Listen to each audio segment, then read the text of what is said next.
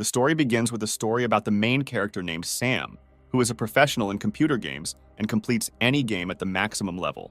His favorite game is Love in 10,000 Worlds, where you have to charm a variety of girls in different time periods. You can gain a girl's affection in different ways, both by physical conquest and by blackmail. Sam has already got 100 of the brightest girls in the game, something no other player has managed to do before him. Our hero manages to seduce even the toughest and most militant girls, and he considers himself a professional in this matter. Victory over girls comes so easily to him that he secretly makes a wish to get into his favorite video game. And then the light began to flash in the room. The computer monitor began to make terrible sounds, and it seemed that he was about to be sucked right into the computer. The wind in the room was increasing and had already turned into a hurricane emanating from the center of the monitor. With all his might, the main character began to be pulled straight into the screen.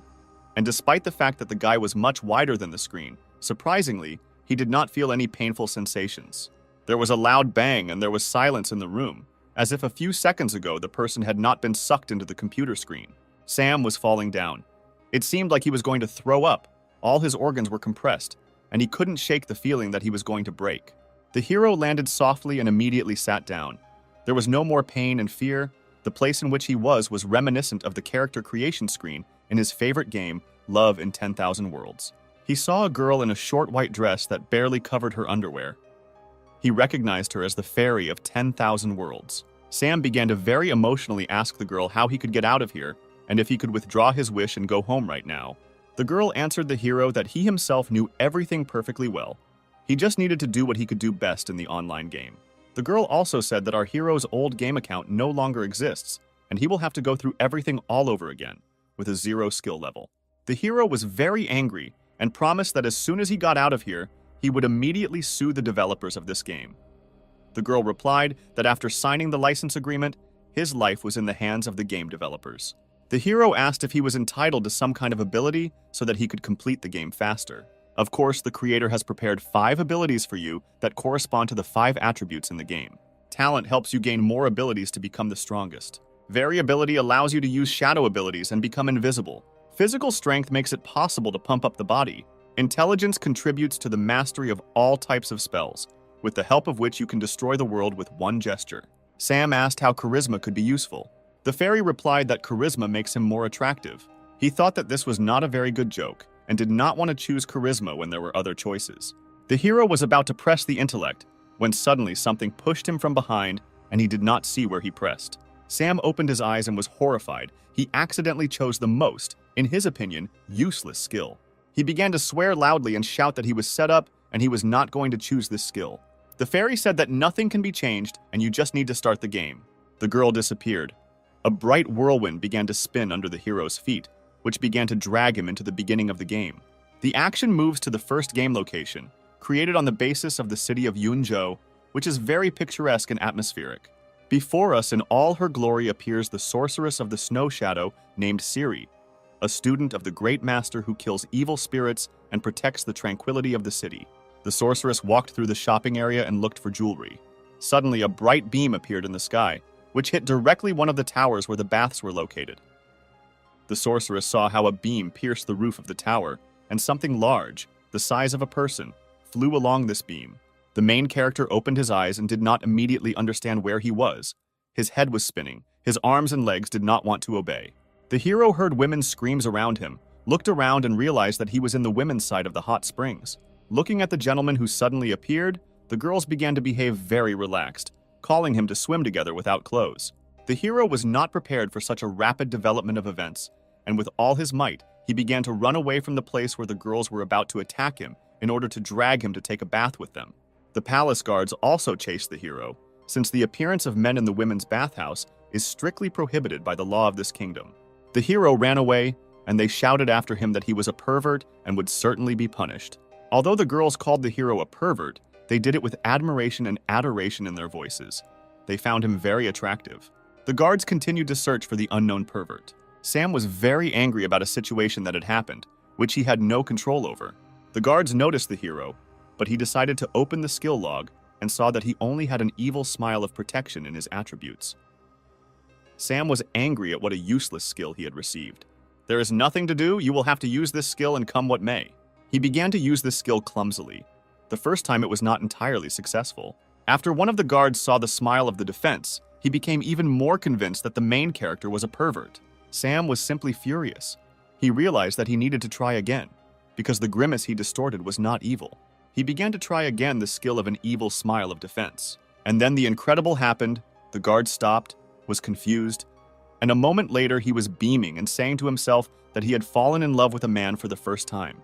The guard with a smile on his face said that it was love at first sight. Sam picked up a brick from the ground and swung it into the guard's face. While the guard was falling, the main character told him that he loved girls and was not going to reciprocate the man who just a few minutes ago wanted to bring him to execution.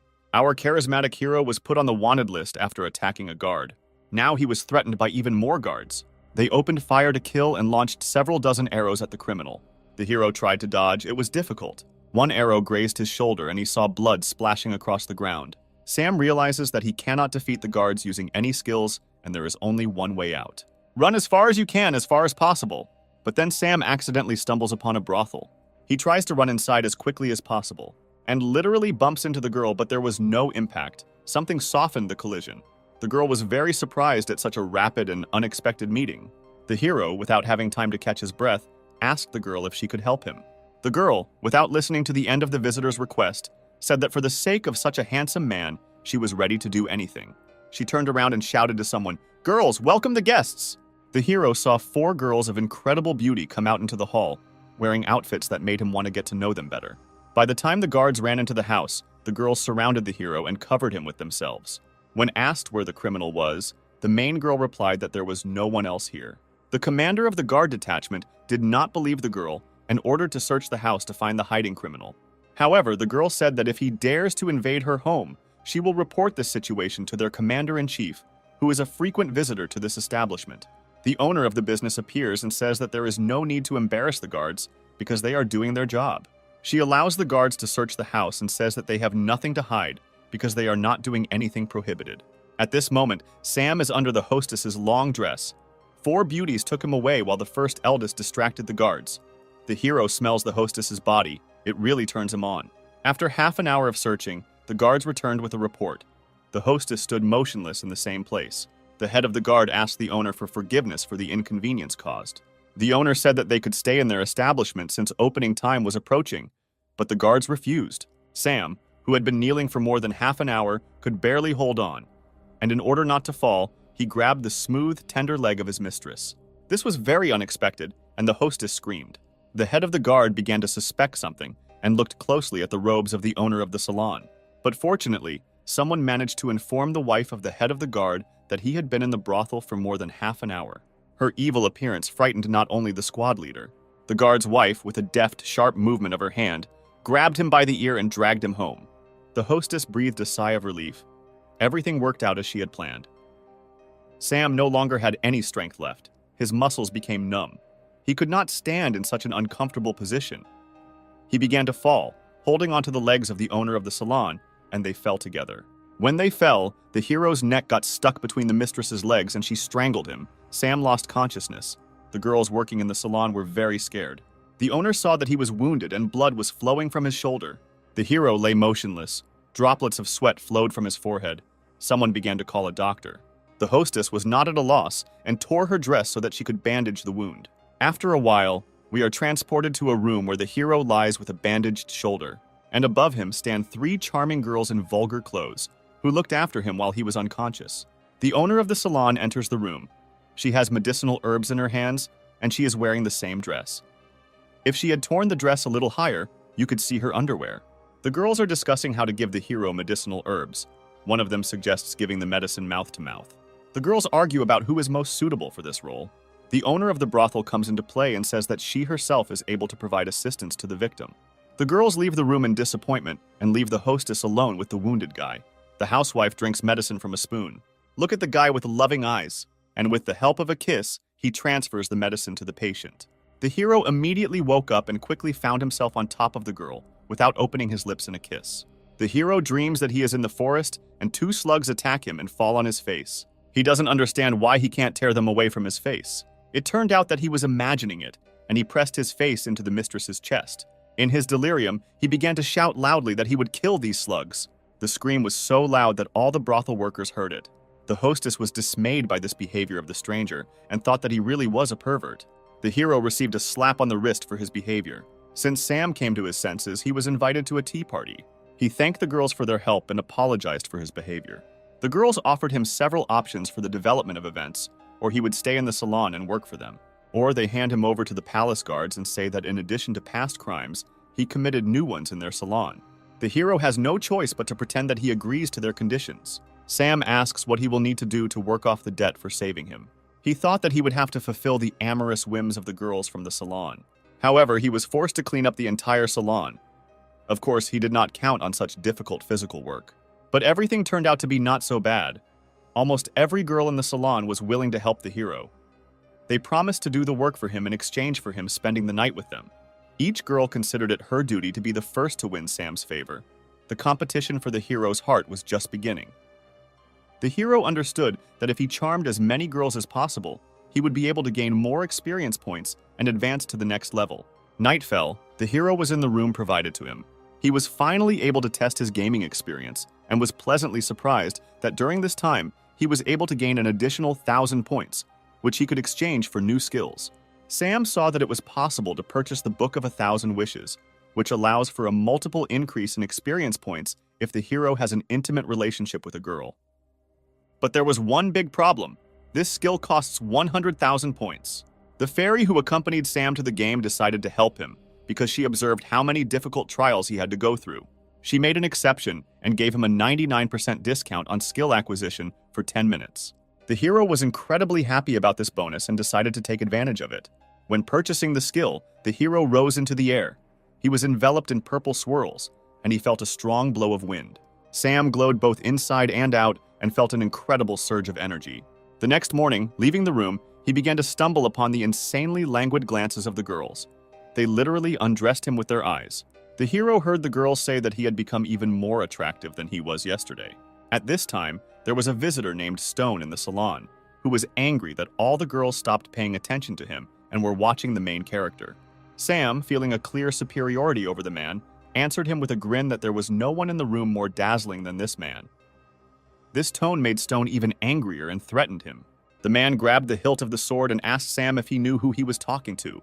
At that very moment, the owner of the salon intervened in the quarrel and asked forgiveness to the gentleman for the new employee. The gentleman realized that the hostess would now be able to make concessions to him and would do whatever he asked if it did not humiliate her dignity. And then he invited her to drink a glass of wine as a sign of reconciliation. But he thought through everything in advance, and in the turmoil he poured a hot heart powder into a glass of wine, which awakens in any girl the desire for intimacy. The lady, suspecting nothing, drank a glass of wine. Stone asked how much it would cost him to spend the night with the owner of the salon, because he really liked her. The hostess replied that she did not sell her body, and that he should no longer dare ask her such questions. But the man already knew that the powder would have to work very soon, and she would have no choice. After 15 minutes in her bedroom, the mistress could already feel the heat spreading throughout her body. Because of the heat, she began to take off her clothes. At that moment, Sam decided to come in and apologize to the lady for his behavior. The hero began to thank the hostess from the entrance. But then he saw her and his eyes' pupils widened. The hostess was only in her underwear, and the hero saw her elastic forms. That hour, the hero ran out of the room at the speed of light, shouting that he didn't have time to see anything. But after a few seconds, a gentle, fragile hand pulled him back into the room. The girl sat him down on a soft bed, and she leaned over him so that her hand was between his knees. She asked him for help. The hero was scared. The girl said that there was a powder in the glass of wine that increased attraction and desire, and now she can't think about anything else. She began to untie her bra, and she threw it on the hero's face. Our hero, the lady, had to be helped 3 times until she felt better and returned to normal. Meanwhile, Stone decided to go to the hostess's room, but got the wrong door. As soon as he entered, the door slammed shut and he thought his plan had worked. He saw the girl's sweet lips at the entrance, but did not expect that this was not the same room. He was greeted by a girl, but she was a little bigger than he expected. Stone did not expect to meet a girl of such size. He tried to run away from the room. However, he was unable to open the door to leave. Plaster began to fall from the ceiling. The girls working on the floor below could not understand what was happening. One of the girls began to guess what caused the slight collapse of the ceiling. Loud and rhythmic moans were heard from the hostess's room. The inhabitants of the cabin had to listen to these sounds for a long time.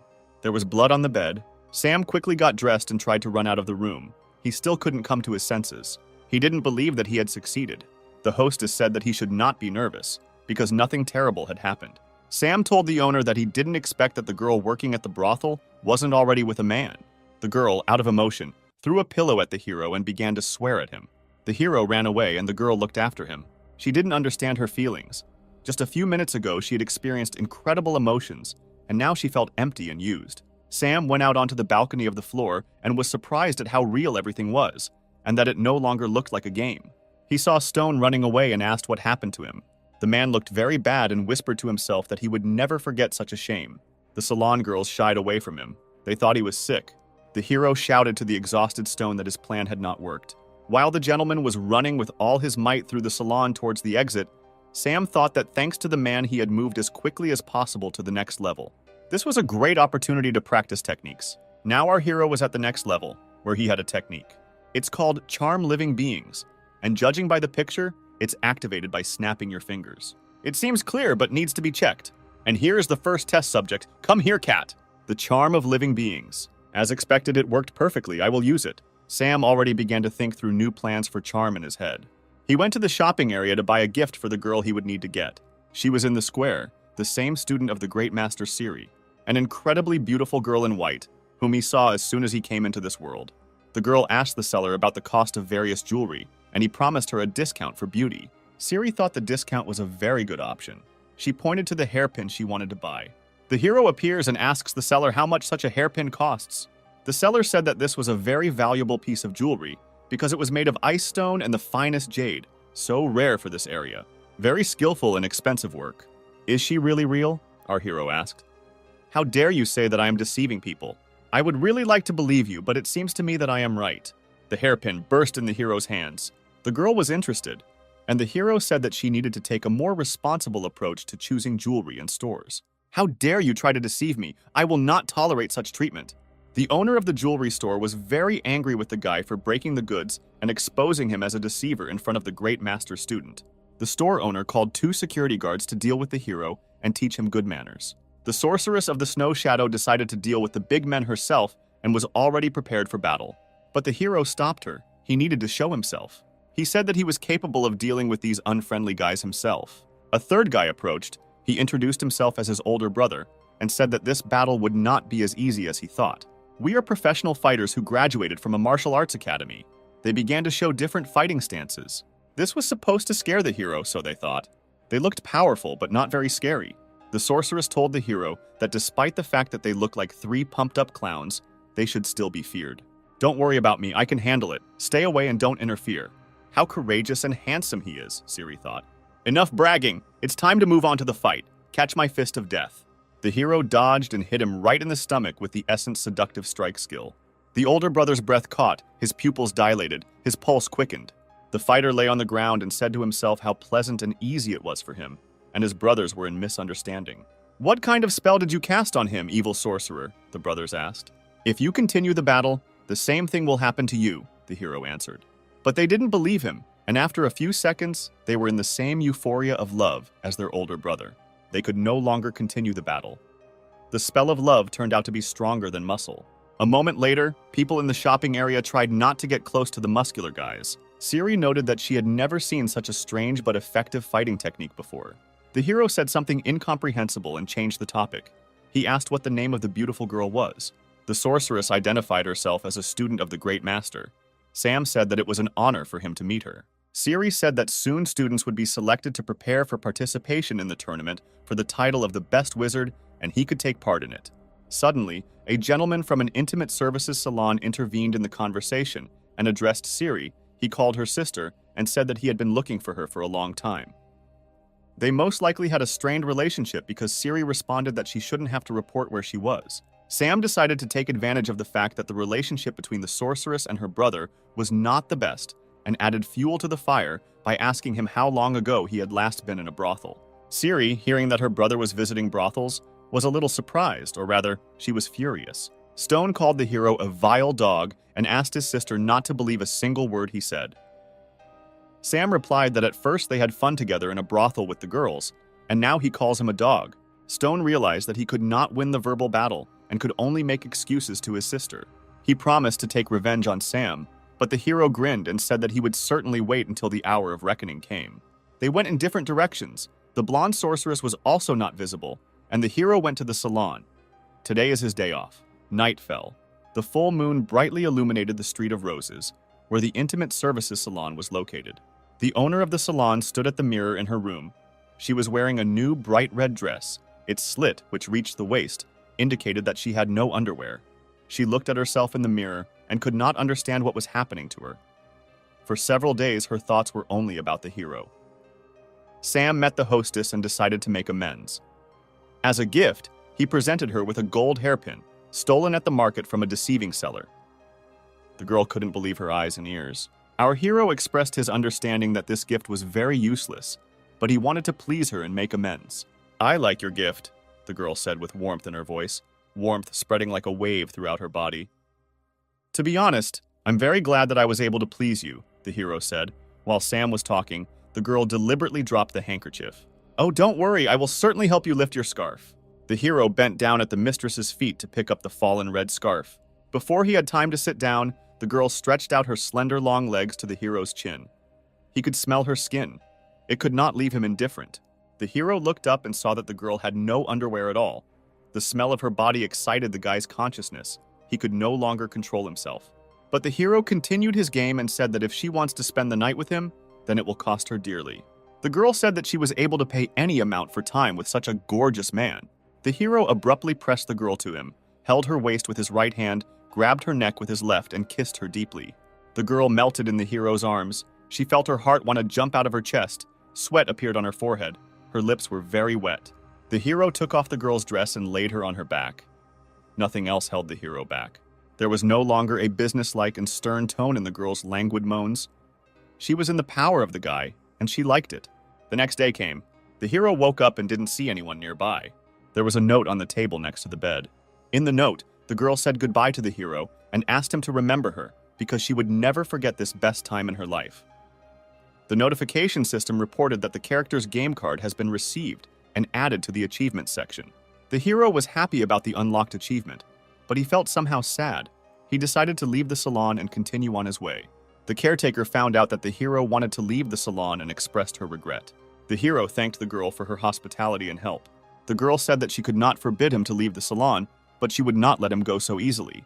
At the same moment, 3 more girls ran into the room and began to hug the hero and take off his clothes. The hero had not yet recovered from the night's entertainment with the hostess, so he decided to use the means at hand. Moans from the cabin were heard throughout the area for an hour. The hero gained a new experience, including a gaming one. The girls were still a little overcome by cramps in the thighs. They lay without strength. Sam left the room satisfied. He went out into the city and again came across a brother and sister he already knew. Stone followed his sister, a disciple of the Great Master, and asked her to go with him to the clan and help prepare for the initiation ceremony of a new generation of students. The girl said that she still had business in the city and there was no need for her to rush to the clan right now. To make the meeting look more natural, he made a surprised face when the sorceress looked in his direction. The hero told the girl that he was just looking for her and was very glad to see her. She asked how she could help him. Sam asked her to take him to the clan to meet the teacher and begin training. "Great," Siri noted. "We were just getting ready for the clan." The girl's brother was confused because she had just said that she was not going to join the clan. The man told the hero that he could not join their clan because this would require flying through the air and only clan members have this ability. The girl noticed that it was absolutely not scary and she would help the hero get there. The man shouted something after the departing hero and his sister, but no one listened to him. The girl told the hero to hold on to her tightly when they get to the clan's location. Sam replied that if she allowed him to touch her body, he would not let him go again. They swept over the rocks and plains with the speed of the wind. The girl's brother was on their tail. They moved at an incredible speed, and the girl told the hero to hug her tightly. Or maybe she specially developed such a speed to force the hero to hug her as tightly as possible. The hero grabbed her just below the waist. He inhaled the smell of her developing hair, felt how her body trembled. Sam decided to say how pleased he was that the girl decided to help him. She was confused. The girl's brother really didn't like watching his sister being hugged by some stranger. The hero understood this and decided to anger the man even more. Stone was furious and decided to fundamentally solve the problem. I took out a box of paralyzing needles, pointed it straight at the hero's back, and he released a dozen loaded needles to the waiting hero. The girl heard the sound of needles flying in her direction. She sharply turned 180 degrees and covered the main character with her chest. At that very second, she was paralyzed. Sweat ran down her face, and a quiet, "Why, brother?" escaped her lips. The man himself did not expect that such a situation could happen. The girl and Sam found themselves in free fall. The hero did not know how to fly. Stone made no attempt to save his sister. He was only thinking about how he could justify himself to the clan elder. He thought that even if he saved his sister, she would tell everything to the master, and he would not forgive him. And if no one finds out about his action, then he can move on with his life in peace. With these thoughts, the man went further across the sky. The girl was drowning. She could not move. The needles immobilized her with poison. She mentally said goodbye to this world, but suddenly, the main character swam up to her, who managed to take a full lungful of air and through a kiss was able to share it with the girl. Ciri opened her eyes and regained consciousness. The sorceress's saber was approaching them, but it flew straight into Sam's hand. Did he really also have the abilities of their clan? In this case, I can save us and take us to the location of the clan. The hero raised his saber up and mentally gave the order to fly. At the same second, there was a splash on the water. The hero held the girl in one hand, and with the other, he pointed the saber upward. They flew at high speed. They couldn't fly for long. The girl needed rest. She still didn't feel well. Having settled down in the shade of the trees, the guy and girl considered that the danger had passed. They did not expect that in just a moment, they would have to face a new enemy. There were a little more enemies than the hero expected. The warning system sent a message about the enemy. It was a bloodthirsty wolf, a second-level enemy. There is no choice, you have to fight, because not only the guy's life is at stake, but also his companions. The enemy was not going to give time to think. He attacked at the first opportunity. Sam decided to use the points he received to acquire battle skills, a second, and only the skin remained from the bloodthirsty wolf. The hero saw how experience points were credited to his balance for destroying the wolf. With professional movements of a swordsman, the hero scattered the bloodthirsty wolves from side to side, leaving them no chance to profit from the flesh of his companion. The hero swung his blade left and right, and the enemies kept coming. He felt tired in his hands. The situation was getting more complicated. They had to come up with something. Otherwise, they wouldn't get out of the forest. The hero wanted to take the girl and step back, run away. But their way was blocked by something huge, of unimaginable size. The animal let out a roar that echoed throughout the forest. A huge animal, similar to a grizzly bear, with bright red wild eyes, a sharp blade on its skull, stood on its hind legs and roared with all its might. It was a forest demon, a level 4 animal enemy. This is all at the wrong time, the hero thought. I urgently need to come up with something. The animal rushed at Sam with a wild roar. He used the art of seduction, but did not know whether it would work. Damn, it really didn't work, and now death will overtake me. The animal held Sam with its huge paws. A second later, the huge bear, like a friendly dog, was licking the hero and wagging its tail. A dozen wolves did not share the bear's mood and continued to show with all their appearance that the hero was their prey. The bear cub clearly did not like the fact that they wanted to eat his new friend. The blow sent some of the wolves flying 200 meters away. The blow and the second part of the evil creatures flew far from the place where Sam was. Those who could still stand on their paws wanted to return to the fight. But the bear let out a roar of such force that they tucked their tails between their legs and rushed into the forest as fast as they could. Night fell. The moon illuminated the rock where the hero and his friends were located. The crackling of a fire could be heard in the cave. The hero thanked the bear for saving his life and providing a place to spend the night. But it was a bear. She didn't speak, but she hugged the guy with all her might and began rubbing her muzzle against him. The hero approached his exhausted companion and said that he needed to try to remove toxins from her body. It is necessary to remove outer clothing to find where the needles hit.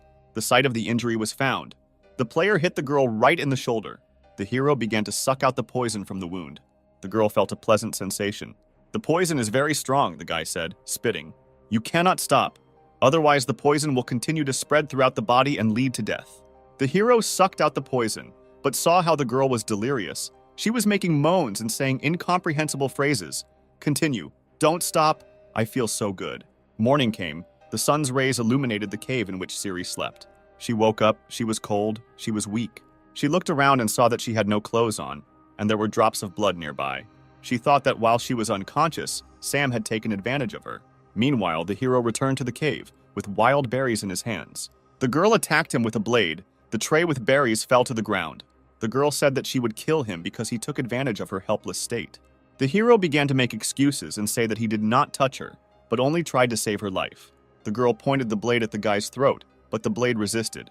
The girl turned to the blade and asked why he was resisting. Was the guy really telling the truth? The hero choked in fear and splashes of red liquid flew out of his mouth. "What's wrong with you?" the girl asked. The hero replied that while he was sucking the poison out of her wound, he got poisoned since he did it for the first time, and now he is mortally ill. In fact, the hero deceived the girl, and it was not blood, but the juice of red berries, which he did not have time to chew. The girl said that she remembers how the needles flew at her, but also one needle hit him. Why is he not affected by the poison? Sam said that his friend gave him a jade pendant in the shape of a maple leaf, and the needle went straight into it. Siri thanked the hero and said that she could teach him her clan's technique, which rids the body of toxins. "I'm not a member of your clan," the hero noted. "I don't want to steal your secrets. You saved my life and therefore I will repay you, reveal a few secrets, especially after what you did. The head of the clan will agree to take you as his student." "Thank you very much, madam. I will not forget this. It's time to start training. Call me mentor," Siri said. Sam was glad that his plan had worked for years. Meanwhile, in the Hidden in the Clouds clan, the head of the clan was furious when he heard that his best student had died, and Stone could not help her. Stone began to tell how on the way to the clan they were attacked by an unknown robber and wanted to steal the secrets of the clan. Tried to take away Siri's blade. Stone managed to repel the attack, but at the last moment, the robber dragged his sister under the water. The head of the clan at the same moment called all the wizard fighters and sent them to search for his daughter, telling him not to return without her, alive or dead. The soldiers promised to carry out the teacher's order and set off. Stone asked that he be sent to search for the girl, since he understood that the truth could be revealed. He needed to be on the safe side. "I believe you," the teacher said. "Go find Siri. You will succeed." Stone was already thinking about how to make sure that the girl was never found. Stone's father, who was the brother of the head of the clan, brought an elixir for the girl in case she was found badly wounded. "Be sure to give the elixir to the princess to drink. It can save her life." The man left the temple and hit the road. "Chief, you must stay clear-headed. Stay calm. I understand your concern, but the clan is counting on you. I can't think about anything until I find out if my daughter is alive." Meanwhile, the main character is fishing on the shore of a pond. He fails to catch a fish, but he does not give up this activity because he needs to feed his mentor and the bear. What a pity that I can't use my charm on fishing. It seems he was wrong, and charisma works for everyone. Almost 100 fish rushed out of the water towards the hero. He did not expect that he could charm even a fish. A moment later, several dozen fish were already lying on the shore. The hero thought that the charisma skill is not as bad as it turned out. You can even get food with it. Sam turned around because he heard the sound of air cutting. Men in white cloaks were flying across the sky. They were flying on swords. The hero immediately realized what clan they were from. "So they are looking for Siri. Very interesting." The hero hurried to the cave to tell about what he saw. At this time, the girl was meditating. Chakra thickened around her, and her body was cleansed of poison. Quick footsteps were heard that echoed throughout the cave. "Finally, you're back. I'm hungry," the girl said. But what entered the cave was not the one she expected to see. "Hey, little sister, I see you didn't waste your time," Stone noted. Siri told her brother that she would report to the head of the clan that he had attacked her. "I don't know how you survived, but I'll fix it now, sister. You left me no choice." The princess told her brother that if he dared to attack her, there would be no turning back. "How dare you, you mean girl, say that to me? The great warrior of light, I will destroy you." The man drank the pill he received in the palace. Now his regeneration power was at its maximum. The medicine also strengthened his magical characteristics. His chakra was glowing all around. The girl was scared. She had never seen the power of the experimental pills that were produced in their secret laboratory. So know the strength of the clan warrior of the village hidden in the clouds. The energy emanating from the man seemed to destroy the cave. The princess understood that in her current state, she was no match for Stone, who was full of strength and had taken the pill. The man opened his mouth to cast the spell technique when suddenly got hit in the face with a huge fish. Sam greeted Stone and asked if he had hit him in the face with a fish. The hero knew that the princess was weak, and he would have to cope on his own. The girl warned the hero that her brother had arrived to take both of their lives. Stone said it's great to see the hero here and not have to look for him later to finish what he started. The hero had to borrow a sword to resist such a strong opponent. The fight began. The opponents began to quickly approach each other. The crack of swords echoed throughout the cave. No one was about to retreat. The hero managed to dodge, strike back, and wound the man's face. Stone noted that even though Sam is a very good fighter, they are at different levels of combat training. Lightning blade technique. The hero tried to hold back the blow, but it was all in vain. The blast wave threw him back with incredible force. The hero stood on all fours and tried to catch his breath. The man grabbed him by the collar and lifted him into the air with a slight movement, and said that no one would stop him from achieving power and becoming one of the leaders of the clan. The hero got his bearings in time and decided to act as best he could. Charisma technique, seduction. The hero looked at the man. He was motionless. There was emptiness in his eyes for a split second. The man stood and looked up at the hero with loving eyes. The hero realized that he needed to act right now and called on the sword, which was already flying at the speed of sound. A blow, another blow. Stone's severed arm flew through the air with the sword. Everything seemed to be in slow motion. The hero held the sword tightly in his hands, and behind him, blood flew from the man's shoulder in all directions. The man shouted something loudly, but the hero no longer listened to him. Perhaps Stone would have been able to escape from the cave, if not for one thing. On the way out, they were already waiting for him. He hit his head on something soft. This was a kind, but for some not so good, new friend of our hero. He screamed as loud as he could until he lost consciousness. At the direction of the hero, the bear spared the villain. A few hours later, the heroes were able to reach the clan hidden in the clouds. The girl told her father how it all happened. How an unscrupulous brother used a hidden poison weapon against her, and how her friend had to save her and risk his life. The head of the clan said that for such an act, any member of the clan would be subject to the death penalty. But for past services and due to injury, the criminal would be under house arrest and would also be deprived of all titles and titles. The criminal, who had lost honor and respect, was taken away by his father from the room of the head of the clan. The head of the clan said that he would generously reward the hero for saving his daughter and asked what he wanted. Sam replied that he simply wanted to become a student of the head of the clan and be useful. The head replied that he would gladly accept a young man with such a kind heart as his disciple, but as a general rule, he would have to pass a test. The girl began to ask her father to allow him not to take the test and immediately enroll him in the ranks of the students. However, the hero said that he respects the principles and rules of the clan, but wants to pass the tests and officially join the clan. The head of the clan was very pleased with the young man's answer and praised his desire and warm heart. In the meantime, the girl decided to give the hero a tour of the clan's possessions. She showed him the very heart of the clan, a magical tree that gives energy to all living things. The girl said that there was no time to admire and she needed to undress as quickly as possible. The hero did not understand what she meant. He asked if it was too early for her to invite him to undress, since they had not yet gotten to know each other properly. The girl was very angry with the hero and said that she brought him here in order to practice the technique of melting the snow of 6 suns. The snow melting technique develops the maximum concentration of energy for the subsequent use of any technique, including combat. Mastering this technique is impossible without a mentor, so the princess was always nearby. The hero successfully reached the 3rd level in this technique thanks to the help of the princess. She watched how strong his strength and chakra became. The hero incredibly quickly reached almost the 4th level of technology.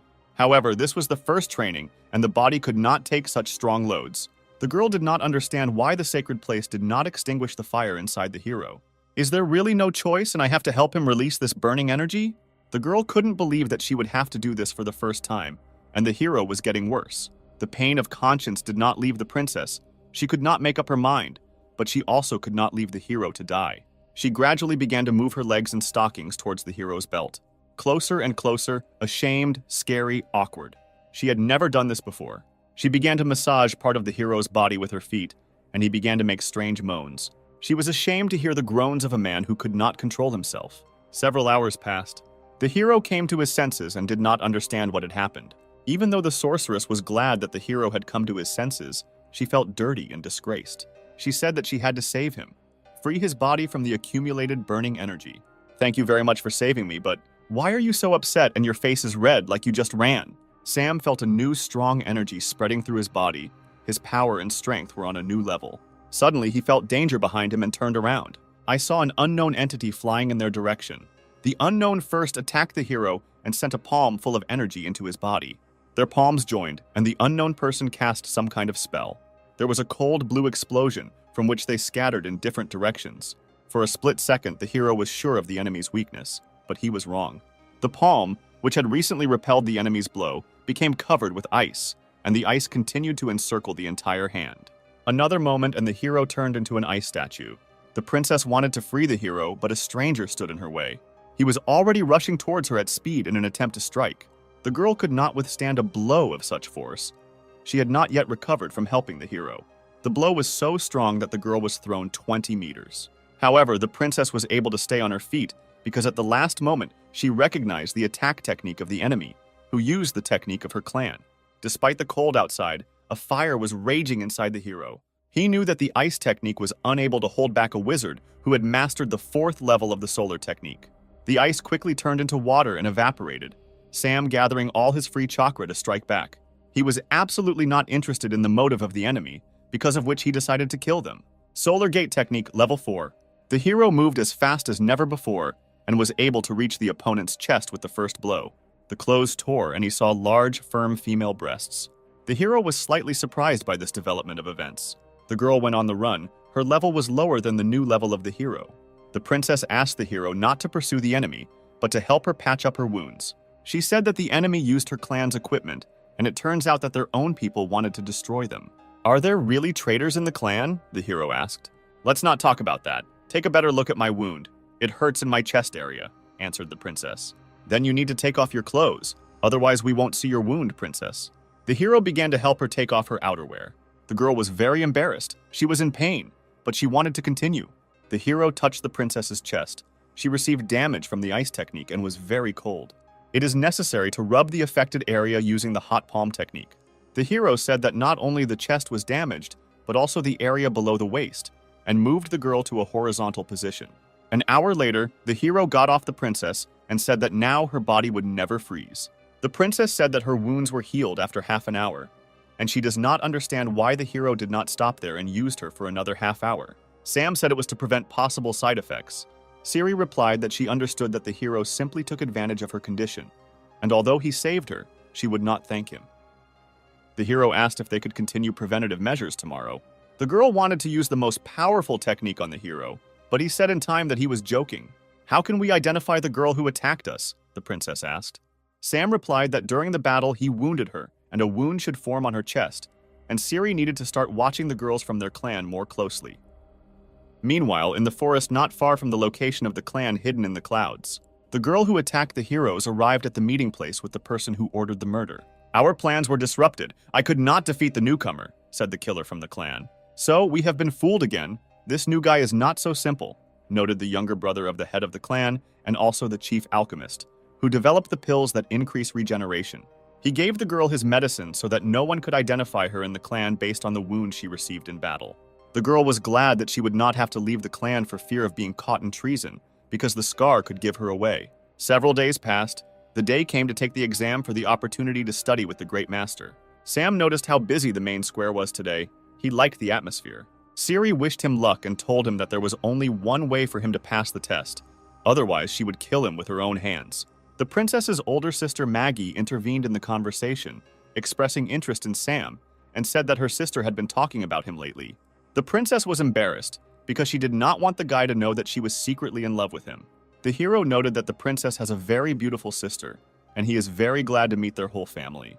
The princess warned the hero not to even think about pushing his balls towards her sister. Not only the sisters from the main family were crazy about the hero, but also other girls from the clan kept looking at him and sighed languidly after him. The guys from the clan did not like the close attention of all the girls in the village to the newcomer. They planned to get rid of him at the first opportunity. The time has come to begin the selection. The head of the clan greeted the candidate students and spectators of the competition. The task of the first test was announced. Participants need to collect 10 flowers of the magic grass that grows on the top of the sacred mountain in 3 hours. Most participants considered this test to be completely childish. The head informed the test participants that if anyone thinks that they do not have enough skills to pass the tests, it is better to refuse at first. The test begins. The participants took off from their seats, and only the hero was in no hurry to accelerate. He stood and watched from the sidelines what was happening. The princess ran up to him and asked what was the matter. Did he really not want to pass the tests and be closer to her? The hero said that the princess should not worry about him. The girl was surprised. She did not understand what he was up to. Meanwhile, other participants searched actively, but not effectively. 2 candidates walked and discussed how difficult the test actually turned out to be, and in a few hours they found only 3 flowers. Suddenly, they saw something beautiful and stopped. It was our hero. He went into the hot springs completely naked. Turning around, he used the gloating Lovegrin skill. He invited 2 girls to swim with him. One of the sisters felt awkward because this was their first meeting. The second was more determined and accepted the invitation of an attractive young man. Within a moment, the older sister without clothes entered the water. Although it was scary, the youngest was not going to give up the guy she liked so easily. Each of the sisters wanted to get to know the hero better and beat their rival in this matter. But the hero replied that he would not be able to pay proper attention to them since he had little strength and he had not yet found a single flower. The sisters replied that if the hero needed flowers, they would definitely get them for him. The hero pretended that he was very flattered by their friendly gesture. The girls said that it was a great honor for them to help such a handsome man. The hero stayed at the hot springs to reflect on the delights of the life of a man who sits on a girl's neck. As soon as he glanced at the departing sisters, a girl jumped into the water. She asked what she needed to do for the master so that he could spend a stormy night with her. The hero said that he was glad for such attention, but he felt her chakra. He grabbed the seaweed from the water, which had been tightening his leg for several minutes. The girl turned into a water witch. Sam said that he knew that she only wanted to suck all the vitality out of him and refused to spend a stormy night with her.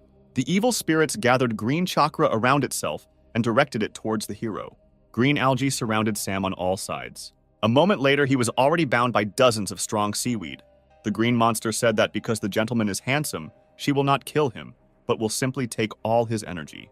The hero looked at her with a languid gaze and said that she didn't have a single chance against him. He used the 4th-level sunburning technique. The monster began to scream in pain. The algae was burned. The green evil spirit asked for mercy because she did not have time to harm him and paid him a compliment. The young man decided that she could avoid execution, but she must suffer the punishment without fail. The girl gave herself up to the hero and was completely in his power. The groans of evil spirits were heard throughout the area. The guy praised the skills that the evil spirits possessed and wished them correction. The green beauty thanked him and promised to improve if he carried out such educational work with her at least once more. Cries for help were heard in the forest. 2 sisters fell into the trap of a tree demon who was guarding the flowers they needed. The tree demon was a huge oak tree with slits for its eyes and mouth that oozed crazy chakra. He pointed a sharpened branch at his younger sister, which flew straight at her head. The girl has already said goodbye to life and dreams of spending the night with the handsome guy.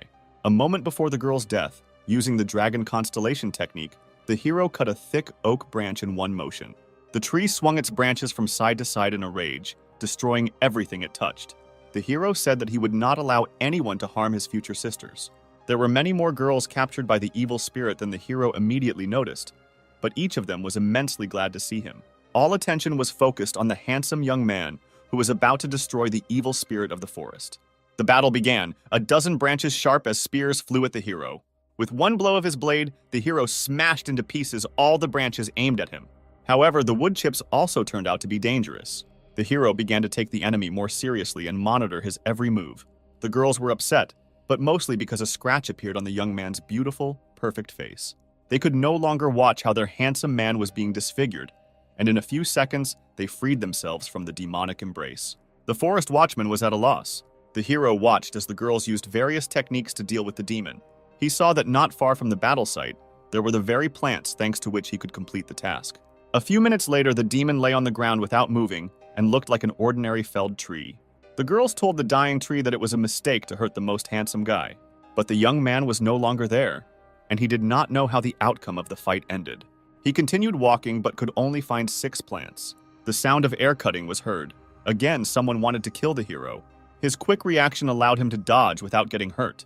What was unexpected was the realization that he was attacked by more than just enemies. 4 test participants attacked, who found only 1 plant each and wanted to take away those collected by the hero. Really lucky, Sam thought to himself. The men could not understand why the hero was looking at them with such interest. Level 4 Sunstroke Technique. A moment later, with broken faces, bruises under their eyes, and bumps on their heads, 4 men stood and held out their flowers to the hero. He thanked them for their generosity and set off.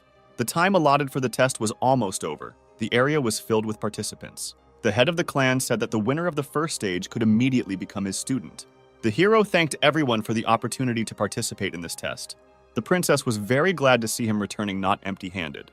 The participants continued to admire the handsome man and offered him a room in a women's dormitory. The princess realized that she was not the only one who fell in love with the hero. She did not understand what feelings were overwhelming her. She had never experienced jealousy before. Siri retired to the snowy mountain and thought about him. Sam arrived just in time. She had not yet had time to get angry that he did not share the joy of victory with her. She asked why he didn't have fun with the other girls. "I want to thank you, mentor. Thanks to you, I reached such heights and became part of the clan." The girl said that today is the night of purification, and everyone who has sinned will certainly come to the holy spring. including the girl who attacked them. And when she comes, we will be able to see the scars you left on her body. The hero asked the princess not to risk herself and not try to detain the girl herself. The girls took a bath in the hot spring and said what a pity that their handsome brother was not nearby. The princess looked around, but did not see anyone with a wound on the chest. The hero lay in the room and thought about why the princess had been acting so distant lately. The hero's cotton and pants began to smoke in the groin area. He was scared. Smoke filled the entire room. The caretaker fairy appeared and said that if he was thinking about the princess, then he needed to ask her what was bothering him.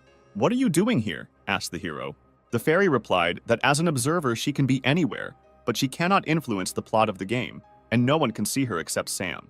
The hero said that he would like to follow the fairy's advice, but he could not go to the women's bathhouse because he would be kicked out of there. The fairy advised him to transform into a girl and go talk. This plan was distrustful. The fairy advised me to go to the system store and acquire the necessary skill. Indeed, there is such a skill in the system, and you can become a girl without surgery. The hero acquired an illusion spell that went well with his pumped-up charisma. The hero asked why the fairy was telling him if she was forbidden to influence the course of the game. The fairy said to consider this a system hint and enjoy the game. It's very interesting who the hero planned to become. From the initial changes, it was not clear who he was turning into. Long legs, short white dress, white hair, blue eyes, gold bow on the chest. The fairy was very surprised when she saw herself, but not in the mirror.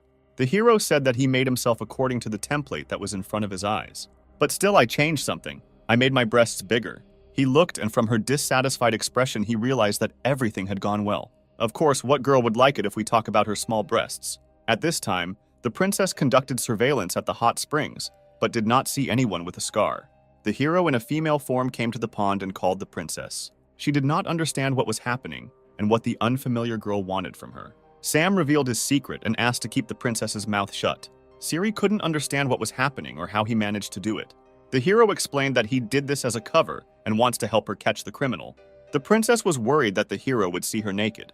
The princess's elder sister appeared at the springs. She immediately drew attention to the hero in a female guise and complimented him, thinking that this was a real girl. The princess had already begun to tell who was hiding under the guise of a stranger when Sam stopped her. He introduced himself as Tsunade, the daughter of the ruler of the Hidden Leaf Village. The older sister said she was pleased to meet you. Sam said that there were no people living in these parts who did not know the daughters of the main family. Maggie once again complimented our female hero and went off to take a bath. The princess asked why the hero did not let her tell her sister about him, to which Sam replied that she also needed to be checked for scars. The princess said that she would not dare to suspect her sister of plotting against her. Sam noted that he suspected everyone, including her sister, and until he was convinced otherwise, no one needed to know why they were here. "What should I do?" asked the princess. The hero already had an insidious plan. He climbed onto a rock and began shouting that there was a poisonous snake in the pond. A slight panic began, but the hero still hadn't seen anything. He decided to immediately check his older sister and pretended that the snake was swimming in her direction. Sam shouted that the snake had gotten under Maggie's towel and he would save it. The towel was torn off. The hero achieved his goal. He began to closely examine the breasts of his older sister. He did not see any cuts and was upset by this. Maggie continued to scream and kick the water, fearing a snake attack. She held the main character by the head, pressing him to her chest. His pulse became stronger. A notification has arrived that in case of excitement, the spell of illusion will dissipate. The girl stood close to the hero and began to notice something oblong right under the water. She decided that she saw a snake and tried to grab it with her hands, and then Maggie caught her. But she couldn't understand why the snake was so hard to the touch. The hero looked at her in fear, and she held his snake in her hand and squeezed it tightly. Because of the steam at the Holy Springs, no one except Maggie noticed the transformation of the hero from a beautiful girl into a guy. She shielded him with her body from the girls and told them to quickly run away, since the snake was very dangerous, cunning, and perhaps not alone. The girls decided to listen to their older sister because she was from the main family and they had no reason not to trust her. Maggie asked Sam to explain what was happening here and what kind of tricks he was doing here. Sam replied that he could not concentrate on the story while his sister Maggie was standing in front of him without clothes. A little later, two princesses and Sam were sitting in the gazebo, who explained to the eldest of them that they were trying to find the killer in this way. The detectives were very embarrassed to say that they suspected Maggie of such things. Maggie invited Sam to examine her breasts, feel them, and check them in any other way he wanted. Sam liked the idea and was already thinking about how he would check his older sister's body. But at that moment, the younger sister slammed her fist into his impudent, satisfied face with all her might. Maggie didn't know whether she liked this situation or not. On the one hand, she liked Sam, but on the other hand, her sister also liked him. The younger sister refused to help the older sister and decided to deal with the pervert herself. Maggie said goodbye and said that they needed to deal with the attack as soon as possible and find the killer who attacked them at the sacred place of concentration of energy. Having thanked the sister for her participation and excitement, the heroes were left alone. Meanwhile, in the laboratory of the brother of the clan head, a meeting with the killer takes place. It turns out to be Maggie, who says that she is already suspected and now she won't be able to hide for long. The head's brother replies that in a few days he will refine the divine pill and become the strongest person in this mortal world. Maggie says that the divine pill is strictly prohibited by law, and if anyone finds out, they will face the death penalty. The man replies that he is not afraid of anything and asks Maggie to simply delay the heroes so that they do not get in the way. The man says that he now has only one goal: to avenge his son, who was crippled due to the fault of his younger sister and her arrogant friend. Events take us to the area of the hidden cloud, where the main master demonstrates the training of his new student. Sam demonstrated the skill level 5 Scorching Sun Palm. He smashed a huge block of ice standing in the center of the square into smithereens. The impact was so hot that not even drops of water remained from the ice block. Everything evaporated in a split second. The master praised the student for mastering the 5th level of technology so quickly. Sam noted that he achieved such heights because the princess helped him. But this is not enough for him, and he wants to master the last 6th level of technology. The master replied that it was impossible to reach the 6th level alone. One needed to merge with a master girl who could sacrifice her honor for his sake. The hero did not believe that in order to master the technique he needed to copulate while training with a girl. The master said that during the ritual, the girl must lose her virginity with the hero. But will he be able to find such a girl? A dozen girls in the square squealed and shouted that they were ready to give up their innocence for the sake of the hero. The master was shocked by this development of events, embarrassedly turned around and headed towards his palace. When leaving, he replied that he could not help him in this matter and let him figure it out himself. The hero first of all invited the princess to help him master a new level of technology, telling him about the nuances. The sister was outraged by the proposal, but inside she understood that she would like to perform the ritual with Sam. Sam said that if she doesn't help him, then he has no choice and will have to find someone else. The hero did not have time to announce the casting for the role of his assistant in mastering the technique when the first girls already gathered in front of his door. He asked the girls to be quiet while he was testing them. Those waiting heard strong rhythmic slaps and moans coming from the room. They were delighted with the thought that they would soon be in the place of his girlfriend. The princess was very angry at what the hero had done and watched what was happening from afar. Sam said loudly that the first girl wasn't suitable because she couldn't handle the hard training. The girl left the room exhausted, half naked, her dress was torn and her underwear was missing. Sam said that he had very little time and asked the girls to quickly enter his room. An hour later, the princess could not stand her jealousy and burst into the main character's room. In the room, sweaty, half-naked girls were lying on the floor and breathing very heavily. Princess Siri burst into the room and started yelling at Sam for using his sister mentors. Sam knew that sooner or later the princess would visit his room. She was taken by surprise that the hero was expecting her arrival. Sam said that he considers Princess Siri to be the right mentor with whom he wants to increase his level of Scorching Sun technique. Siri did not know what to answer to the young master and asked what he was doing here with the sister mentors for more than an hour. Sam said that now he will show her if she is not afraid and will help him become the master of the 6 solar paths. A moment later, Siri was lying on the bed, sighing heavily and clutching the sheet with all her might. The princess's moans were heard throughout the entire floor, but only a small part of the girls understood what was happening in the room. Sam gave the princess a magical foot massage, which made her experience an incredibly intense emotional upsurge. She didn't expect that a foot massage could bring so much pleasure. She couldn't breathe. She wriggled on the bed like a snake. It seemed that she was having convulsions, but she did not tell the hero to stop. Sam replied that he liked her body's reaction the most, and she was able to hold out longer than the others. Maggie watched what was happening from the street. She understood that if they continued training together, even her uncle's pill would not help. Having learned about the joint training of the princess and the upstart who ruined his son's career, the uncle was confused. He gave Maggie a poison that stops the development of any spiritual techniques and told her to sprinkle it on her opponents. Maggie asked why not just poison them, to which her uncle remarked that he wanted to kill them in the most terrible way. The uncle said that before he died, Sam wanted to see how his son took Princess Siri as his wife. Princess Maggie was overcome by strange feelings. She didn't know if she was going on the right path. Meanwhile, the heroes devoted all their free time to training.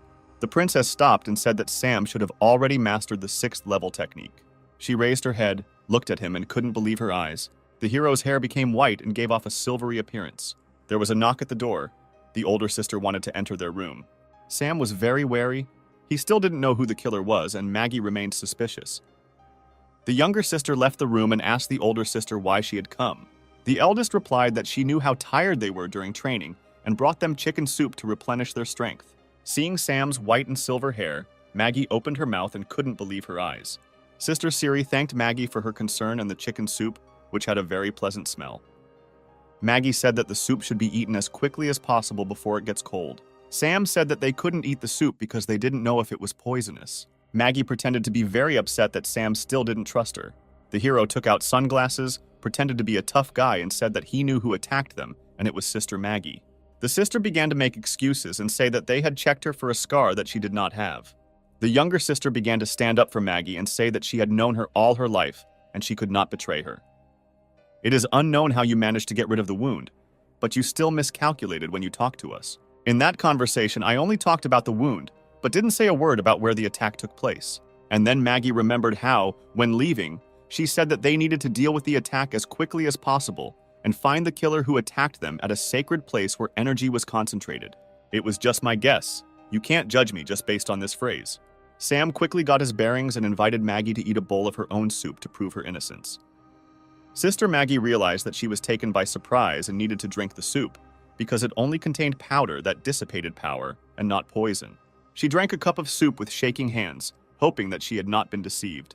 The hero was a little confused, but still did not believe Maggie. He believed that she drank the antidote in advance. Siri, so as not to offend her sister, quickly drank a bowl of soup. Sam didn't know what to do, because he knew that something was wrong with the soup, he yelled at the princess. But it was too late. The powder was absorbed into the blood. My head was spinning. My body was burning from the inside. The elder sister, too, could barely stand on her feet and cursed her uncle, who had deceived her. Meanwhile, the brother of the clan head was waiting for the powder that burns from the inside to take effect. The man told his son that he was doing everything for his sake, for his happiness. The traitorous brother had been sitting for several weeks and smiling, delirious. His father thought that he had lost his mind. At this time, the divine pill was being prepared. But to complete the preparation, a guide was needed, the heart of a loved one. The father decided to take the heart of his son, who was now useless, and took out a blade to strike. But before he could turn around, dozens of needles with immobilizing poison pierced his back. The man could not believe that he had been deceived by his own son, because of whom he came up with a plan for revenge.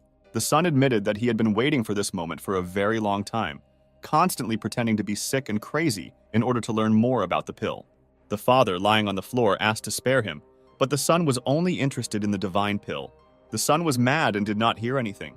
He wanted to tear out his father's heart to complete the ritual. Meanwhile, the princess's 2 sisters were burning from the inside, and their fire could only be extinguished by merging with a man. The hero understood that what was happening was what he had already seen in the battle against his traitorous brother. The girls surrounded Sam and breathed heavily into his neck, hugging his waist. The younger sister asked to save the older one, because it was not her fault that she was deceived. And the eldest asked to save the younger one first, since she would not be able to live if through her fault she died. The girls did not wait for the hero's consent and took off their dresses, leaving them in underwear and stockings. Sam had to save both sisters at the same time. He had never had such experience, but he liked it. Sam increased his level and gained a new skill, Fascinating Mirage, which can stop high-level opponents. The younger sister thanked the hero for his generosity and salvation. The elder sister was very ashamed that he saved her, although she tried to kill him. The hero lay exhausted on the bed, unable to get dressed. Maggie said that she agreed to become her uncle's assistant because she was jealous of Siri, but she was very sorry and asked for forgiveness. Siri said she was willing to forgive Maggie if she promised to improve. Maggie asked that, as punishment for his misdeed, Sam would use her as his slave for a long time and do whatever he wanted. Siri got angry and said that now is not the time for jokes because the enemy is not asleep. Maggie said that Uncle was perfecting the divine pill, and if he wasn't stopped, disaster would happen. Sam began asking the sisters about what the divine pill was. He was told that the pill is a secret forbidden drug that instantly develops a person's abilities to the limit, but he loses control over himself. Sam said that it was time for him to visit the family of traitors and punish them for what they had done. Ciri gave Sam a magical blade, a relic of the Hidden Cloud clan, which can only be wielded by a warrior who has reached the 6th level of the Burning Sun technique. Sam thanked Ciri, and taking the blade in his hands, felt incredible energy. Before he could leave the bedroom, Sam felt a frantic energy approaching the roof of the house. A few seconds later, a huge explosion destroyed the wall and roof of part of the house. Thanks to Sam's new abilities, he was able to create a protective barrier during the explosion. He again saved 2 sisters who could not feel such a lightning attack. On the roof of the destroyed house, a traitor brother named Gao Gan stood safe and sound. The princess asked where he got a healthy arm and the strength to use such powerful techniques.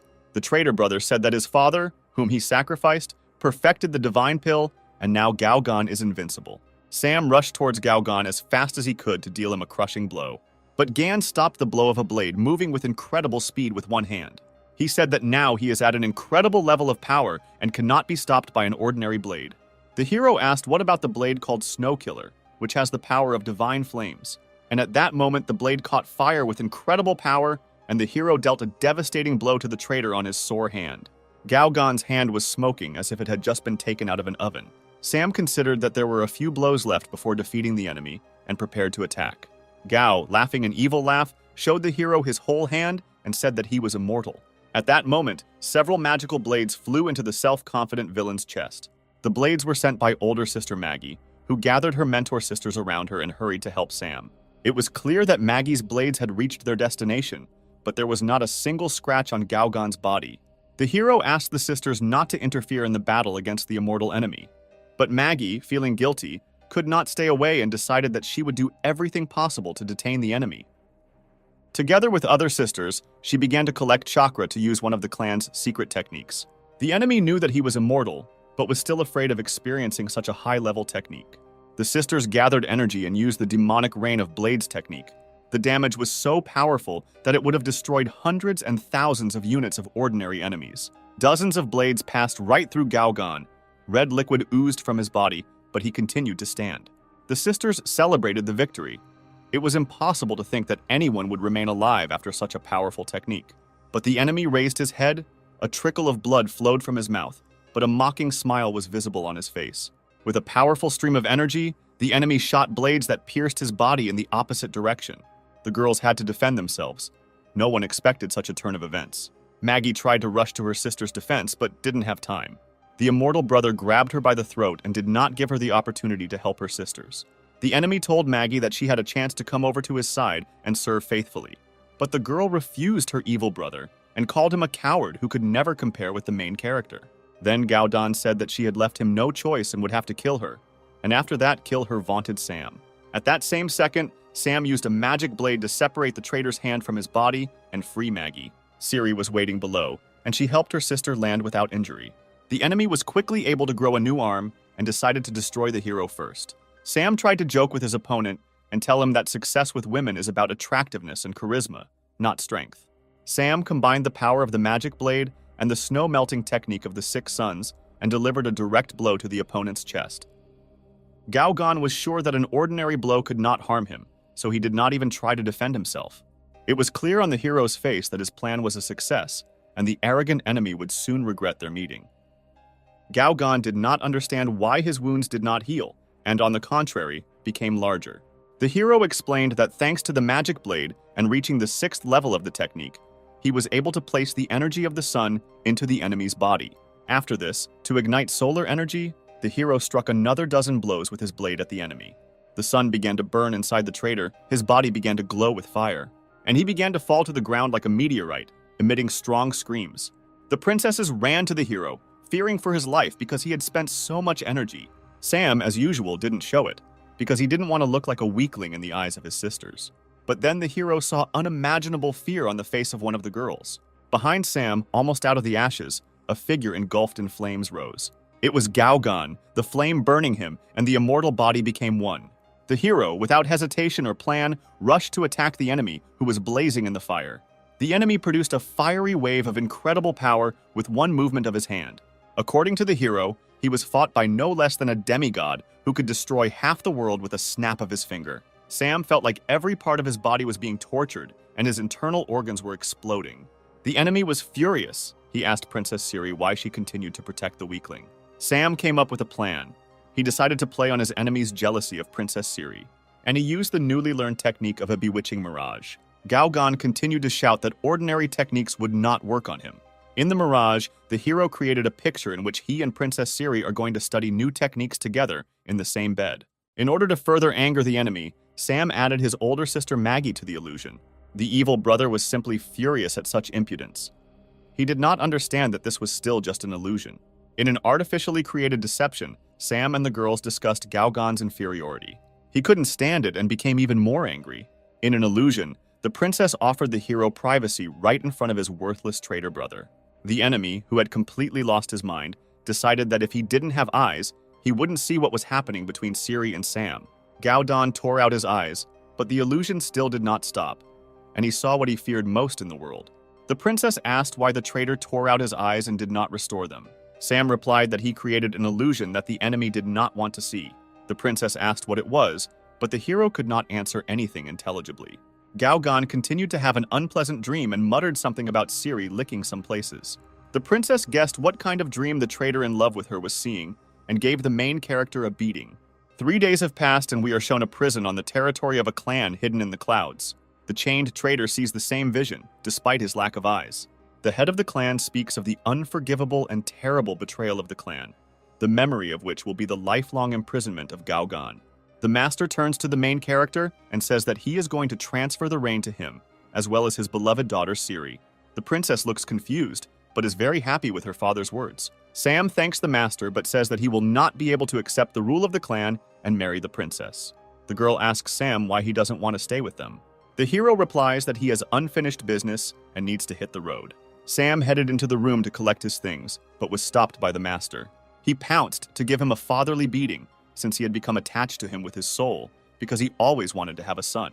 It was late evening and the stars were illuminating the hidden Cloud Clan's palace. Siri decided to say goodbye to the hero and went to his bedroom. But before opening the door, I heard the loud voices of Sam and Maggie. Moans were heard from the room. It was unclear what Sam and Maggie were doing. Out of jealousy, Siri ran into the room and started yelling at them indiscriminately. It turned out that they were stuffing bulky items into a travel bag. The friends decided to drink tea before the hero left the clan. Sam drank his tea in one gulp and decided that it was time for him to leave, since the road promised to be long. Big sister Maggie looked at Sam suspiciously, as if she was planning something. After drinking tea, Sam began to feel very strange. Everything inside seemed to be flaring up. The elder sister said that she could not resist and added a magic powder to the hero's drink. She told her younger sister that the three of them should spend their last night with the hero. The sisters decided that they would not forgive themselves if they did not try the hero's body before he left the clan. Siri was very shy but could not refuse a magical night with the hero. This is how the hero achieved the achievement of conquering Princess Siri, and also at the same time received a Princess Maggie card. In the morning, the girls woke up, but did not find Sam in their bed. They were very sorry to part with Sam, because he had become the closest person to them. The girls promised themselves that if they met him at least once again, they would never let him go.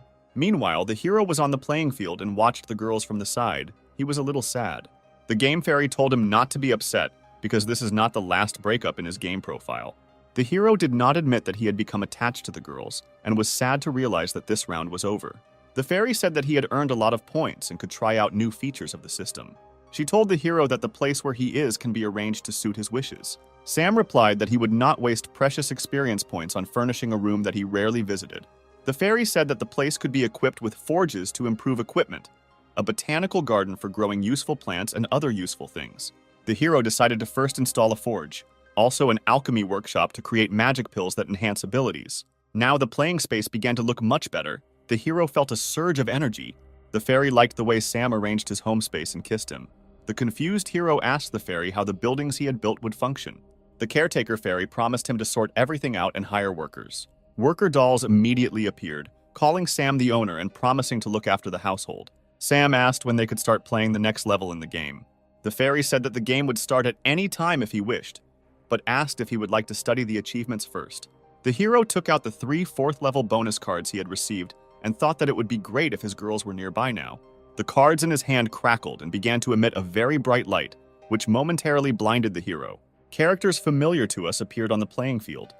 The owner of an intimate salon and 2 princesses. They were very surprised to be able to see Sam again. The owner of the salon was in the same form in which Sam had last seen her, in a robe over her naked body. The younger sister grabbed the hero by the collar and began asking him questions about the half-naked girl. The elder sister simply looked at the hero and could not take her eyes off. The situation was heating up. No one understood what was happening, and Sam did not know how he would justify himself to the girls. Sam asked the fairy why she didn't warn him about the possibility of summoning characters. The younger sister pressed the hero the most and demanded an explanation. Sam decided to get out on the fly and didn't come up with anything more interesting than to figure out that he wasn't quite human. He decided to introduce himself as an angel who had descended from heaven to carry out a very important mission. He came up with a story that he was kicked out of heaven for his misdeeds, and now, in order to return back, he must endure 100 love disappointments. The younger sister did not quite believe him and decided to punish him for his deception and dissolute lifestyle. The elder sister said that she believed him because she had never received such divine pleasure with anyone. The younger sister and the owner of the salon thought the same thing. They had never experienced such emotions in bed with anyone as with a hero. The fairy decided to give each girl a spiritual ring that could transport them to the hero's home play area. Princess Ceres said that she did not want to communicate with a womanizer, and she also became the head of the clan, and she had little time. The older sister liked the idea of the ring and was wondering if it would immediately take her to the hero's bedroom. The younger sister did not like Maggie's reasoning, as she was jealous of Sam for all the girls. The owner of the salon touched the water with her feet on the shore of the lake and gave herself up to memories. She remembered the times when the hero was very close to her and missed her. And then, as if by magic, handsome Sam appeared. He greeted the girl and asked what she was doing after he left. She said that she traveled and studied magical musical techniques of seduction. Sam asked her to demonstrate her skills on her favorite musical instrument. The girl picked up a jade flute and said that playing it could cloud the hero's mind. Sam said that his level was too high for the girl to harm him. The girl took the hero's words as a challenge and decided to show him what she was capable of. The girl began to play. Magical music came from the flute, and a fire flared up inside the hero. The hero attacked the girl, not allowing her to finish the game. He could not control himself. Sam said that her magical flute playing lit a fire in his heart, and he wanted to let her play his flute. The girl pretended that she was not ready for a joint orchestra right now, but she really wanted to be in his arms. The girl decided to give herself to the hero and do as he wanted, because their desires coincided. The girl played the flute while the hero gave them both pleasure. 3 days passed. The game assistants did their best to improve the hero's playing space. When the hero had a rest and established life in his home playing field, he decided to go to the next level. The hero asked the fairy if she could deliver him to the next level in a different way than last time, so that he would not run from the guards. The fairy noted that the landing point and the identity of the hero are chosen randomly and wished him good luck. Sam again found himself in a whirlpool of gaming energy, sucking him to a new level. This time he found himself imprisoned in a dungeon with slaves who were awaiting an auction. They were going to be sold. His appearance changed. His nose and ears were sharp. It was not clear what kind of creature he was. Next to him in the cell, he saw a beautiful creature in rags. They had strange pointed ears, and some even had horns. A girl with yellow eyes and ears like a fox approached the hero and asked if he was okay. The hero did not answer anything, grabbed the girl by the ears to check if they were real. The girl asked him not to touch other people's ears because they are very sensitive. The hero asked everyone what kind of creatures they were if their ears were real. The girls replied that they were half-humans who had been captured and were going to be sold at auction. We are shown the city of Gaia, where humans, demi-humans, and demons live together and contribute to the development of the city. 500 years ago, a war broke out between humans and demons, and both sides suffered great losses, but humans eventually won, after which the Church of the Divine Color proclaimed humans the superior race and demons the inferior, and even later the demons became slaves in the hands of humans. The hero realized that he belonged to the demon race and asked why the half-human girl was also imprisoned. The fox girl replied that people have stopped taking into account not only demons, but also half-humans. Their villages are being captured, and they themselves are being taken prisoner. For the same reason, the rest of the girls from the Uzumaki, Horned, and Slime clan are here. Sam said that he understands why they can kidnap beautiful girls from demons and half-humans, but why they kidnapped him? Because he is a man.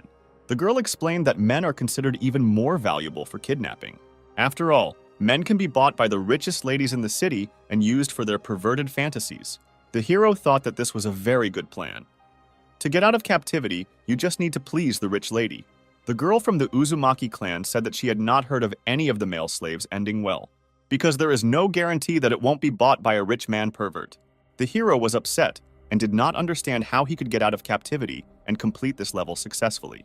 The time for the auction arrived, and the richest people in the city gathered in the hall. Rich men in masks discussed slaves bought at past auctions, who had been fed to dogs or otherwise killed because they had misbehaved. The person conducting the auction was already presenting the seventh lot. She was a very beautiful young girl from the Cat clan, who was wearing a gorgeous dress, and there was fear in her eyes. The rich began to raise signs with their numbers and name prices ranging from $3 to $6 million. One of the oligarchs with plate number 599 said that his collection was just missing one more cat and offered $9 million. The deal for the cat girl was closed, and she was placed at the disposal of a wealthy gentleman. The gentleman grabbed her hand tightly and was ready to take her to the room for carnal pleasures. He couldn't wait to try her. The girl attacked the gentleman and bit him very hard on the hand. The girl ran with all her might. It seemed to her that she could run away and no one would find her. But the people who kidnapped her and brought her to the auction had all unforeseen situations in mind. Someone in charge pressed a button that stopped anyone who broke the rules. The button was responsible for detonating the collar located on the necks of all slaves at the auction. There was a strong explosion. Nothing was left of the girl, only burnt scraps of her dress scattered to the sides. The hero was shocked by what was happening. He did not understand why he had to kill the girl because there are other ways of control. The fox said that this is a rule, since any animal that bites a person must be killed. The hero was very angry. He did not perceive what was happening as a game. He wanted to punish people who do this to demi-humans. The presenter said that everyone will forget this incident when they see the new lot, which will impress everyone. He presented a hero who looked simply amazing and carried himself on stage like a master, not a slave. The rich girls could not contain their emotions. They were ready to do anything to get Sam as their slave. Sam said that if anyone wanted to buy it, they would have to buy 4 more half-human girls standing behind the scenes. The host asked how the slave dared to set his conditions, but the main character told him to shut his dirty mouth. The hero was very serious, and the presenter could not say anything to him in response. Using a charm technique, Sam said that he was going to serve well the gentleman who would buy him and his 3 girlfriends. The start of trading began at $70 million and in a few seconds reached $85 million. A mustachioed man in a mask looked indignant, seeing how everyone was fighting over the product. But then he jumped up sharply and shouted that from today on, he liked men and was ready to pay $150 million. A rich, beautiful lady in a short skirt intervened in the game and made a bet of $500 million. The girls were surprised by such generosity, but were upset that they did not have enough money to take such a beautiful slave. The presenter said that in this case, all 5 slaves become the property of Mistress Ginevra. The hero himself was shocked that they were willing to pay such a high price for a half-human of his race. The lady looked at the hero with loving eyes, and she couldn't wait to realize her fantasies with his participation. We are being moved to the domain of Mrs. Ginevra. It is late evening.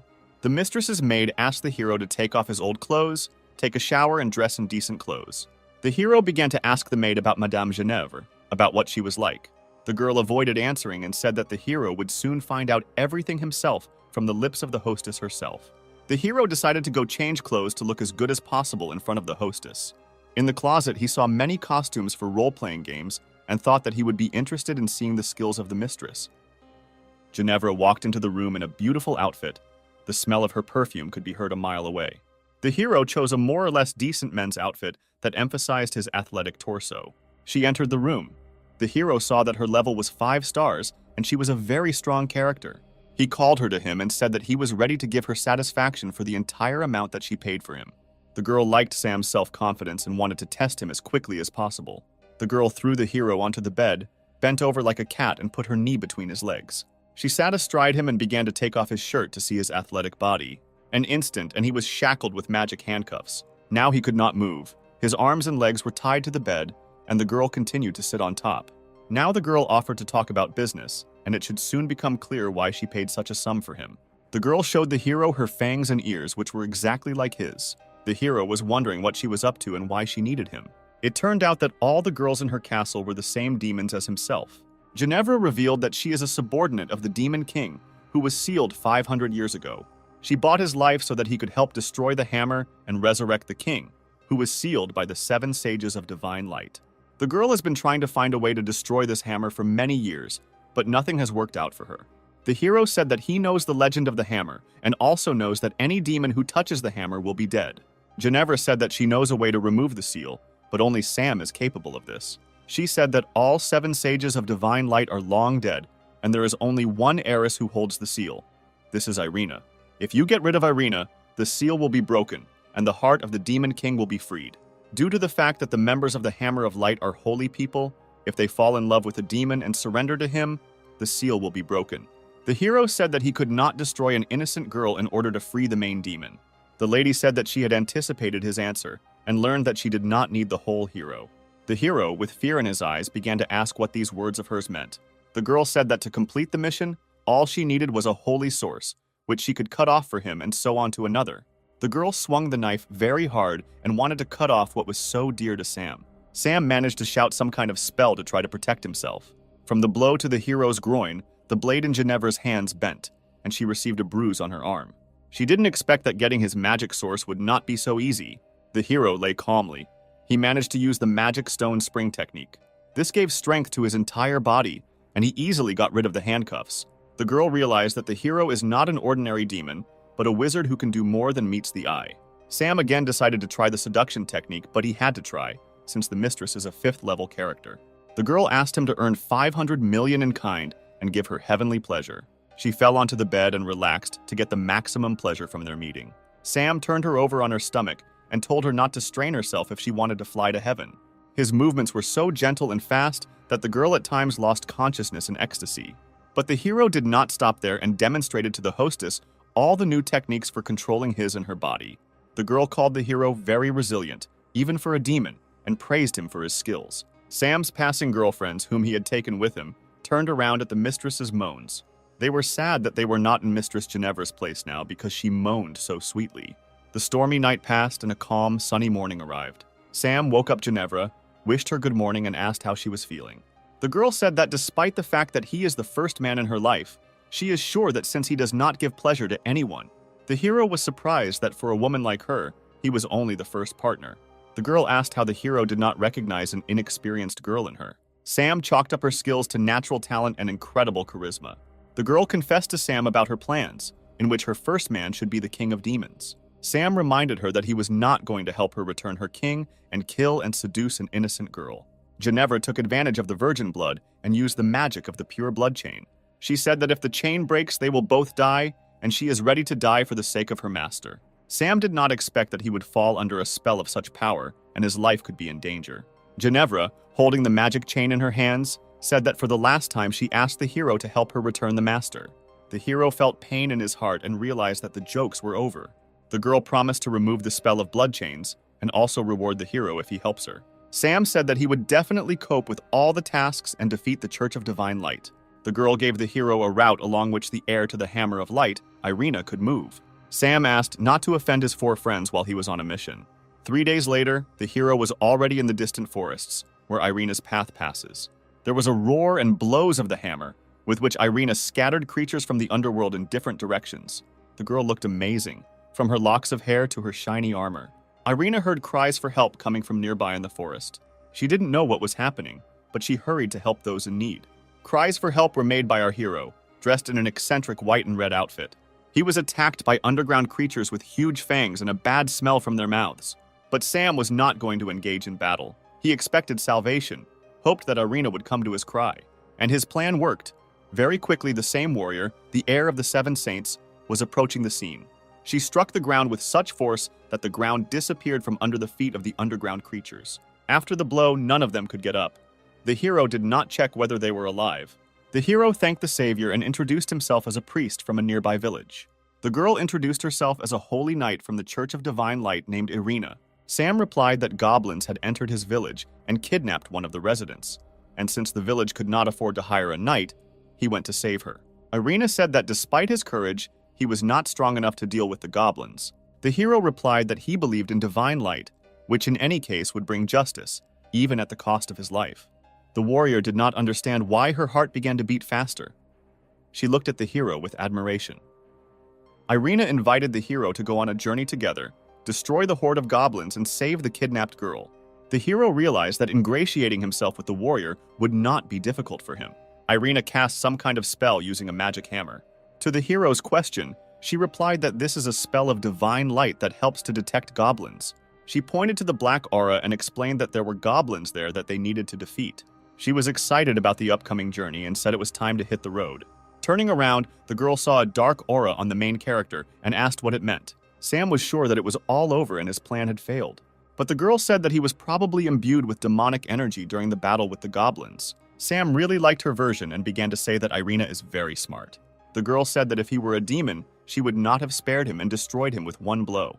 In fact, Irina lied, because several years ago, when people were destroying the goblin settlement in the valley, she had such an opportunity. She found 2 small goblin children but did not kill them, and she protected them from people with a divine light barrier. She helped them hide and thereby saved their lives. She herself did not understand why she did this. Now, together with Sam, they were in a cave in which it was very hot. The hero said that goblins choose places near volcanic mines, and also asked Irina to take off her armor so as not to get heat stroke. He didn't expect her to listen to his advice and start taking off her clothes so quickly. The girl remained in sports underwear, which emphasized her figure. The heroine noticed how Sam was looking at her and he felt ashamed. Irina said that she plays sports every day, which is why she has such a good figure. The hero decided to make a compliment using charisma and said that her beauty and strength attracted him very much.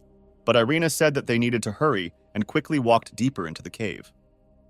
Sam heard the ground crunch under Irina's feet and tried to stop her. But it was too late, and the warrior was already falling down into a deep hole.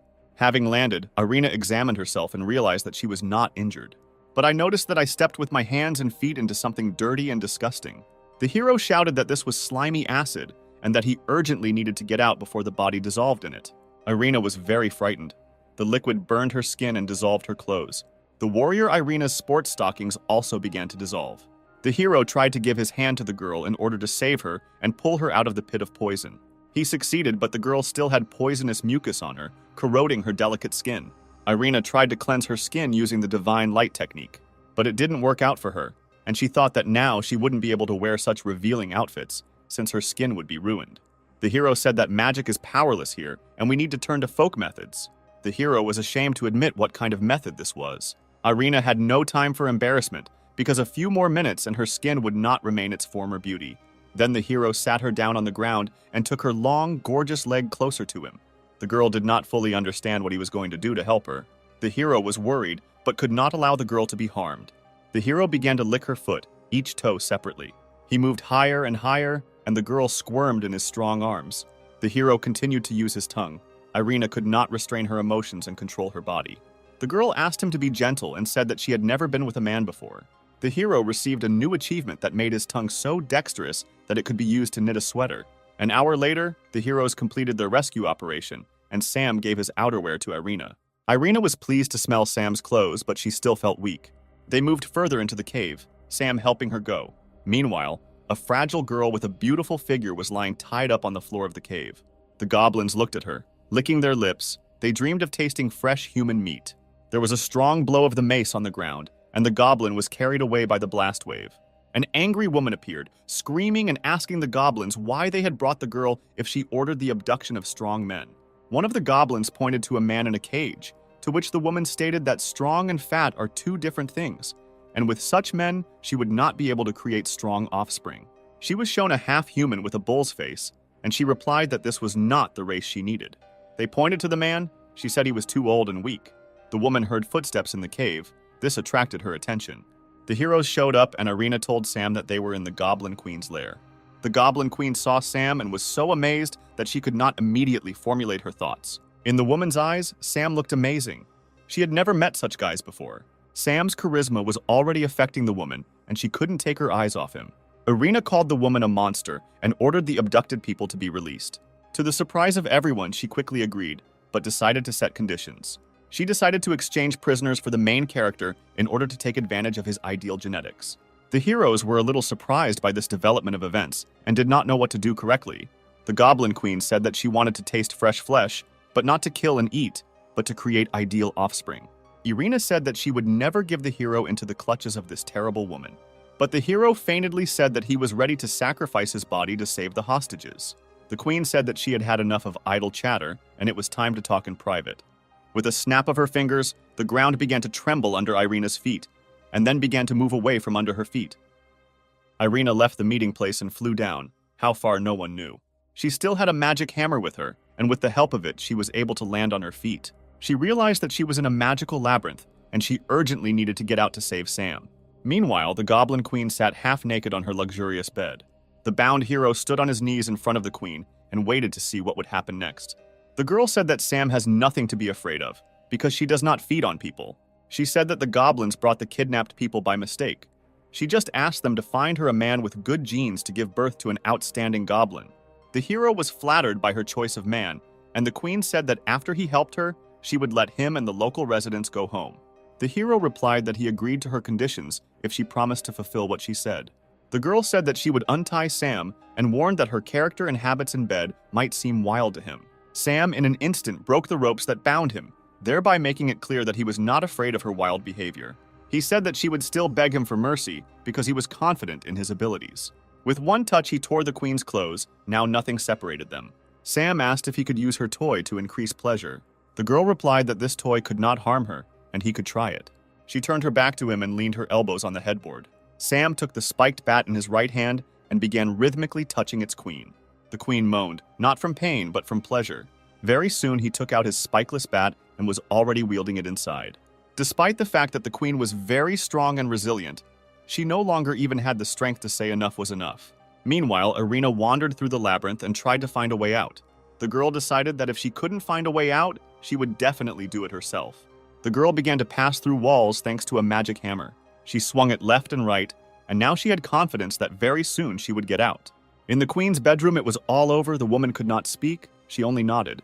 Sam asked the queen not to tell Irina or other people anything. The wall in the room began to crack, and the blows were heard more and more loudly. The wall of the room was blown to smithereens. It looked like an explosion. Irina ran in, shouting that she was going to save the hero from the dirty goblin queen. Irina noticed that the queen was lying half naked on the bed. Sweat was flowing from her, and she was unable to talk. The hero pretended to be conducting a sacred ritual to cleanse the queen's soul from demons. The queen began to play along with him and say that she had thought everything over and was ready to take the path of correction.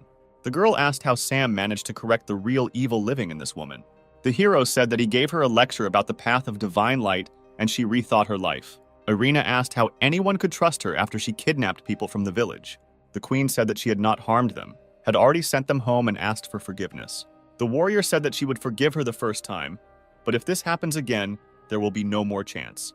Sam thanked Irina for her trust and said that they were both tired and needed to return to the village to rest. Before letting Sam go, the queen asked him when he had free time to teach her to be true a few more times. We moved to the village of Sima, located a few hours from the Goblin Caves. The hero shows the village where he supposedly serves as a priest and gives Irina a tour of it. People gathered around Sam and his companion. Everyone thanked him for saving their relatives. But Sam began to tell everyone that he could never have saved them alone, and therefore he needed to thank Irina from the Church of Divine Light. The girl said that it was her duty, as the heir of the 7 great saints, to help people. The children came running and began praising Irina for her beauty and saying how lucky Sam was to have such a girlfriend. The girl was confused and did not know how to respond to such a statement. But Sam came to her aid and explained to the children that he and Irene were just friends. The girl did not understand why she was overcome by such emotions and why she wanted to agree with the children. The hero asked Irene for forgiveness, since there was no hotel in the village and he had to offer her a bed in his room. Night fell. The village was illuminated by the full moon. There was something romantic about it. The hero did not sleep. He was thinking about how to move on to a closer relationship with Irene. He knew that he had almost won her favor. Ginevra appeared on the hero's bed. She said that they need to meet periodically so that the chain does not lose elasticity, otherwise it will break. The hero was afraid that Irene could see them, but Ginevra said that she had cast an invisibility spell. Therefore, it does not matter at all how strong the moans will be heard in the room. Irene was sleeping, and behind her there was a merging of 2 bodies, beating in ecstasy of pleasure. Irene felt the room shake, but could not see what was happening. It seemed to her that an earthquake had begun. Irene thought that it was her imagination. She really wanted to turn around and see the hero sleeping, but she was not shy. 2 bodies intertwined a few centimeters from the warrior. Ginevra was very excited by this. A drop of sweat from Ginevra's face rolled right onto Irene's cheek, who felt it at that very second. She immediately realized that it was the sweat of a demon, as she felt a strong, burning sensation on her skin. Irene jumped up and shouted that there were demons nearby and we needed to be ready to fight. Sam, hiding the girl under the blanket, said that there was nothing to worry about because no one could be here. Irene said that she could not be mistaken because her body had undergone divine baptism and was very sensitive to demons. The hero began to laugh it off and say that a demon could not fit in such a small room. Irene noticed that the hero's face was red and asked if he was okay. The girl under the blanket continued to test the hero's strength and did not let his body out of hers. The hero tried with all his appearance to prove that everything was in order, but there was a fire burning inside. The girl said that she felt the heavy breathing of the demon and would definitely find him. She noticed the hero's blanket, which was rising and falling unnaturally. I rushed to the bed to tear the blanket off the hero and see what I was looking for. But there was no one under the blanket. The hero was as embarrassed as possible, but this was not noticeable from his body. Irene looked at the hero with big eyes and began to stammer and stutter when she saw him without a blanket. Ginevra watched from the side. Under the influence of the spell, she managed to escape, and now she thought that she did not want to part with Sam, even after the mission. Irene remembered Sam's body. She was embarrassed, but the desire became stronger. She tried to sleep so as not to immediately attack Sam and take him by force. She dreamed of a temple of light in which Sam was the chief priest. He fascinated her with his appearance and asked if she was ready to accept the Pope's holy baptism. She didn't try to resist. She was ready for whatever was required of her. She knelt before her dad and begged for the sins she wanted to commit. The Holy Father held her by the hair and asked if she was ready to accept the divine light of the Holy Father into her body. Irene woke up, sweat dripping from her forehead. Everything inside was burning. The desire to be with the hero overwhelmed her. The hero was not in the room, and Irene thought it was for the best. Sam entered the room, wished her good morning, and invited her to breakfast. Meanwhile, Sam played with the children and gave them sweets. Irene considered Sam to be a good man, with a sense of justice and respect for adults and children, and she wanted to invite him to join her church. A member of the Church of Divine Light named Stan arrived in the village. He said that he was looking for his warrior sister named Irene. A little chicken ran up to him and dirtied his new shiny leather shoes. Stan got angry and decided that the one who dared to humiliate him should not live. A loud clap of the soul was heard, a short whistle, and all that was left of the chicken was a wet spot. The villagers were ready to rush at the evil man because they loved the baby so much. Stan said that it was just a chicken and there was no need to make a tragedy out of it. But the residents were not satisfied with the killer's answer because the baby was the mascot of their village. Stan said that he was too important a figure in society and could not ask for forgiveness from just anyone. A huge turd flew into his face, covering his eyes, nose, and mouth. The villagers continued to throw poop at the brute with jokes about not underestimating the village. Residents continued to throw whatever they could get their hands on at Stan: eggs, poop, vegetables, and garbage. Stan, under the pressure of the villagers, went back and did not notice how he approached the cliff.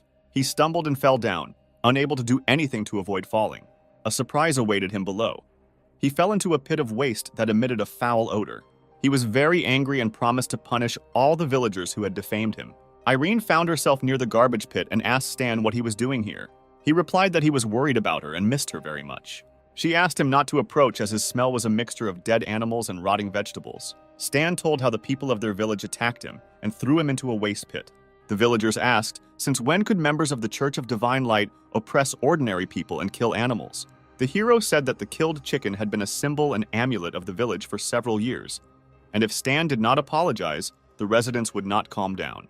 In order not to look like a fool in front of Irina, Stan publicly asked for forgiveness for his unworthy behavior and compensated for the damage financially. Stan took a bath and said that the mission was completed and they could return to the Church of Divine Light. Sam said that he was pleased to meet the girl and hopes that they will meet again someday. The girl began to ask the hero to join the Church of Divine Light and follow her. Sam said that he was a simple priest and did not deserve to be near them. But inside, he was glad that the plan worked. Stan began to talk about how not everyone can join the Church of Divine Light, especially not a village priest. Residents intervened in the conversation and began to say that Sam was not just a priest, but the pride of the entire village. Irene said that everyone is equal before the Divine Light, regardless of background and circumstances, and therefore she vouches for it. The hero promised to do everything in his power to meet her hopes. Stan agreed, but said that he would still have to pass the test along with everyone else. Stan invited Irene to ride a horse with him and offered the hero a separate horse. But Irene refused the offer and said that she would go with Sam. Stan was worried that he had ruined his impression of himself in front of Irene, and now it would be difficult to restore it. Stan's horse fell and lost consciousness. He did not understand what happened to it.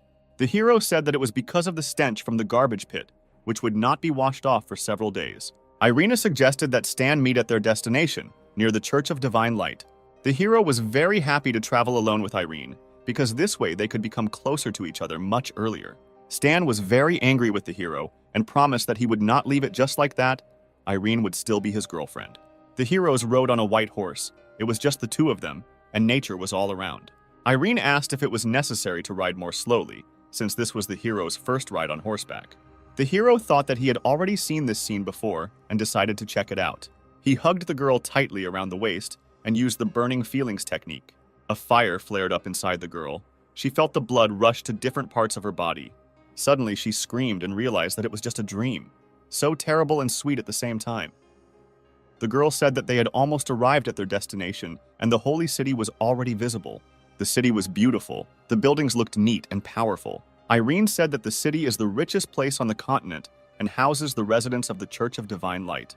The hero liked the city and was impatient to begin the test to become a member of the church.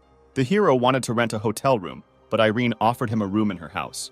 She said that her house was very spacious and he should like it there. 10 minutes later, they came to Irene's house and the hero couldn't believe his eyes. He asked the girl how she decided to tell him that it was just a cozy house. The hero began to think about who Irene is if she has such a castle at her disposal. The girl said that she inherited the house from her parents. Many years ago, the girl's parents were killed by demons, but she miraculously managed to escape. When the demons got their turn to kill Irene, she was not afraid of death. She wanted to follow her parents. And then a flaming ball appeared, and the demons died, unable to bear the heat of the divine fire. She was saved by the previous owner of the Hammer of Light, setting an example that demons were not afraid of her. Since then, Irene has joined the Church of Divine Light and helps people fight evil spirits.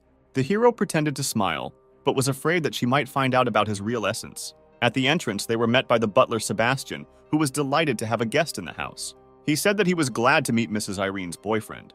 The girl said that they were just friends, and he would stay for a few days to prepare for the entrance test. Sebastian said that while his mistress was away, he hired 2 demi-humans as maids who could help the guest settle in the bedroom. And then Sam saw the girls he knew, whom he saved at the auction. The hero was very surprised by such a meeting. He was interested in the question of why they were here.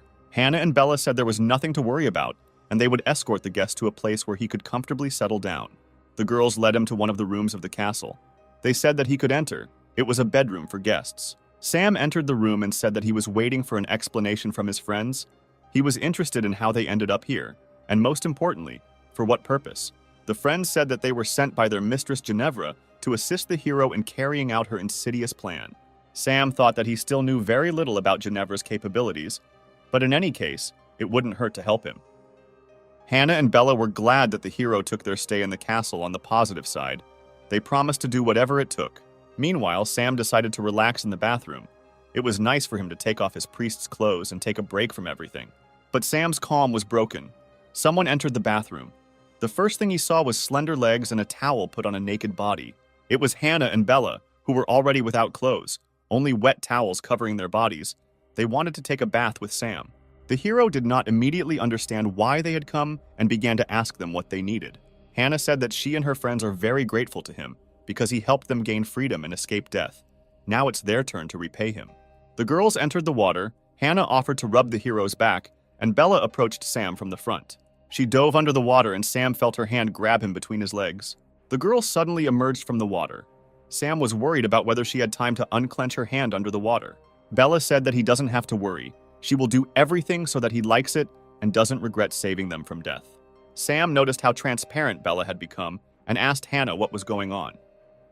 She replied that Bella is from the Slug clan, and when she comes into contact with water, she can change her body, taking on any shape. Sam decided to touch the girl and his hand went inside her body. He was pleased with these sensations. The girl said that she also felt pleasant sensations from the hero's touches, and she wanted to feel his whole body. It was visible how her watery shell separated and enveloped Sam's body. Both of them were overcome by pleasant sensations. It seems to Sam that he is at the pinnacle of bliss. He felt Bella with every cell of his body. The girl's sensations were even stronger. Pleasure spread throughout her body. The girl could not stand so many emotions. From overexcitation, her watery body began to split into molecules. It seemed there would be an explosion. Hannah managed to pull the hero out of the water body before splitting occurred. Sam looked in the direction where the explosion had occurred a few seconds ago and saw Bella. But she was not alone. There were 4 girls in the water, and each of them looked like Bella. Hannah explained that this is a skill of the Slug clan. They can create several clones that have common feelings. The hero never expected that he could try to play with so many girls at the same time. He was glad. We are transported to the kitchen of the castle, where the warrior Irene communicates with her butler Sebastian. The girl thanks the man for the delicious, freshly squeezed orange juice. Sebastian asks the hostess about her attitude towards Sam, who was brought to her house. He considers her to be in love. But although the girl blushes at these words, she still says that there is nothing and cannot be between them. Sebastian looked at the family portrait of the mistress and her late parents, and remembered her mother's words that thanks to the red skirt, the gentleman fell under her spell. With sadness, Sebastian realized that he would never forget the expression on Irina's father's face when it came to his wife. The girl, meanwhile, left the kitchen, saying that she still had unfinished business and needed to run. Sebastian understood how the hostess had grown since her parents passed away. Meanwhile, in Sam's room, Bella was lying on the bed, exhausted. She was a human again, and she had only one body. The hero, lying with his head on Hannah's lap, thought that if he were not a demon, he would not have mastered so many girls in one night. Hannah looked at the tired Sam with love.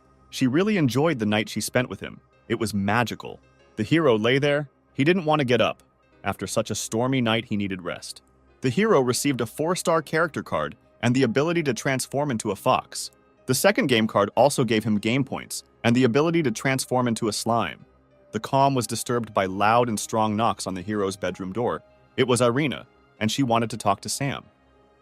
But it was impossible to open the door for her when there were half-naked girls lying on his bed.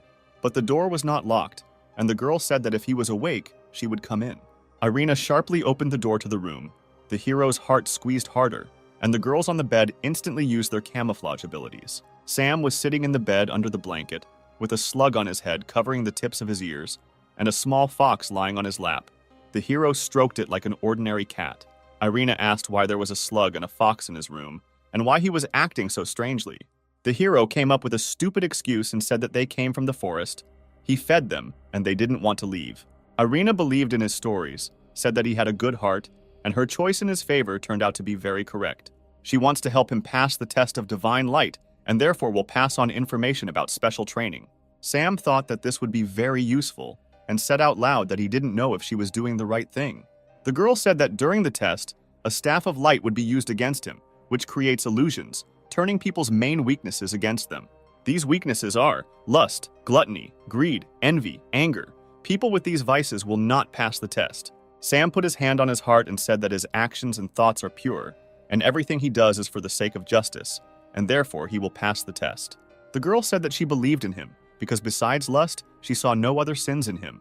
Sam acknowledged Irina's position and asked how she could help him in this situation. The girl took off her dress. She was not wearing underwear. Her skin was very soft and her figure was slender. The hero was amazed by her action and did not understand why she did it. But the girl explained that he needed to pacify his lust, train with her. Then he would be able to resist illusions during the test. Sam approached the girl, put his arm around her waist and pulled her close, asking what would happen if he couldn't control himself. Irina replied that then her body would be desecrated, but she believed him, and he would not let her down. Sam asked what they would do next to increase his resilience level. The girl took out a magic emerald and squeezed it in her fist. A tight suit began to appear on her body. Her hair fluttered in the wind and gave off an exciting scent. The hero looked at her body. He thought about whether he needed this test. Sam thought that if you just looked from the outside, it might not be so difficult to restrain yourself. He also mentally thanked the fox and slug that Hannah and Bella had turned into, because the stormy night had relieved him of the stress. But Irina began to come closer. The situation became more complicated. She began hugging him from behind, breathing heavily in his ear, which set Sam on fire in his head. The hero held on as best he could, although it was very difficult. Irina tried her best to seduce Sam, but she really hoped that she would not succeed. After an hour of bullying the hero, the girl got dressed, said that now he would definitely succeed, and said goodbye to him. The door slammed shut, leaving Sam, Hannah, and Bella outside the room. The girls were surprised by the guy's resilience, because they saw how passionately Irina tried to seduce him. He turned around, beads of sweat running down his face. His eye was twitching. He said that if they didn't help him, he would burn from the inside. He was overexcited. Although the girls were wary of this attitude, they were not against repeating the night games and having fun once again. The next morning came. The day of testing the Church of Divine Light came. Irina asked Sam why his face looked tired.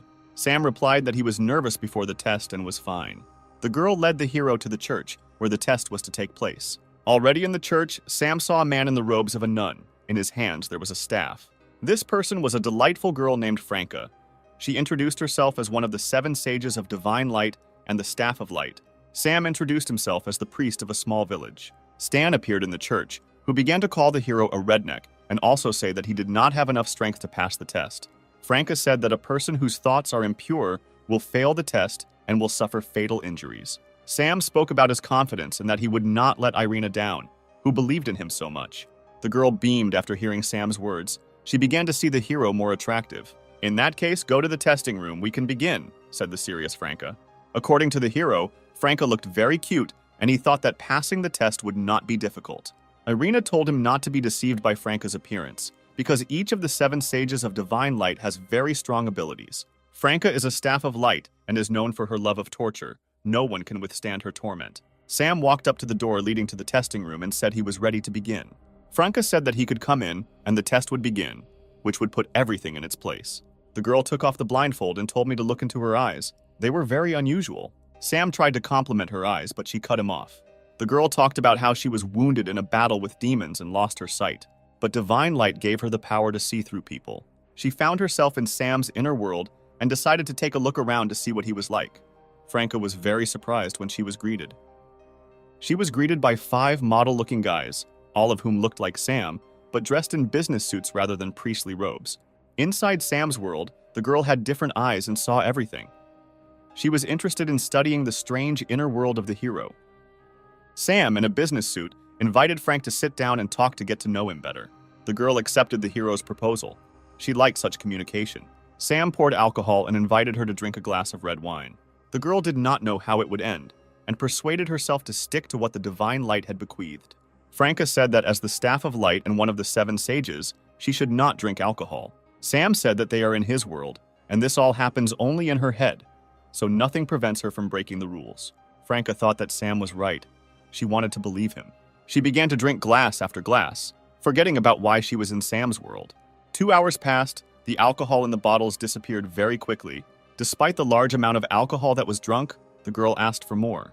Sam told the girl that she was already drunk. Everything was going according to the hero's plan. Frank blamed Sam for her condition and promised to punish him in the name of divine light. He gently took her hand and said that he understood her soul. She understands her loneliness, which has already become a part of her. Franca replied that she did not need anyone or anything except the divine light, for which she was ready to give her life. But at the same time, the girl thought about the quiet conversations behind her back.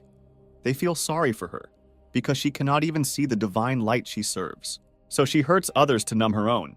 With every word, the girl realized that Sam was right. Sam said that such a young and beautiful girl needs to try all the delights of this life and not limit herself to anything. He snapped his fingers and the location changed. Now the girl was sitting on a large, soft bed in a red room, which conveyed the internal energy of lust and debauchery. Sam said that he could show her something better than divine light, but the girl was afraid. The hero said that what was happening was unreal, and she had nothing to fear, because it would not affect her in real life. He extended his hand to her and told her to follow him into a world of delight and lust. The hero took out his staff of light and showed it to Franca. She was pleasantly surprised. Their bodies merged together, and Sam inserted his staff into the girl, spasms of pleasure accompanying her body. And then she felt a pleasant, warm energy spreading throughout her body. She couldn't control herself and let out a long groan. The hero received an achievement card and the ability to use divine light. The girl woke up in the real world, in the hall where the test took place. She saw that she and Sam were lying on the floor and some of their clothes were missing. And she realized that everything had happened in the outside world. Sam replied that it doesn't matter whether it's fantasy or reality, but the main thing is that Franca liked it. She asked Sam who he was and why he did this to her, to which he replied that he was just a priest from the village who believed in the divine light. Sam said that if the girl doesn't want anyone to find out what happened between them, then she needs to give him a test. The girl realized that she had no choice, and now the situation has changed radically. Now it is not she who keeps people in fear, now she is afraid. The girl almost screamed. She only now noticed that her vision had returned. Sam, putting on the shirt, said that the reason for her blindness was that her mind and soul were not one. But when she began to listen to her desires, she was healed naturally. The hero said that Franca should arrange her personal life. Then everything will work out in other areas of life. The girl was delighted with the meeting with the hero and could not refuse him his requests. The two of them left the testing room, where Irina was waiting for them. Franca said that the test was over. Irina began to ask how everything went and what the outcome of the test was. Stan was prematurely happy, even offering to help take Sam to his village on his own horse. But Franco loudly declared that Sam's faith in the divine light was stronger than ever, and that he had passed the test. Irina sincerely congratulated the hero, said that she believed in him, and was very happy. Stan was very upset that Sam was able to pass the test and become closer to Irene. Iena also noticed that Frankie's vision had been restored and asked how she did it. Franca did not know how to tell anyone about this miraculous healing. Sam intervened and said that Mrs. Franca had been blessed with divine light for her devotion and sincerity. The lady replied that everything was so. Her body was filled with divine light and healed. Irina was very happy and told Sam that successfully passing the test should definitely be celebrated. But Franca stopped them, saying that Sam had just joined the church and he needed to go there to accept the teaching. The hero said that if the instructions require it, then he agrees to go to church right now. Sam and Irina walked towards the exit of the castle. Stan angrily looked after them. He turned to Frank, said that he did not believe Sam's honesty, and asked if she had made any dubious deals with him. The girl replied that she respects Stan, but believes that he is minding his own business, since taking the entrance exam is her business. On the way to the church, Sam and Irina stopped at a cafe where a guy bought a milkshake from a cowgirl. She looked very attractive. Next, Irina invited the hero to go to her favorite clothing store. They were met by an attractive girl who greeted Irina and said that she had not visited them for a long time and asked what her boyfriend's name was. Irina sheepishly told the girl that she and Sam were just friends. The girl said that she understood her because everything starts with friendship, and then invited her into the hall to choose purchases. When Irina headed into the hall, the girl quietly turned to Sam and said that he had made the right choice because Irina was a very good girl. Irina asked Sam to come to the changing room so that he could help her. She couldn't fasten the clasp on the back and asked Sam to do it. She was very shy. She said that this dress size was just right for her last year, but now she can't button it up. The hero decided that this request would not be difficult for him, and he would cope. However, the clasp did not give in to the hero, and he decided to use magical power. He pulled the clasp with such force that he tore it out of the dress. It completely came apart and began to fall from Irina's beautiful figure. He did not expect that this could happen, and now he did not know where to run so as not to run into Irina's wrath. The girl burst into a loud scream. She called Sam a pervert. It could be heard far outside the store, and Sam also received a punch in the face for his tricks. But it was a rush of emotion, and the girl quickly regretted what she had done. She told the hero that she would meet him later and left. She was embarrassed.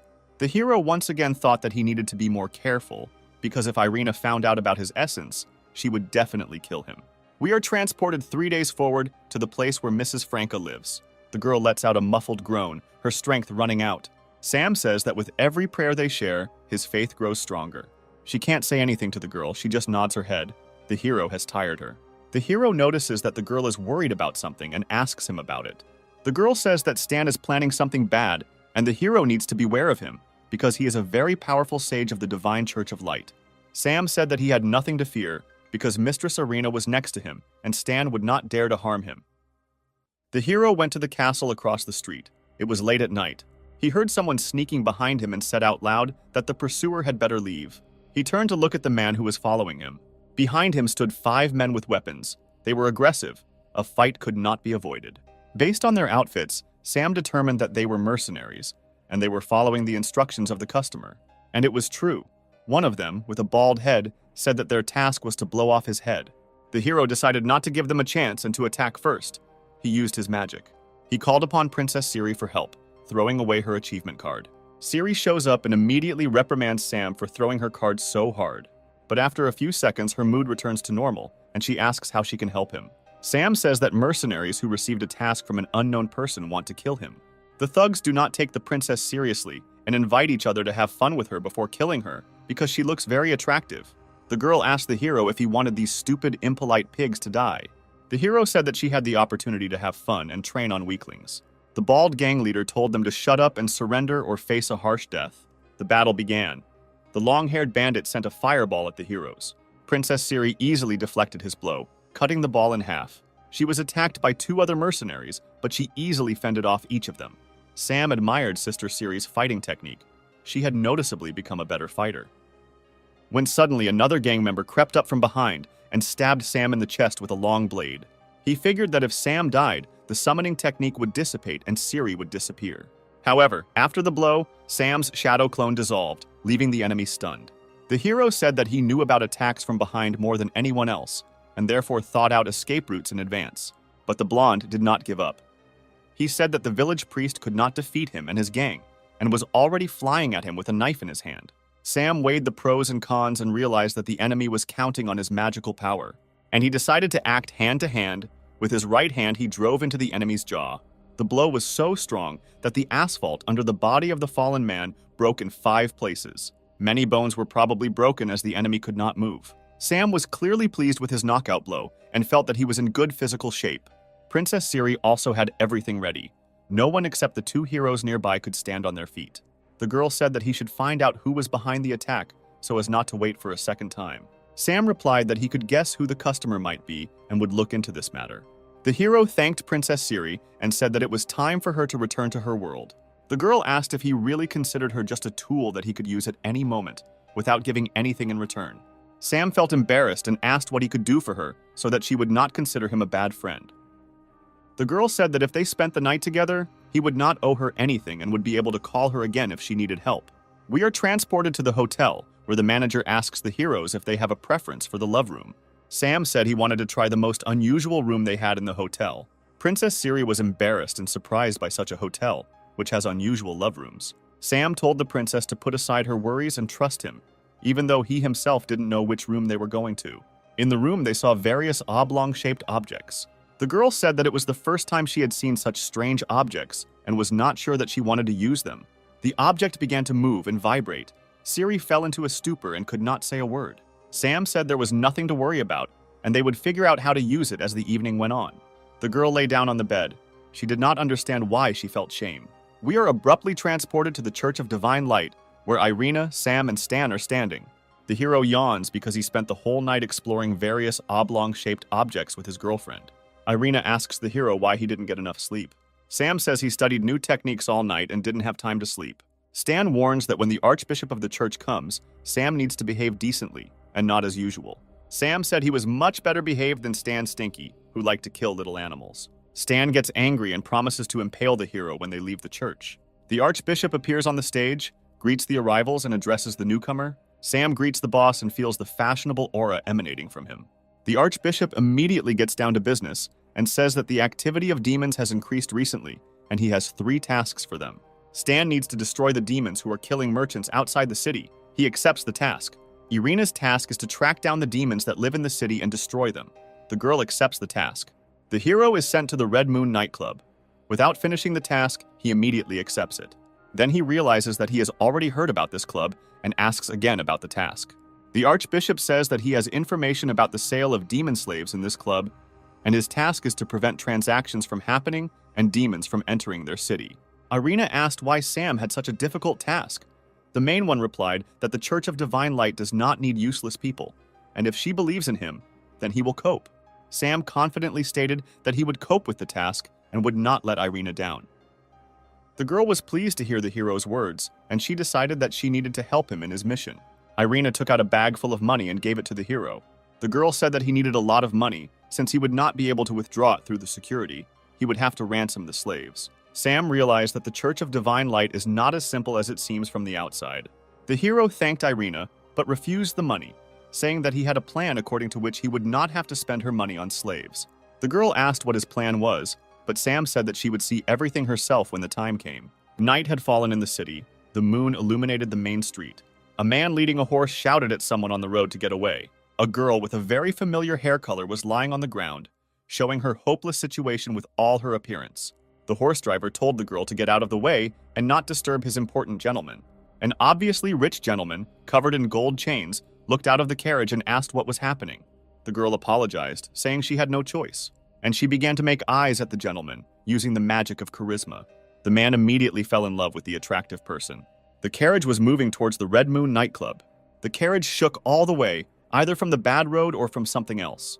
The horse driver listened all the way to the sounds coming from the carriage. Upon arrival, a man got out of the carriage, but as you already understood, it was our hero, who turned into a rich gentleman and told the servant not to enter the carriage as the girl was resting.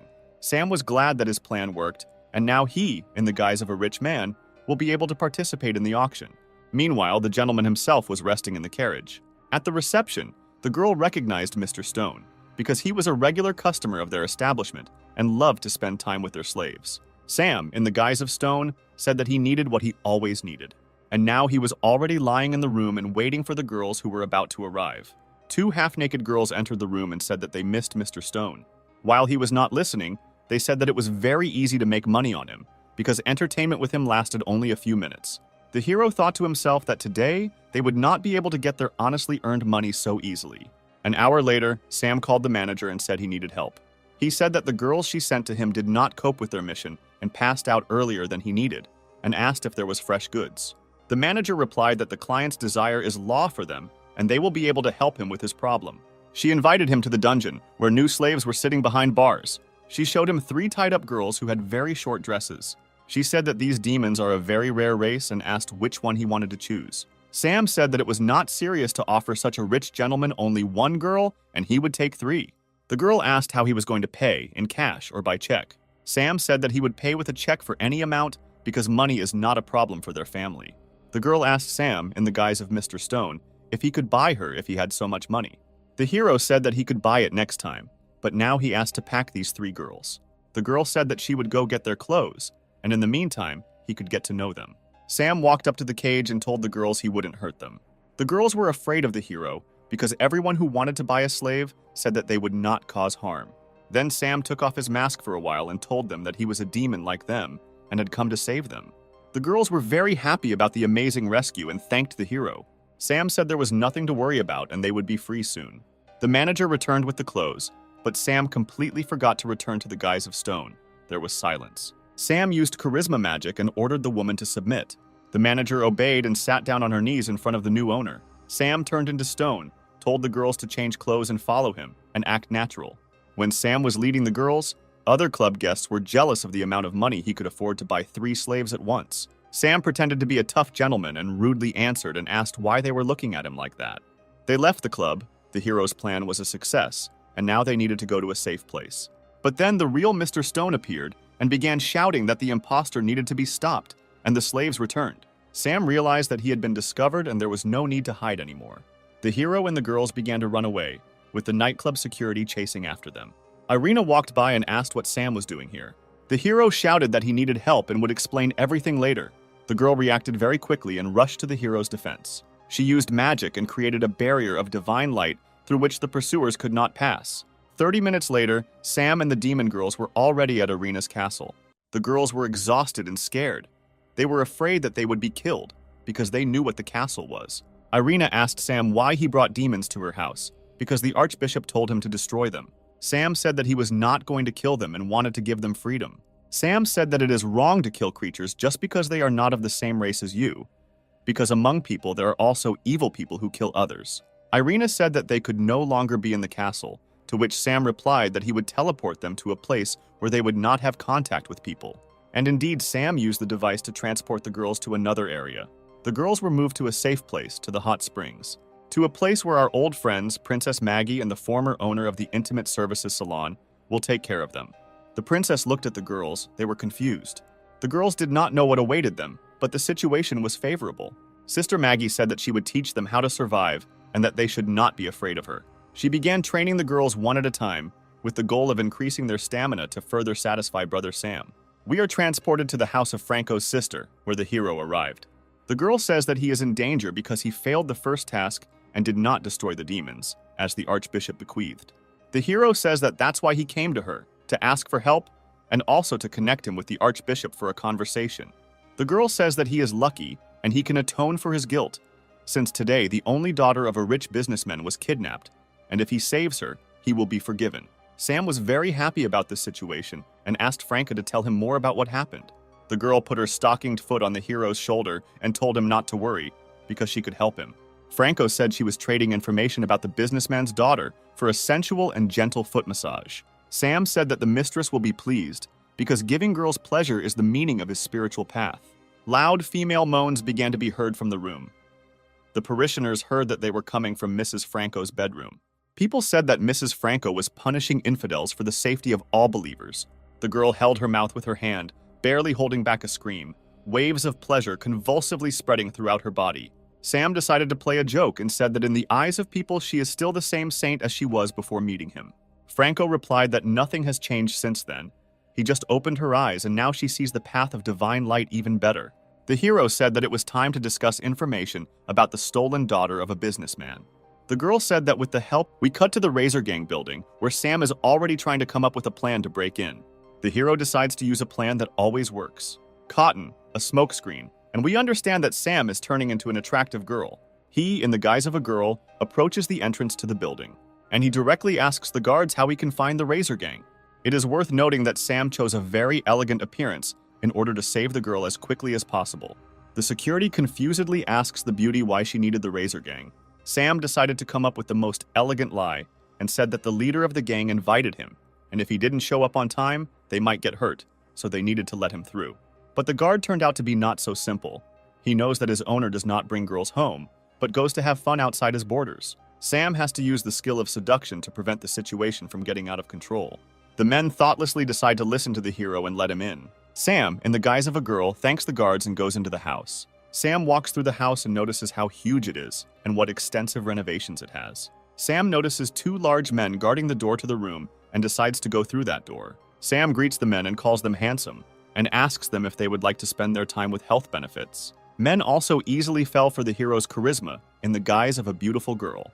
And while they were unconscious and drooling, he knocked them to the floor with 2 knockout blows. Sam burst into the room where the prisoners were and said that he had come to save them. 2 girls in short dresses, one younger, the other older, were sitting tied up on the floor. Sam began to untie the young girl, who he thought was the daughter of that same rich businessman. But when he released her mouth, she screamed that the second girl needed to be freed first. The hero smiled and said that he would save the maid too. They were no longer in danger. But the girl shouted that the maid was her, and the tied girl was the daughter of a businessman. The hero did not understand how he could be so mistaken, because the first girl looks younger and more beautiful than the second. The girl shouted that she was also beautiful and young. Sam apologized using his charisma skills and the girl stopped screaming. Sam assumed that the girl was beautiful. She just got hit in the face for a very long time. The businessman's daughter said that no one beat her and that this was her usual appearance. Then Sam decided to buy the floating fist skill, which can edit people's appearance. He grabbed the girl, pulled her towards him and swung as hard as he could. He struck dozens of blows in the face of the businessman's daughter. She began to feel dizzy and asked the hero to stop. The maid began to worry about the young mistress. She thought that she was about to be killed. But Sam finished his technique and decided to show what came of it. The girl's face changed, her facial features became more gentle and sweet. He succeeded. The maid was shocked by such changes. The businessman's daughter noticed this and angrily asked her if she really thought she was ugly. Popping noises were heard and someone entered the room. It was the boss of the knife gang. He asked Sam how he dared come to his house and try to take hostages. Sam suggested that the gang leader go out and talk like men to find out who is more right. The leader asked who he works for and whether he even knows how to fight. Sam said that he works for the Church of Divine Light, the head of which is the Supreme Archbishop. The man said that he did not care about the Church of Divine Light, and anyone who came to his house without asking should be punished. The leader ordered his maid to kill Sam. She said that she would carry out the order. The girl was holding a golden whip in her hands. Apparently it was a weapon that she knew how to handle. The gang leader headed out of the room, leaving the girl to destroy the hero. But the girl had long noticed how attractive Sam was. He asked her why she was doing the leader's dirty work. The girl said that she likes it and she likes cruelty. Sam met her gaze and cast a spell the same as he had used on Mrs. Franco. He transferred it into an illusion. The girl stood in a brightly lit room all alone and wondered where she had ended up. Sam said that now she is in his power and will play by his rules. The girl turned out to be very self-confident and said that such tricks would not work on her. However, Sam, using his powers, took her whip, tied her hands, and hung her from the ceiling. Her legs trembled. She began to beg Sam to take her by force. The fire of desire flared up inside her. The girl screamed. It was Sam who began to use her whip against her. The hero said that he would allow her to enjoy cruelty if she so desired it. The girl said that even if he hit her 10,000 times, she would not ask for mercy. 2 hours later, the girl received almost 3,000 blows from the whip. But the girl continued to laugh. It seemed that she liked it. Another hour later, the girl came to the chief's office to report on the work done. Her appearance excited the gang leader. He asked if she liked having fun with the young guy. The girl walked around behind the man, showing fake interest, and asked him to close his eyes. The man obeyed her and was caught in a trap. The girl used the whip to strangle him. His life was in her hands. Sam appeared in the office and said that the bald old man had made a mistake by asking him to kill a young, attractive girl. And now Sam will decide who lives and who dies. The girl, her name was Maxim, began to squeeze the whip harder. The bald old man began to lose consciousness. With all his strength, he tried to reach Sam. But with every second, he became weaker. He quickly lost consciousness and could not control his body. Finally, he went limp in his chair and didn't move anymore. The hero asked Maxim if there were explosives in the house. When asked why, he replied that he wanted to set off fireworks. Having done everything he had planned, Sam turned into a bald old man and, together with the girls, went out to his gang to say that he was going to hand over the hostages and ordered them to stay put. The gang members wished him a good journey and remained waiting on the spot. The door slammed shut, and the gang members saw a clock mechanism on the inside. They could not immediately understand what was happening. Everyone crowded around the door and tried to look at the clock mechanism. A bright light filled the knife gang's headquarters. A monstrous explosion woke up the city, and the knife gang became history. It was very epic when Sam and Maxim walked away from the explosion. The mission was successfully completed, the hero was proud of himself, and the girls admired him. Sam arrives at the home of a wealthy businessman to return his daughter to him. They were met at home by the butler, who said that the girl's father was already hurrying home. The girl said that her dad was very rich and would generously thank Sam for her return home. The hero said that this was not necessary, but he himself remembered that he had changed her appearance beyond recognition. And now it is unknown whether her father will now recognize her. The door swung open and the girl's father ran into the house. Yes, this is the same Mr. Stone who likes to have fun with girls of easy virtue. The hero was also a little shocked by the realization that he had just recently been left tied, naked, and gagged in his carriage. Mr. Stone began to cry, hugging his daughter and saying that he would not be able to live further if something happened to her. The only thing Sam didn't understand was how he recognized his daughter when her appearance completely changed. The man replied that any parent would recognize his child among thousands of others. Their family also has a distinctive mark, star-shaped birthmarks on their necks. The man began to take a closer look at Sam and asked where he could see him. Sam said that there are a lot of people in the world who look alike, and he is sure that he is seeing Mr. Stone for the first time. Stone's daughter said that whether they had seen each other before or not does not matter. Now the main thing is to thank the hero for saving her life. Stone said that in honor of saving his daughter, he was organizing a banquet today and inviting Sam, where he would give him a big gift. Sam accepted the invitation and said that he would definitely attend the celebration. Meanwhile, at Stan's house, the maid brought him a fresh newspaper with news. On the front page, he saw the man he hated most. Every news of his victories aroused Stan's ire. He crumpled up the newspaper and threw it at the wall. He believed that it was inappropriate for a smelly hillbilly to act on behalf of the Church of Divine Light. He took out his anger on the demon slaves chained to the wall in the basement of his house. The girls asked to stop, begged for mercy, but Stan began to beat them even harder, saying that they were unworthy to live. All this was observed by a servant girl who wanted to stop the violence. In her hands was a small mirror. Meanwhile, the hero returned to the castle. He called his girlfriends to him. He asked the girls to help him prepare for the evening event. They were glad to be useful to the master. They quickly moved into the room, and the girls said that they wanted to relax him first. Sam didn't immediately understand what they were hinting at, but the girls had already decided that the gentleman should be pleased. They immersed him in their magical illusion. He felt good. In the illusion, the gentle water caressed the hero's body, but in the present, one of the girls made him feel good. Sam received the next achievement card, and with it, the bull rush skill. And the next card with the dragon transformation skill fell into his piggy bank.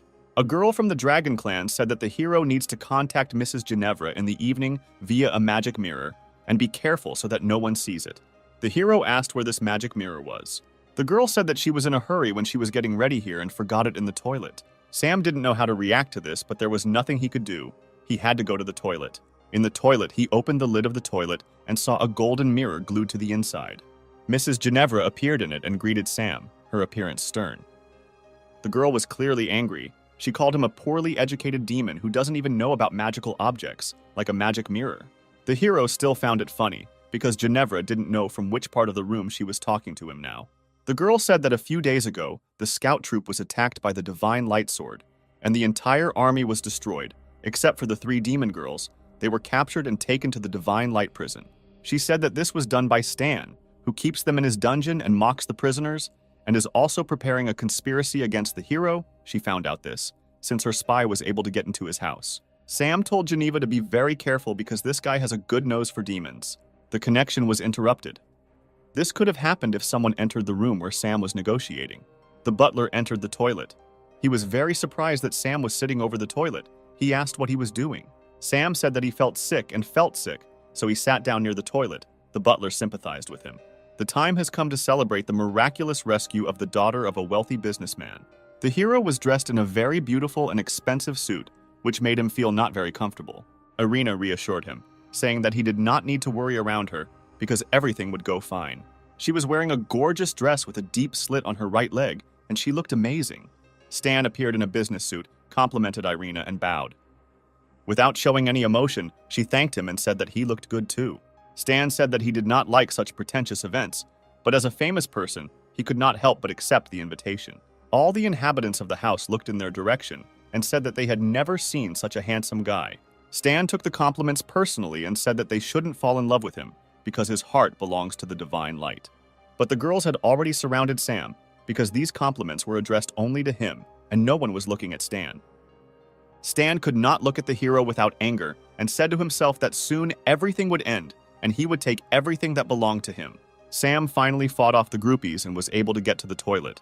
He thought that his level of charisma was very high because he didn't even try to seduce anyone now, but there was no end to the girls.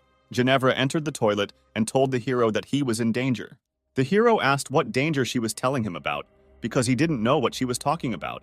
The girl said that Stan received evidence that Sam participated in the slave auction, and Stan is going to make this information public at the holiday in front of everyone. The hero asked what he should do so that his secret would not be revealed. The girl said that he is a very important ally in their common plan, and therefore she found a solution to the problem that arose. Ginevra also said that Stan has a device that detects the breath of demons and can destroy his disguise. Sam asked how she was going to solve his problem, since she still hadn't told her the plan of action. The girl led Sam by the hand into the toilet stall, locked it, and said that she could absorb his demonic chakra so that Stan's device could not detect it. Stan asked if Sabrina was really going to suck his demonic chakra. She said that she knew what she was doing, because she was an expert in protecting demons from people. Stan tried his best not to groan, but you could hear in the toilet that there was someone in the stall. At this time, Stan came into the toilet. He was thinking about how sweet a victory over this village upstart would be. He heard moans coming from the toilet stall and became wary. He began shouting to the entire toilet, calling for whoever was hiding in the toilet stall. Sam came out of the booth. He began to clap his hands and say that he had heard about Stan's great plans. Stan said that his knowledge of this situation will not help him in any way. It will still reveal his true colors. Sam did not argue with Stan, but simply said that he should be more careful. Ginevra, pleased with herself, remained sitting in the booth so that no one else could hear her. The party began. There were more and more people in the hall. The buzz of conversation spread throughout the entire mansion. Mr. Stone appeared. Next to him was the Archbishop. The gentleman publicly thanked Sam for saving his beloved daughter, and also expressed gratitude to those who took part in the celebration. Mr. Stone's speech was interrupted by Stan, who asked and began to say that everyone present had been brazenly deceived. He started pointing his finger at the main character and said that he was hiding his demonic origins and had hidden goals, which is why he joined the Church of Divine Light. Irina began to stand up for Sam, saying that he had passed the test with the Staff of Light, and Mrs. Franca confirmed this. Sam was as calm as possible. He said that he did not need to be protected and asked Mr. Stan to continue his speech. Stan said that he had convincing evidence that the crystal captured how Sam was being sold at an underground auction. Stan threw the crystal up so everyone could see what he wanted to show. The crystal turned into a transmitter and began to tune in to show the recording. He was sure that now everyone would see Sam's real face. Gloating overwhelmed him. The guests looked up at the screen with shame on their faces. They could not look at it for long. Sam asked Stan to stop this disgrace because he is in decent society. Irina lowered her eyes to the floor.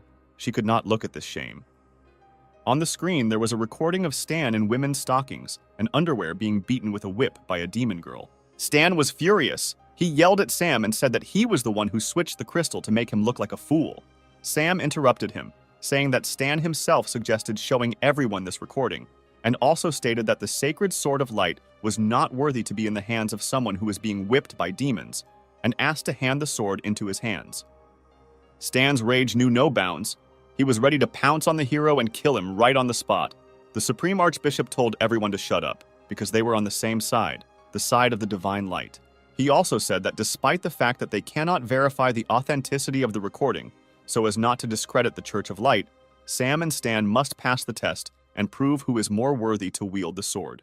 Sam said that he is ready to fight, But will Stan accept his challenge? Irina stood up for Sam and said that he did not yet have the necessary fighting skills to resist the Sword of Light, that is, Stan. Sam said that he believed in the true power of light, and the fight would put everything in its place. And if his thoughts were pure, he would not lose. Although in fact Sam knew that he had every chance of winning. The hero took off his jacket and prepared for the fight. Stan told him to take a weapon because he couldn't afford to beat up the weak and unarmed. The hero said that in order to defeat such a villain as Stan, he would have enough power of divine light. Crying that the holy light does not illuminate demons like Sam, Stan attacked the hero, swinging his sword. He used the holy light strike technique against Sam. A fiery aura rushed behind the sword, cutting everything in its path. Sam managed to break the distance between them and step back. Stan didn't plan to kill Sam with this blow. He wanted to drive him into a trap and was sure that he succeeded. But Sam took a jade stone from his pocket and pointed it at the enemy. He used the holy light jade technique and blinded his opponent. The girl was also blinded and thought to herself how Sam was able to master the secret techniques of their church so quickly. The girls were ready to go blind, just so as not to take their eyes off the hero. Sam decided to use the power that he got from one of the 3 rescued girlfriends. He rushed at Stan with great speed, breaking the air that separated them from each other. It was the bull rush technique that was so effective in this situation. The enemy flew to the other side of the room and with a roar crashed through the wall he hit. Sam thought the reception was too strong and he might have overdone it. The smoke from the exploded wall was clearing.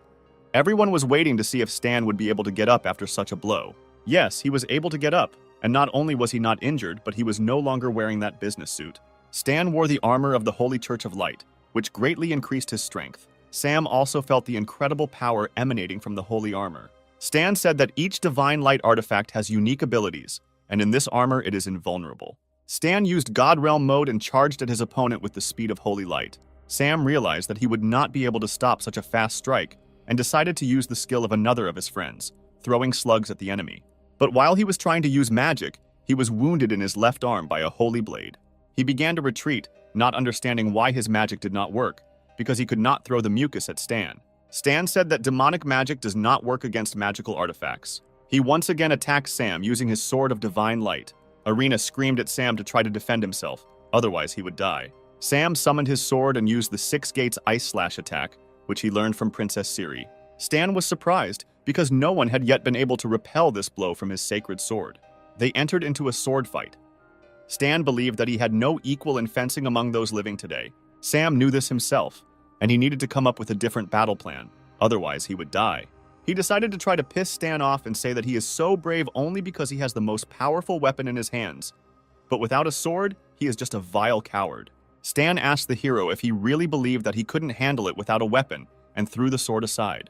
Sam took advantage of the opportunity and stabbed Stan in the body with his sword, but he easily stopped the blow.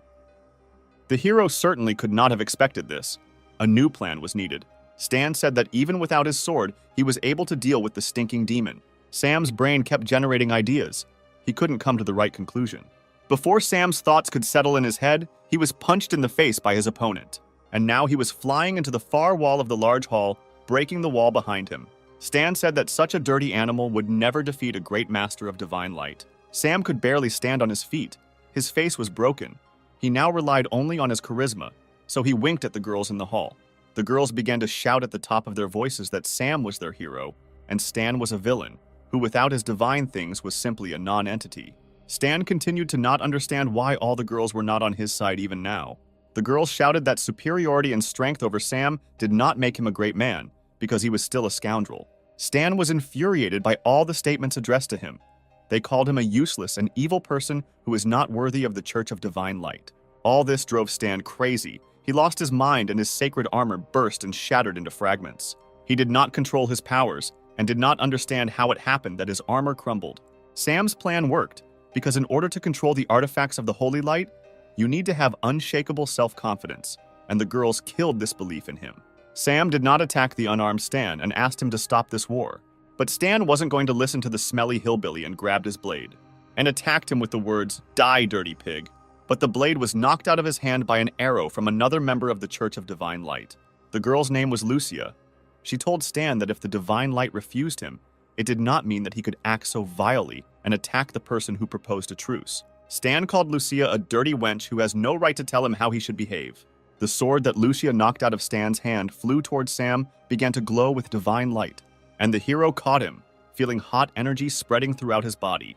The sword glowed as brightly as it had not shone for decades. Sam asked if it had a switch. Stan couldn't believe that his sword was now giving its power to the stinking demon.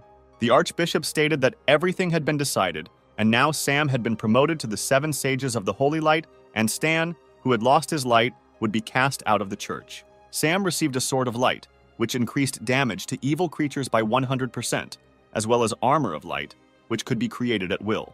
When it was all over, Sam walked up to Lucia, the bow of the Holy Light, and thanked her for her help. The girl grabbed the hero's hand and pressed it to her chest. She said that she would be happy to receive his gratitude this evening at her home. Irina took Lucia's words as a joke, but Sam knew that it was far from a joke. Lucia asked Irina if there was a relationship between them. The girl replied that there was nothing between them. She said with sadness in her voice that they were just friends and nothing more. The hero also felt sad from these words of Irina. But Lucia was an experienced girl and understood that Irina would not even admit it to herself. The clinking of glasses was heard. The celebration spread throughout the castle. Irina congratulated Sam on the fact that he was now one of them, and they would be able to work together more often. Sam asked the girl if she drank a lot of alcohol and if she would get sick. The girl admitted that she really doesn't know how to drink, and therefore all the drinks are prepared for her by Sebastian, who will never allow her to get drunk.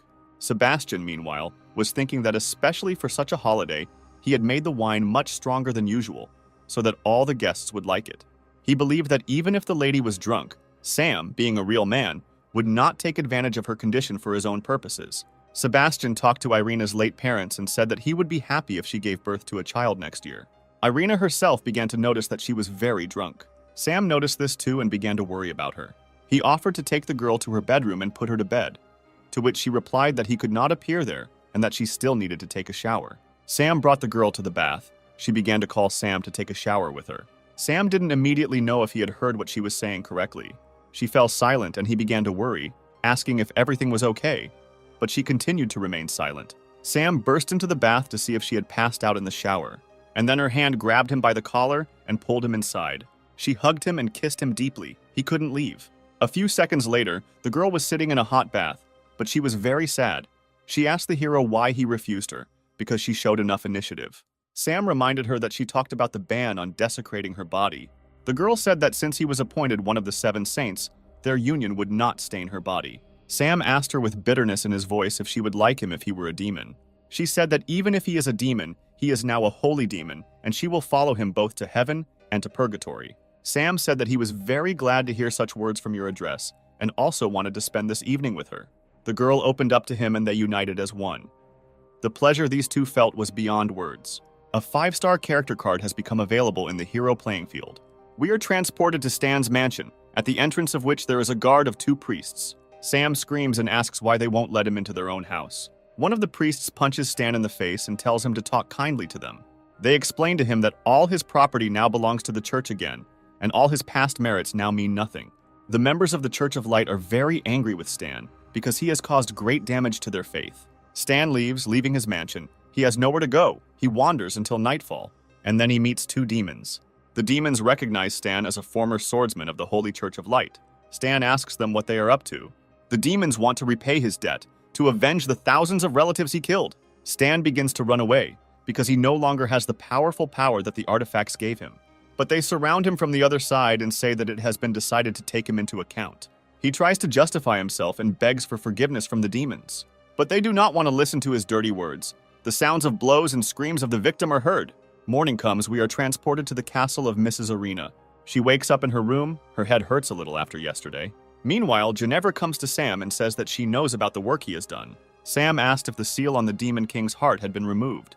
The girl said that she felt his strength growing, and she needed to wait a little longer. Sam said that he had fulfilled his part of the agreement, and asked Ginevra to remove the chain of death from him. He didn't want to feel like a toy in the wrong hands. The girl said that perhaps she would like to free him, but of course she would not do this. Sam asked what this meant, since she promised to release him when he fulfilled her conditions. Ginevra asked what he didn't like, because many demons would dream of being connected by a chain of pure blood with her. The hero replied that not only his life depends on this chain, but also hers, so he can also threaten her. And he pulled with force the ghostly chain sticking out of his chest. The girl screamed. It was clear how much pain she was in. She did not expect that Sam would use her trap against her. The hero said that he deserved a reward for his efforts, and she should repay him. Ginevra said that she could give him whatever he wanted and asked what it would be. Now the guy could set his own conditions and said that she would give him pleasure, be his slave, and fulfill the most sophisticated desires. He asked what she was waiting for and ordered her to kneel. He threw a chain of pure blood around her neck, like a domestic dog, and said that now she would sit on the chain. The girl enjoyed this game. Sam noticed this too and decided to continue. Sam now has access to Ginevra's game card and the ability to use the demonic song skill. We go to the city outside the castle, where the demons are discussing how they cruelly humiliated the former saint of the Church of the Holy Light. They say that there is no need to tell anyone that they did this to Stan, because despite the fact that he is now a weakling, you can run into revenge for him from other saints of the church. Stan lay on the ground, beaten and disgraced, and suddenly he saw how the demons who attacked him were blown to pieces with one blow. Stan did not immediately understand what happened and who destroyed them. The familiar robe and boots appeared in front of his face. The Supreme Archbishop called him a son, said that the Holy Light had not abandoned him, but had only tested him hard, and asked if he was ready to take revenge. Stan said that despite the pain he suffered, he would take revenge on the offender who took everything from him.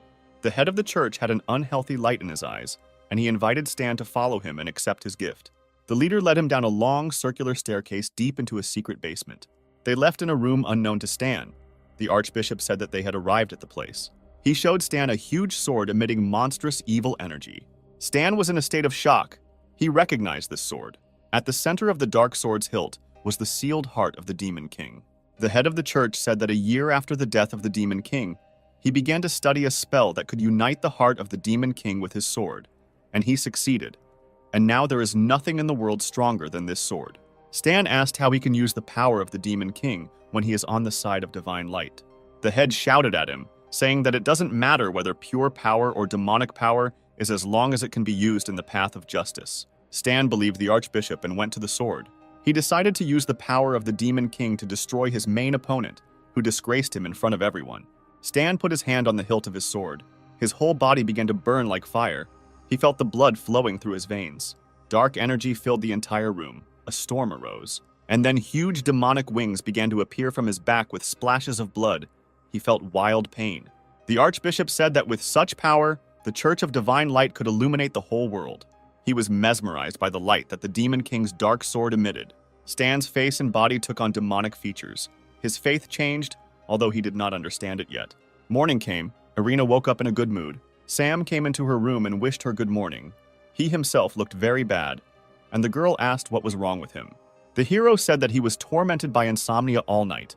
Hannah burst into the room and said that trouble had happened to the Church of Divine Light, and she also said something incomprehensible about Stan.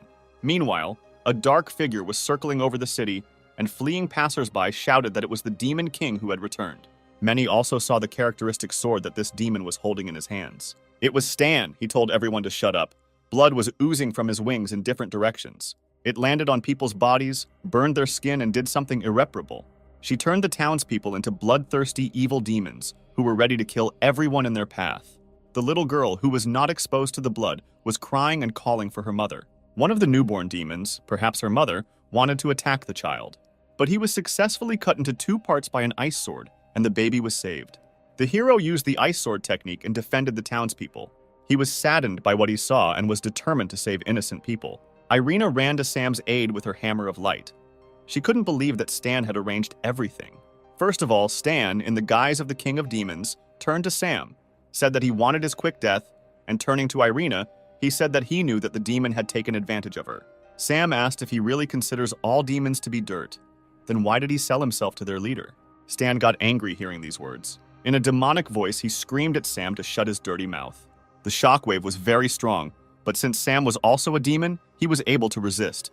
He thought that if he didn't come up with a plan to destroy Stan, many innocent people would suffer. And then a girl in armor appeared in front of him. In her hands was a sacred shield of light and armor that had enormous protective power. The girl said that her name is Carter, and she is a shield of light, one of the 7 sages of the sacred church. Our old friends also came to the rescue. These were the sacred staff and the sacred bow of light. Irina was delighted to see the sisters coming to help. Franco asked Stan to stop, ask for absolution, and return to their side before it was too late. Stan called them a bunch of idiots who don't understand anything about following the path of light, and said that they could have followed him, but chose a demon. He summoned 100 flying demons to help, and said that it was time for his former colleagues to disappear. Bow of Light fired a sacred arrow straight at Stan and said that she would not allow him to destroy this world. Her arrow hit the target. Stan was there, but he was protected by dozens of demons who covered him with their chests. She destroyed several dozen flying creatures with one shot, but Stan managed to dodge. Then the Staff of Light came into play. She concentrated enormous power into her weapon, and with a beam of incredible power, she shot straight at the new Demon King. And again, dozens of demons died defending their king. The powerful blow struck nearly 100 demons. It was Vanessa, the Fist of Light of the Sacred Church, who also decided to join the fight against a dangerous opponent. A new batch of demons protecting their king was sent to another world. The girl's name was Trosi. She was the Spear of Light of the Sacred Church. Stan was angered by the unity with which the 7 sages of the Church of Divine Light fought and protected the people. In one leap, he reached the place where Vanessa and Trosi were and used a demonic strike of darkness against them. The girls had no chance to stay on their feet, so great was its power. The girls flew, hitting the ground. Having landed and risen to their feet, they began to plan how they could defeat him. While Stan was distracted by Vanessa and Trosi, the Bow of Light went around him from behind and delivered a powerful blow. However, the enemy was able to easily dodge the flying cleansing arrow and caught it at incredible speed. The girl did not understand why her arrow had no effect on Stan, because no one had yet been able to dodge it. Stan broke the cleansing arrow with one hand and said that he was tired of playing children's games and it was time to fight. He used a black magic spell and created a world of demons around himself, the energy of which was destructive to everyone except demons. The black aura of the demon world spread further and further into space. The members of the 7 saints began to feel how demonic energy was taking away their vitality. Stan said that demonic aura will take away all the energy of the Holy Seven, and then this energy will be transferred to the demon race. This energy had a different effect on Sam. He felt an incredible surge of strength. After all, Sam was a demon and had an advantage over the 7 of the Sacred Church. He tried to attack Stan using the Sword of Divine Light, releasing a scorching flame with a blow. The flame was of enormous power and rushed towards the enemy at speed. Stan cut the flames with one swing of the Demon King's sword, and it disappeared. He said that despite the fact that Sam is also a demon, he does not have the strength to resist the Demon King. The battle took place in the sky. Irina saw that Sam was not affected by the demonic aura. She realized that he was really a demon. Stan said that Sam was still alive only because he wanted everyone to see how he would suffer, and began to generate demonic energy in his hand. Energy comparable to a tsunami erupted from his hand and was directed at Sam. Shield of Light rushed to Sam's defense. She was in time, but from the impact her shield began to crumble into fragments. She lost consciousness and began to fall from a height to the ground. The fall was very fast, no one had time to catch her, and the fall broke the ground under her feet. Irina asked why the Shield of Light helped Sam, because he is a real demon who deceived everyone. Carter called Irina a fool, and said that the race of a creature does not matter if he stands guard over the divine light and fights for the lives of other beings. Irina was surprised to hear Carter say this, but was very pleased, because she still loved Sam no matter what. Stan told Sam that the Holy Seven could not save him or themselves from death, and there was no point in trying. Stan said it was time to end these games and move on to a more serious fight. Sam stood on the demonic barrier, and Irina shouted to him that the other saints would transfer their powers to him through their sacred weapons so that he could resist the Demon King. At this moment, artifacts of other saints began to appear on the sacred blade of the sword. Sam began to feel an even greater surge of strength. Sam's body became more and more energy. It grew and began to displace the demonic dome created by Stan. And then the hero felt how the chakra became stable, and its level increased 6 times. A powerful bang and puffs of smoke filled the space where Sam was. The smoke began to clear. Something happened. Sam stood, and in his hands was still the restored and improved Shield of Light. The Night King was surprised that Sam managed to restore the artifact he destroyed.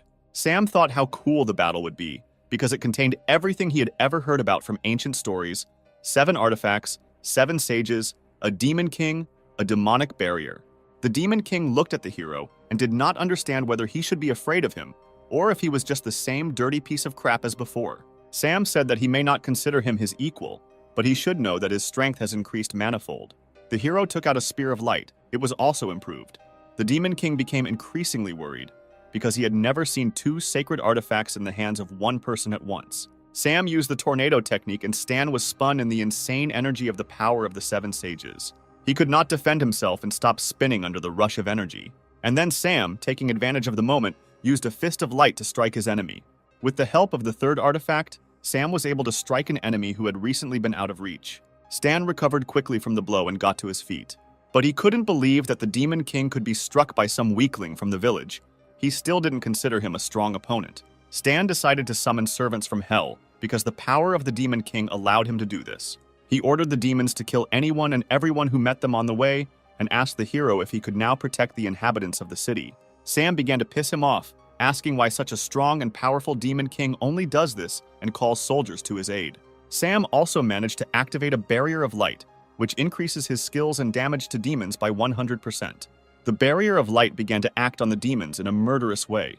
They tried to escape from it, and the hero asked them to go back to their purgatory so as not to die fighting for the wrong Demon King. They listened to Sam because they saw that he was also from their race. Stan became angry when his servants listened to Sam's words and left the battlefield. He said that he had many more tricks up his sleeve to kill Sam, but Sam shot a sacred arrow from a bow of light and distracted the enemy. He said that he was not going to wait for the Demon King to use a new move and swung the hammer of light at his opponent. The blow landed straight on Stan's body, and he had no way to dodge it. He flew across the entire city square, unable to stop. Sam used the technique of concentrating all the energy in one weapon, hovering in the air to accumulate it. And the hammer of light in his hands united with other artifacts and turned into an improved blade of light. Sam has a new ability, Demonic Wings of Light. He raised his new blade upward and began to gather the energy of light and darkness. It looked like he was now a Demon King, but fighting on the side of light, the fire blazing, fanned by a sacred aura. He used a strike of divine light and sent all the energy towards his opponent. An explosion occurred. The ground shook underfoot, but this fire did not destroy anything living. Only the Demon King received damage. And so we see Sam standing in the middle of the square, exhausted and trying to catch his breath. He succeeded, Stan disappeared, the demonic aura began to fade. But she did not completely leave the city and continued to fly in the air. Ginevra appeared. She was shocked by what she saw and decided to help get rid of the Demon King, and said that the black aura would not dissipate until it acquired a new body. Then it could be sealed. We see the broken sword of the Demon King on the ground, in the hilt of which his heart is pulsating. Ginevra says that she has a plan to seal the Demon King forever, but it is very dangerous. The hero asks her how to do it. The girl says that only a very strong demon who is not afraid of the sacred light can try to seal the Demon King within himself. Sam asks what could happen if he doesn't succeed. Ginevra says that she does not know this, since no one has tried it before. It is just an ancient legend, and it is unknown whether anyone's body can withstand the king's power and not succumb to his dark heart. Sam's in-game interface shows that the quest has been completed, and he can complete the mission. Meanwhile, a dark aura begins to fill the city again, and members of the Holy Church begin to lose their powers. The hero decides to stay and help the people who believed in him, despite the fact that he belongs to the demon race. He picks up a dark sword with the heart of a Demon King, and he feels pain piercing him from the inside. His body is burning, and his mind is switching off. He begins to cough up blood and feels his internal organs melting. The saints do not know how to help him, but they really want to save him.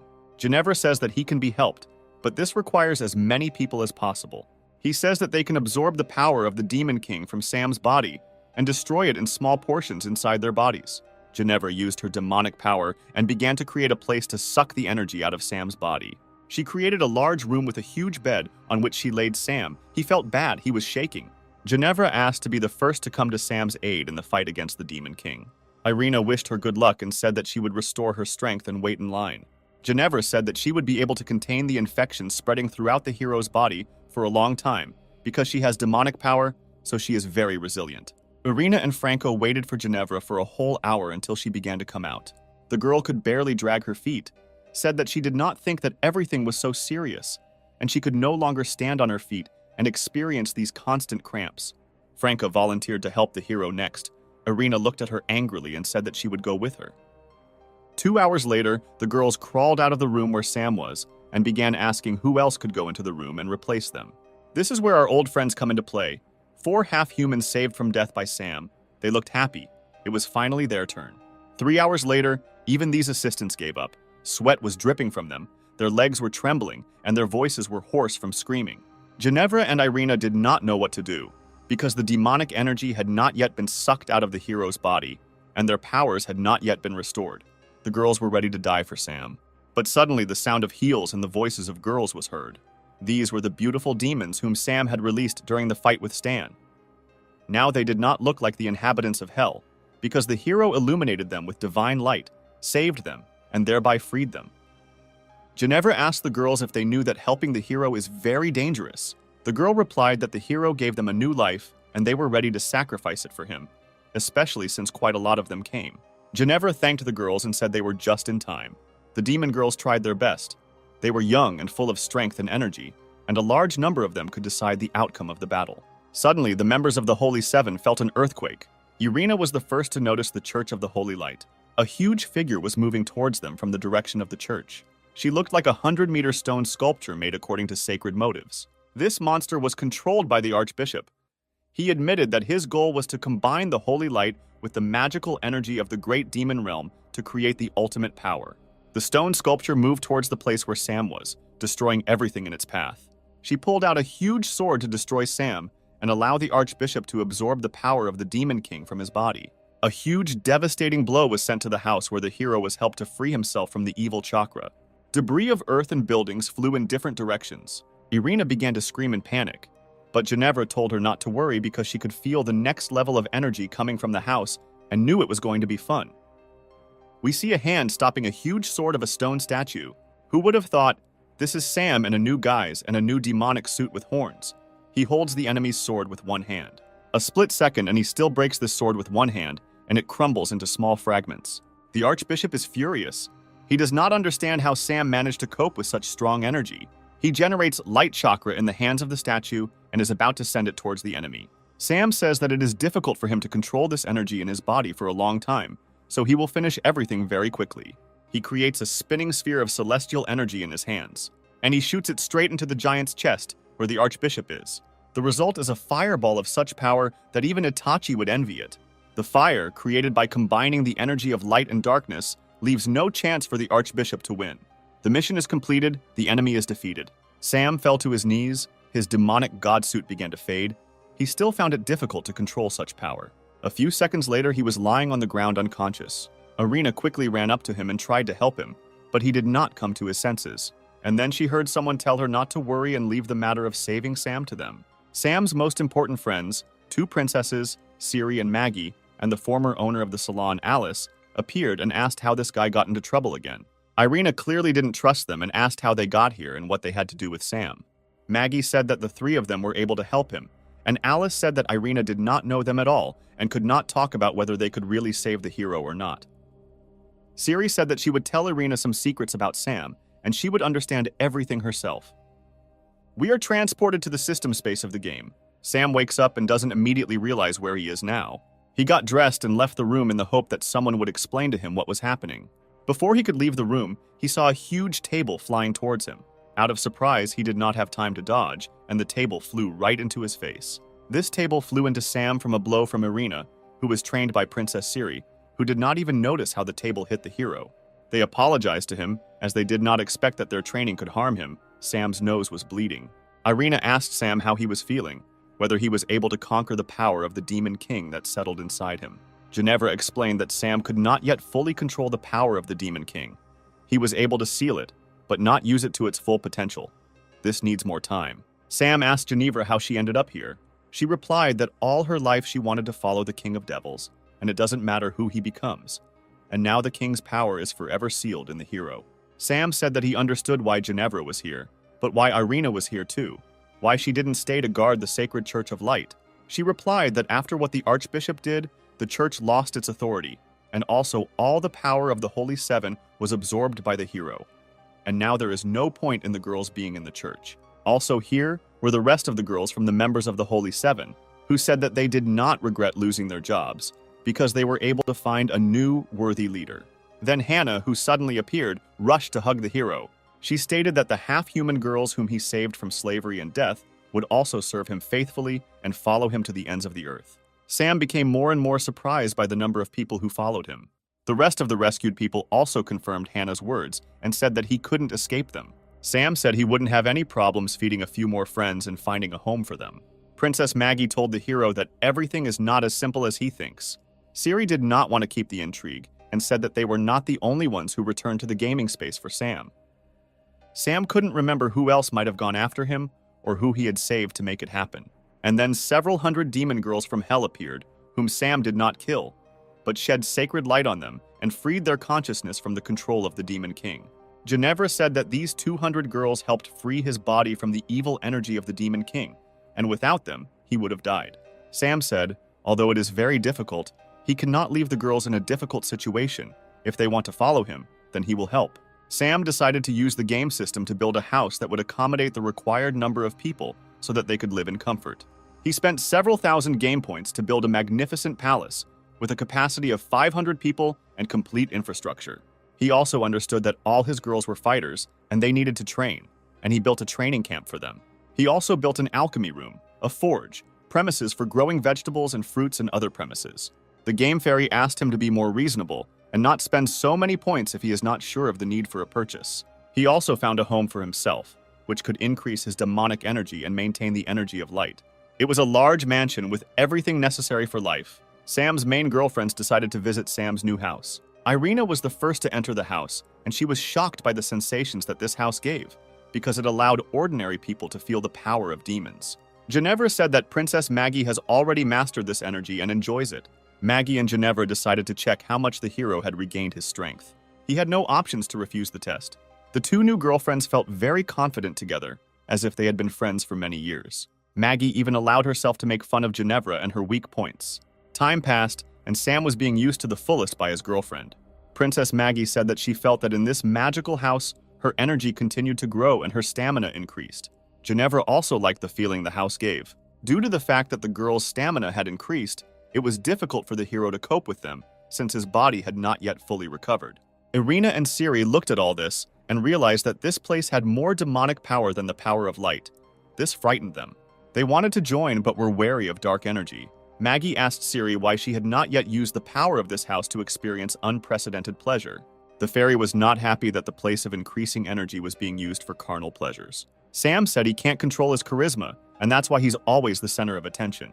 The fairy said that if he dares to argue with her, it means his strength has been restored and he is ready to hit the road. The hero did not expect that everything would happen so quickly. The fairy added that this time he won't be able to deal with people, and perhaps his charisma won't distract him from the main plot. The floor under his feet began to glow, and a transfer portal opened to complete a new mission. The hero thought about the fairy's words while the space around him took on a new look. He was in a big city with high-rise buildings. This city was similar to the city from his world. Perhaps it was a copy of it. On the screen at home, the girl was telling the news, saying that attacks related to infectious diseases had recently become more frequent, and residents were being asked to take protective measures. Sam was familiar with everything in the city. He decided to take a walk and enjoy the atmosphere. He saw a girl run out of the store and turn in his direction. She tried to grab him, but he dodged away just in case, because he didn't know what to expect from her. He immediately thought that she had fallen for his charisma and wanted to meet him, but he felt something was wrong. She caught up with Sam, and he saw her red eyes, dead skin, sharp fangs, and smelled the stinking odor from her mouth. He didn't know what she was. He had never seen such creatures before. And then this creature, at full speed, was kicked in the head by an unknown girl in a bright outfit. She braked effectively, leaving marks on the asphalt. Sam asked the girl what happened. She asked how he could afford to walk around the city when such things were happening around him. And why didn't he even try to escape from this creature? Or he doesn't know what zombies are. Sam was a little unprepared for this development of events. She said that her name was Samantha. She was a member of a special rescue squad, and she would take him to the shelter so that other zombies would not kill him. The girl said that she would not deal with why he did not know about the infection of the population, but he must be careful if he did not want to die. Men quickly die after contracting the infection, and women become the walking dead, who keenly smell the scent of men and come after them to kill and make offspring. Sam began to think about how he could use his previously mastered skills in this world in order to survive and pass the level. First, he decided to meet a girl to learn more about the situation and introduced himself as Sam. But as soon as he said this, sharp tentacles flew at them from above. The girl with a quick kick brought him out from under the attack of the tentacles. An agile zombie with tentacles stood on a lamppost and was ready to attack again. The zombie was not going to let Sam and his new girlfriend Samantha think. She screamed for Sam to run away, and she would delay the enemy. She pointed the gun at the zombie and started shooting. But the bullets flew off him like from a steel wall, and she failed to harm the enemy. The pistol was knocked out of Samantha's hands by the blow of the tentacles, and it flew towards Sam. He caught it with a flick of his hand, He decided to use a pistol since his magical skills were blocked.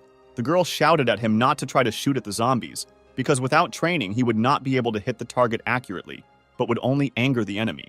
Sam told her not to worry and quickly logged into the game interface to improve his shooting skills. He traded several of his magical skills for his marksmanship skill. He received confirmation of the skill he had acquired, and he applied it. At the same second, he fired a pistol, pointing it at the enemy. Despite the heavy recoil from this powerful pistol, he knew that he would hit the enemy right where it was vulnerable. And so it happened. From the very first shot, the hero hit the zombie with an accurate shot in the heart. Sam was glad that he could be useful in this fight even without magic. But while the hero was distracted, Samantha grabbed him by the collar and dragged him along with her. Sam did not understand what had happened. But a crowd of zombie girls were already running behind them, ready to pounce on him. Sam realized that his charisma was working against him here. Because of it, more zombies were trying to take over his body. He started running quickly and was able to get into the car. There were keys in it, he started the car, and he and Samantha drove to meet the zombies. They rushed at the car and died under its wheels. The hero asked where he should go in order to leave the area of a large concentration of zombies. The girl said that she did not know for sure, but she needed to go to the hospital, since she was wounded and the infection had begun. Sam pressed the gas pedal and began driving at full speed through the crowds of zombies. Several of the monsters tried to rush at the car, but they were unable to stop it. Sam looked at the dead girls trying to get into the car. He felt sorry for them. But we had to rush to the hospital to save our new girlfriend from infection. The girl thanked the hero and praised his shooting and driving skills. Sam said it was all thanks to the computer racing game Mario, and so they got to the hospital. It was surprising why there was no one in the hospital, because just a day ago there was a rescue squad base here. And then it became clear why there were no people here. A zombie was running towards them at full speed, and again Sam was the target. Before reaching a few meters, the monster was destroyed. The girl asked how early she came to them. Sam thanked the unknown girl and asked who she was. The girl said that her name was Lena, and she was the head of the surgical department. She said that her job requires her to know how to use a scalpel, and she also learned how to kill zombies with it. Samantha asked if they could meet later, because she needed help from a doctor. And then Sam remembered why he was driving so quickly across town to the hospital. Lena said that she doesn't know if she can help Samantha, since a lot of time has passed since the infection, but she will try to see how bad it is. As they walked into the operating room, Sam asked where all the people who were supposed to be in the hospital were. Lena said that everyone was evacuated when zombies attacked the hospital, but they couldn't get through to her because she was sleeping in the morgue, and there was no mobile phone service there. She was forgotten. Lena told Sam to remove Samantha's clothes so the examination could begin as soon as possible. Sam said that he didn't want to offend her, but she needed emergency medical attention. Otherwise, she wouldn't be saved.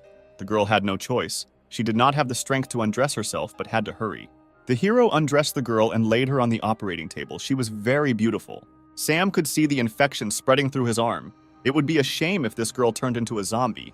Lena warned that the infection could also be transmitted sexually, and that he didn't even think about it. The examination of Samantha began. Lena tried to identify significant changes in her body. Sam asked what was wrong with Samantha.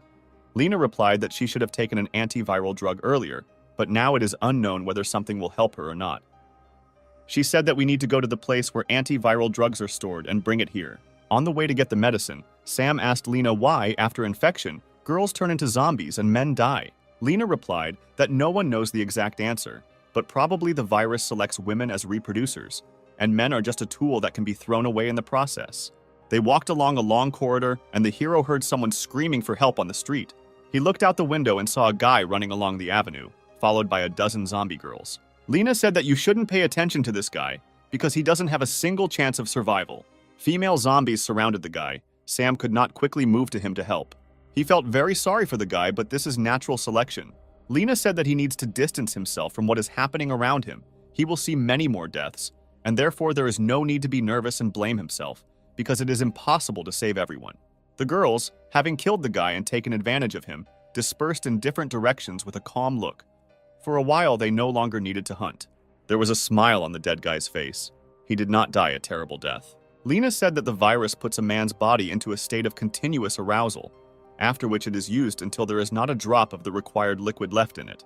They say that some guys themselves are looking for thrills and go to certain death. They came to the medical department and began to look for an antiviral drug. It was difficult, since the group of evacuees took almost everything with them. Lena said that if they want to save Samantha, they need to hurry, because the minutes are already counting.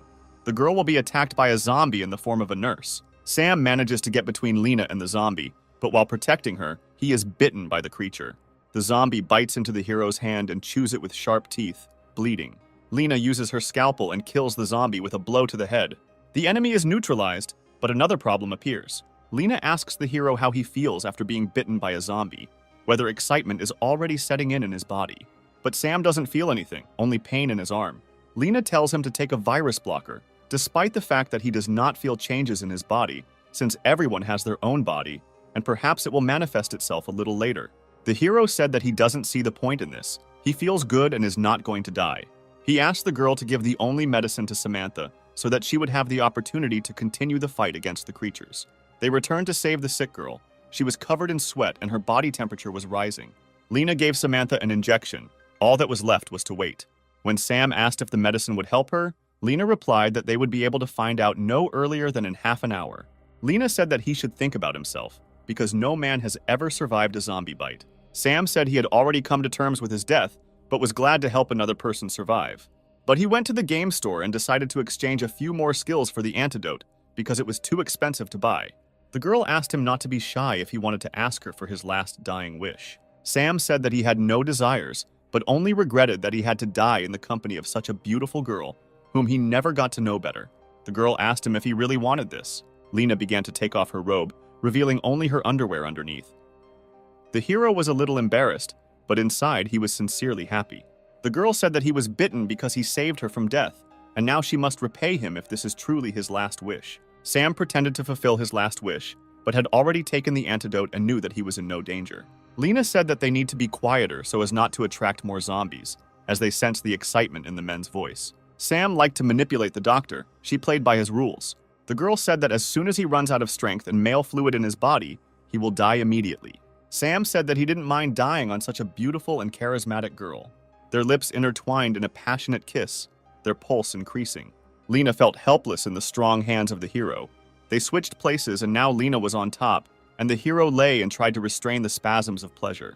When they finished, the girl asked him to save his strength, because as soon as they ran out, his life would end. She looked at Sam lying on the bed. It seemed that he was no longer breathing. The girl said that she would try to spend her life for the good of people, because he did this for her sake. She began to cover his body with a sheet and said goodbye. Lena didn't understand why she was so sad about this parting, because she was used to seeing people die so often. The hero's hand began to move. She got scared. With an angry look, he got out from under the sheet and rushed at Lena. But at that very second, he was stopped by a powerful kick to the head. He flew across the entire ward, unable to stop. When he landed, he broke the doctor's desk. Lena didn't wait for the hero to recover from the blow and attack again. She grabbed a wooden chair and prepared to plunge it right into Sam's heart. The beaten Sam managed to stop the girl at the last second and say that it was a joke. The girl repeated once again that men do not turn into zombies, but simply die. Sam asked Lena if she was a zombie, because she had so much strength and great speed. The girl said that these were all her reflexes, which she had developed over the years. Sam was a little surprised at how quickly and easily she dealt with him, but he was rewarded with her character's game card, as well as the ability to quickly heal. They began to discuss how to use his unique body power, which is capable of resisting the zombie virus. The girl said that it is necessary to conduct a series of studies to understand how his body acts on the virus and create an antidote, or use the hero himself as an antidote. Meanwhile, her skin was the same human color, only a little pale, but her eyes began to turn red.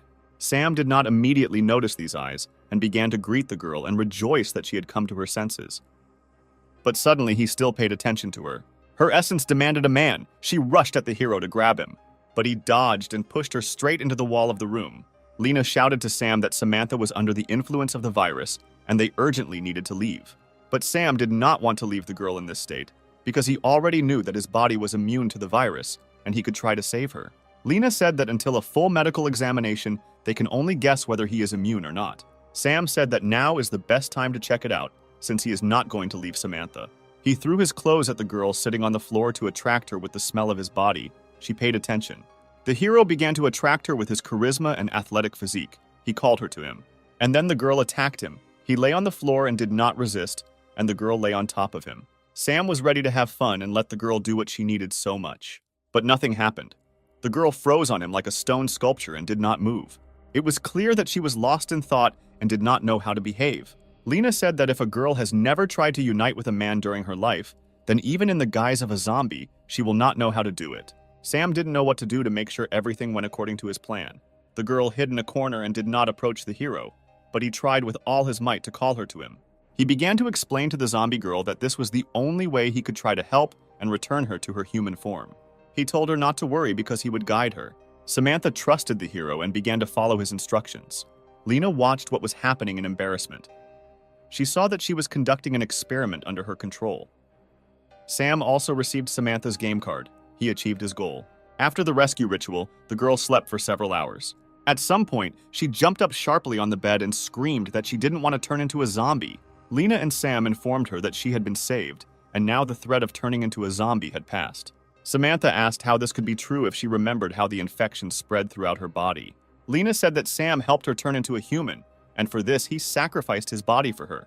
The girl was embarrassed. The girl said she remembers attacking Sam. Sam acted as if it was difficult for him to remember what happened, and it was very difficult for him. The girl grabbed him by the collar of his t-shirt, and she told him not to pretend that something humiliating had been done to him, because he was the one who took advantage of the situation. The hero said that it was just a joke and there was no need to react so strongly to it. Samantha screamed. Her hand, which had been bitten by a zombie, began to hurt sharply. This hand suddenly reached towards the hero and tried to grab him. Samantha grabbed the hero between his legs. He was shocked by this development of events. He asked the girl what he was doing, but the girl answered in fear that she could not control her wounded hand. It moved on its own. Lena examined the girl and said that the virus had not yet completely left her body. Sam said that he had an idea on how to fix the situation and protect Samantha from the remaining virus. He called her with him into a separate room. Lena heard voices coming from behind the door, Samantha asking Sam why he would take off her clothes. Lena waited for the heavy breathing and moaning to stop. She did not understand what was happening behind the closed door. And then the hero appeared. He looked very joyful and said that he had succeeded. A new Samantha came out of the door. She looked like a fighter from a science fiction action movie. Her infected hand was in a metal glove. Sam said that he created this combat suit specifically for Samantha. It will be able to increase her strength and destroy the virus in her body. Lena asked who he was, that he could make such complex inventions. She was delighted with his skills, but Sam replied that he studied a little robotics. Sam decided to show what his super suit was capable of and pointed the gun at Samantha's chest. She was scared. She did not fully believe that the hero would shoot her point blank with a pistol. But the hero was determined. He was confident in his abilities and fired a shot. The bullet hit the girl right in the chest near the heart, and the shot knocked her slightly off balance. She remained unharmed, and the hero thought that she would now be grateful to him. Sam said that now she is not afraid of ordinary bullets, and accordingly, any blows that are weaker than a bullet. But Samantha did not look happy. It was clear that she was filled with anger. The girl grabbed the gun and stuck it in Sam's mouth, and said that if he shot her again, she would tear it apart with her new universal hand. Lena said that now is not the time to argue, because the world needs to be saved, and Sam is best suited for this. Samantha asked Lena what plan she had developed to save humanity. Sam, wiping his drool, also began to ask questions about how soon Lena would be able to develop an antidote. Lena said that it is high time to understand that the same thing should be done as was done with Samantha, since he is not only not susceptible to the virus, but can also treat people through close contact. Then this must be done. Samantha said that first he needs to save 100 people who were part of the resistance unit and were infected. Now they are in quarantine. Sam's sweat dropped when he learned that spending time with 100 zombies was just the beginning of a mission to save the world. Lena said that he would not be able to save so many people with his body, so she needed to develop an antidote so that this virus could be destroyed en masse. Samantha asked Lena if she knew how to create an antidote, to which she replied that she was the best student at her university and also wrote a dissertation on the topic of viruses. But in addition to Sam's blood, she needed the source code of the virus. Samantha said that the source code couldn't be bought now, even on the black market, and asked where they could look for it. The source code was located in the Central City Laboratory, on the 3rd floor in room 308, Lena said. Lena said that she has a twin sister who participated in a secret project related to viruses and told her about it, and then disappeared. The hero told Lena not to worry and leave the investigation of her sister's disappearance to him. He will try to find traces of her presence in the laboratory. The girl said that she has already come to terms with the loss of her sister, because if she can stop the zombie apocalypse, then her sister did not live her life in vain. And if Lena manages to make an antidote, then she will not only save the world, but will also gain eternal fame and wealth. And he will also be able to become the chief physician of the hospital and stop obeying stupid bosses. Samantha was surprised by this answer. Sam and Samantha arrived at the laboratory. Many monsters were roaming around it. They understood that with so many zombies around, it would be difficult for them to get inside the building. But Sam, as always, came up with a brilliant plan. He was going to distract everyone so that his partner could get into the building unnoticed. He took off his t-shirt and invited all the zombies to try a small piece of fresh young meat. They could smell Sam's body and were very excited. Some of them shouted at him to stay where he was. Sam told Samantha that once he got away from them, he would meet her inside, and he sped up. He ran faster and faster and hurried the walking dead. He needed to take them as far as possible from the entrance to the building. When the zombies were distracted, Samantha ran as fast as she could towards the laboratory. She understood that Sam was now risking his life to save humanity, and she could not let him down. Sam, meanwhile, led several dozen zombie girls behind him. He decided to get on the bus so that the girls would follow him. When the last zombie entered the bus, Sam closed the doors, asking everyone to fasten their seatbelts and hold on to the handrails. Samantha watched this picture from the side and waited for him to free himself and join her. Sam knew that he needed to neutralize the zombies and save them if possible. Samantha watched the bus rock from side to side. The girls tried to climb out of the windows and asked for help. After a while, each of the girls stood and tried to breathe air. Sam did a good job. But Sam decided that once was not enough, because they still had not begun to turn back into people. Soon Sam left with a feeling of accomplishment. He felt a little hot because he had saved so many girls in a row. Samantha met him as he got off the bus, but he was surprised why she didn't take advantage of the time he'd bought especially for her. She replied that she could not get in because the doors were bulletproof. This once again confirmed for Sam that they were on the right track, because who would put such protection on an ordinary laboratory? He said it was worth trying out the equipment he made for Samantha. She replied that she did not yet know how to use the new metal hand. The hero said that she is directly connected to the brain, and if she imagines a weapon in her thoughts, her hand will turn into this weapon. The girl said that if this was such a joke, she would kill him. She began to concentrate on laser weapons, which were capable of opening a thick metal door like a tin can. The hand obeyed her. She felt how it was being rebuilt, and just minutes later, the door was almost opened by a laser beam of light. Samantha was delighted with what she could do with her new hand. But Sam said now is not the time to be surprised, because they are in danger. And indeed, the laboratory was filled with monsters. But they were a little different from those on the bus. Samantha said that these are stalker-level zombies, since they have been converted for a long time, and now they only want to kill. And they also have enormous power. Sam asked how many levels of zombies there were. The girl said that the most important division is between those who can still be saved, who have turned recently, and those who have already lost their minds. These zombies no longer hunt for the entire body of men, they only need their brains, and the one killed will not die in pleasure. Sam said that this was very good, and he would not be ashamed that he did not even try to save these. Samantha asked to underestimate the guy of these high-level monsters. They can cause a lot of trouble. Sam pulled out 2 huge pistols from the sacred stone, which have an unlimited number of cartridges and incredible killing power. He warned the monsters for the last time that he would shoot if they attacked him. But judging by the girls' growls, they did not hear him or did not understand him. And then Sam showed his skills in shooting a pistol and began hitting zombies with shots to the head. Thanks to his skills, Sam never missed and every shot hit the target. The girl understood that the weapon in the hero's hands was a non-standard pistol. Otherwise, the bullets would have bounced off the zombies like they were off a wall. While the girl was watching, they began to walk around her from behind.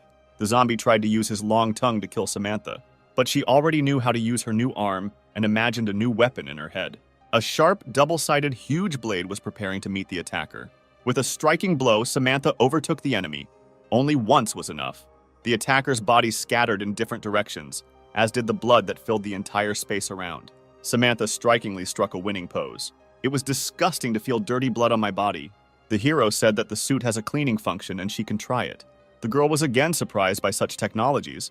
She liked her costume more and more. Mechanical arms with brushes emerged from the suit and began cleaning. Sam said that these brushes could clean even the most hidden corners of her body and suit. The girl was embarrassed. She felt the cleaning work. Sam asked if she liked feeling such soft and gentle brushes on her body. The girl was embarrassed. She had just experienced a surge of pleasure on the battlefield. Suddenly, the ground began to shake underfoot. The building swayed from side to side. Something huge began to break out of the ground. The heroes began to worry about whether they could get out of this building alive. A huge, fat, purple monster of terrible size came out. Samantha said that there was no point in engaging in battle with this monster, because their strengths were unequal. She suggested that they go in different directions and meet in room 308 after escaping. Sam did not come up with a better plan, but simply began to run away, wishing his partner good luck.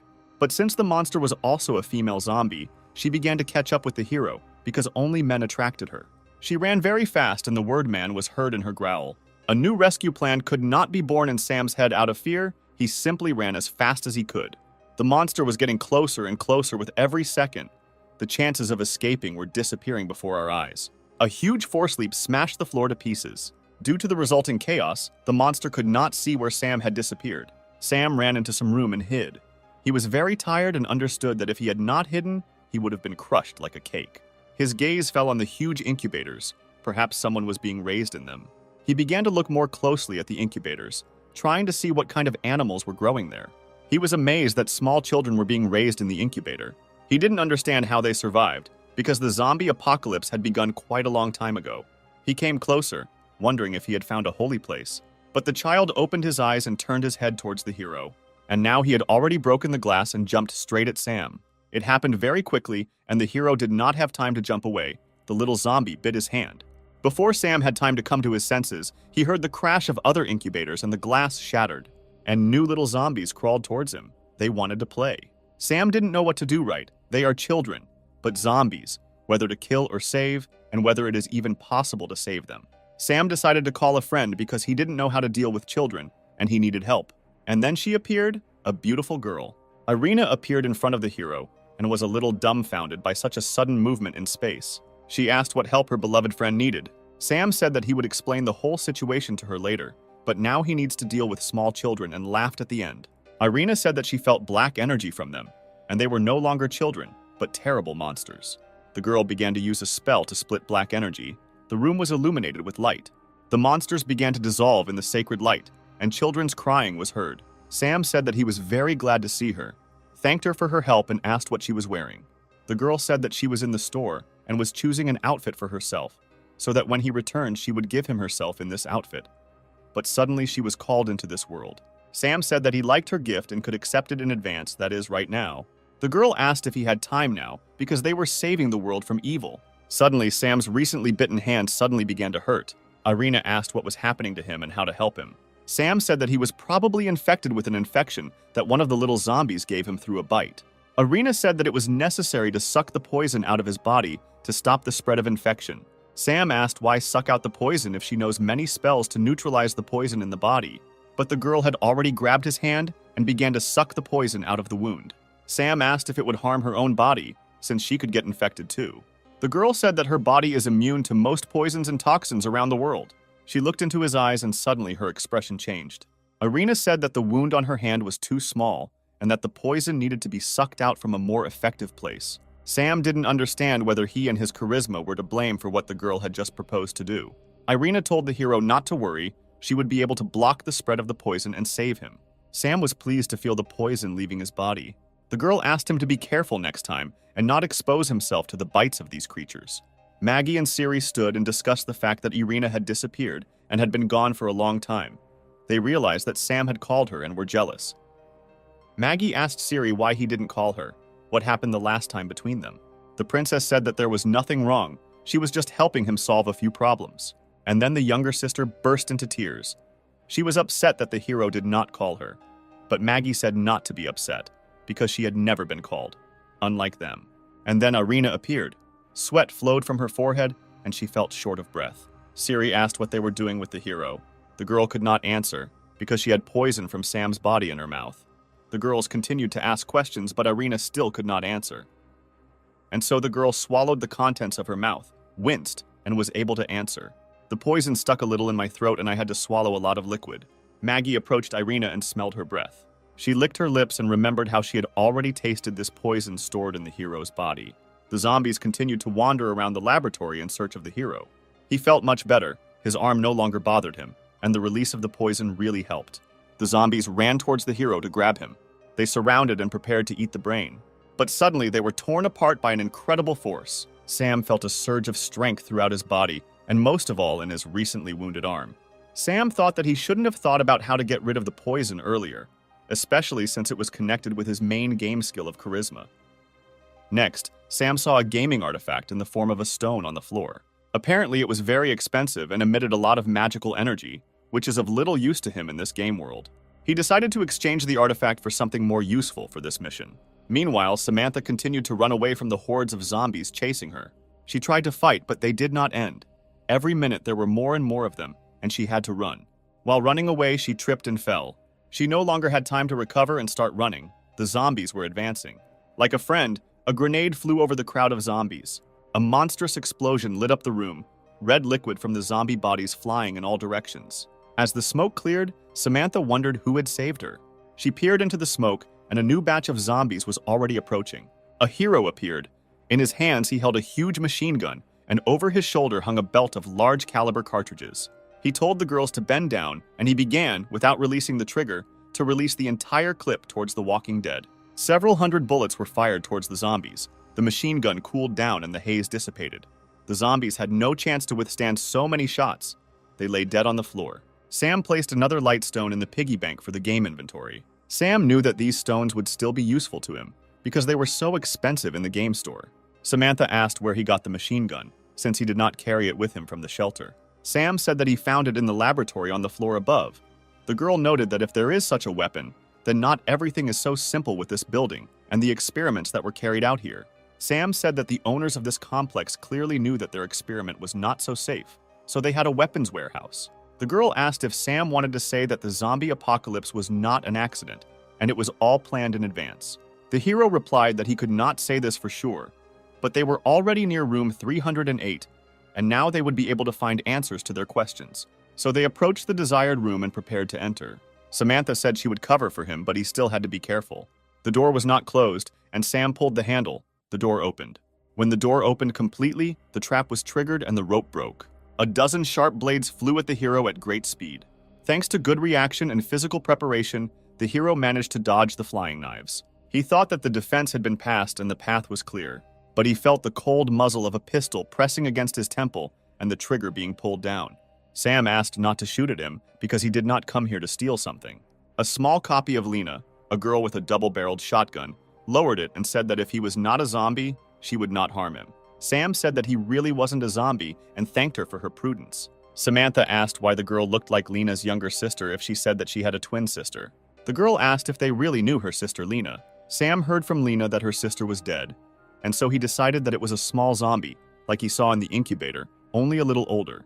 The sister did not like how the hero decided to test her humanity. She told Sam that if he didn't stop, her gun would help clear his head somewhere outside his head. Sam began to say that they got here on a tip from her sister, who told about the source code that was needed for the antidote. The sister said in disappointment that Lena only wanted information, not to save her sister. The girl said that her name is Inga, and she has long been holding the defense of this room from a zombie attack. Samantha told Inga that her sister Lena was sure that the girl was dead. Inga said that her sister does not think that she is dead, but wishes it. Sam asked why Inga is so small if she should look exactly like Lena. Inga said that it was due to an incorrectly prepared antidote. It reduced her body in size and made her look like this. Sam drew attention to Inga's chest and asked if she thought that some parts of her body still remained as adults. She replied that her breasts also became 3 times smaller than they were. Sam was shocked by this information. He imagined what she looked like before her body was shrunk, and he began to drool. But Samantha quickly brought him to his senses with a blow to the head from a mechanical hand. Inga said that from childhood she surpassed her sister in everything: studies, relationships, career. She said that if Sam helped her, then she would allow him to enjoy her body not only in his dreams. Sam said she didn't think well of him and he was going to help her not because she offered him her body in return. Samantha didn't know what to say to this because she had already studied the hero and knew that Inga's proposal was a hit on target. Sam said that he could not refuse the girl and asked how he could help her. She replied that her goal should be his goal too, because the antidote would restore her to her former appearance and he would be pleased. Samantha asked how Inga plans to make the antidote and what it will take. She replied that to create it, she needed her mother's zombie genes, which she didn't have last time. She said that there were 3 very first experimental subjects in whose bodies the infection was placed. They became the first zombies. Sam asked where the 3 were now and what to do. Inga said that all the necessary information is stored on the computer, but it is under a password, and if you enter the wrong password again, the computer will self-destruct. Sam asked what password options there might be and where to look for answers. The password for the computer is Lena's birthday, but for some reason Inga does not remember this date. Samantha asks how the password associated with Lena ended up on this computer. The password was set by Lena's father, who was one of the creators of the project. He said about the password a moment before he died from an infection that he himself created. Sam asked how she could not know this date because it was impossible. The girl said that a long time ago she decided to forget everything that once connected them because she always tried to offend her as a child. The hero asked why she had not yet gone to her sister and asked her date of birth. If this is so important for humanity, or because of childhood grievances, she decided to die and kill everyone. The girl said that she could not go out all this time because in addition to the zombies, there was a Class B zombie walking around the building who would crush them all and not even wince. Sam said that he wants to make explosives, but he needs materials for this.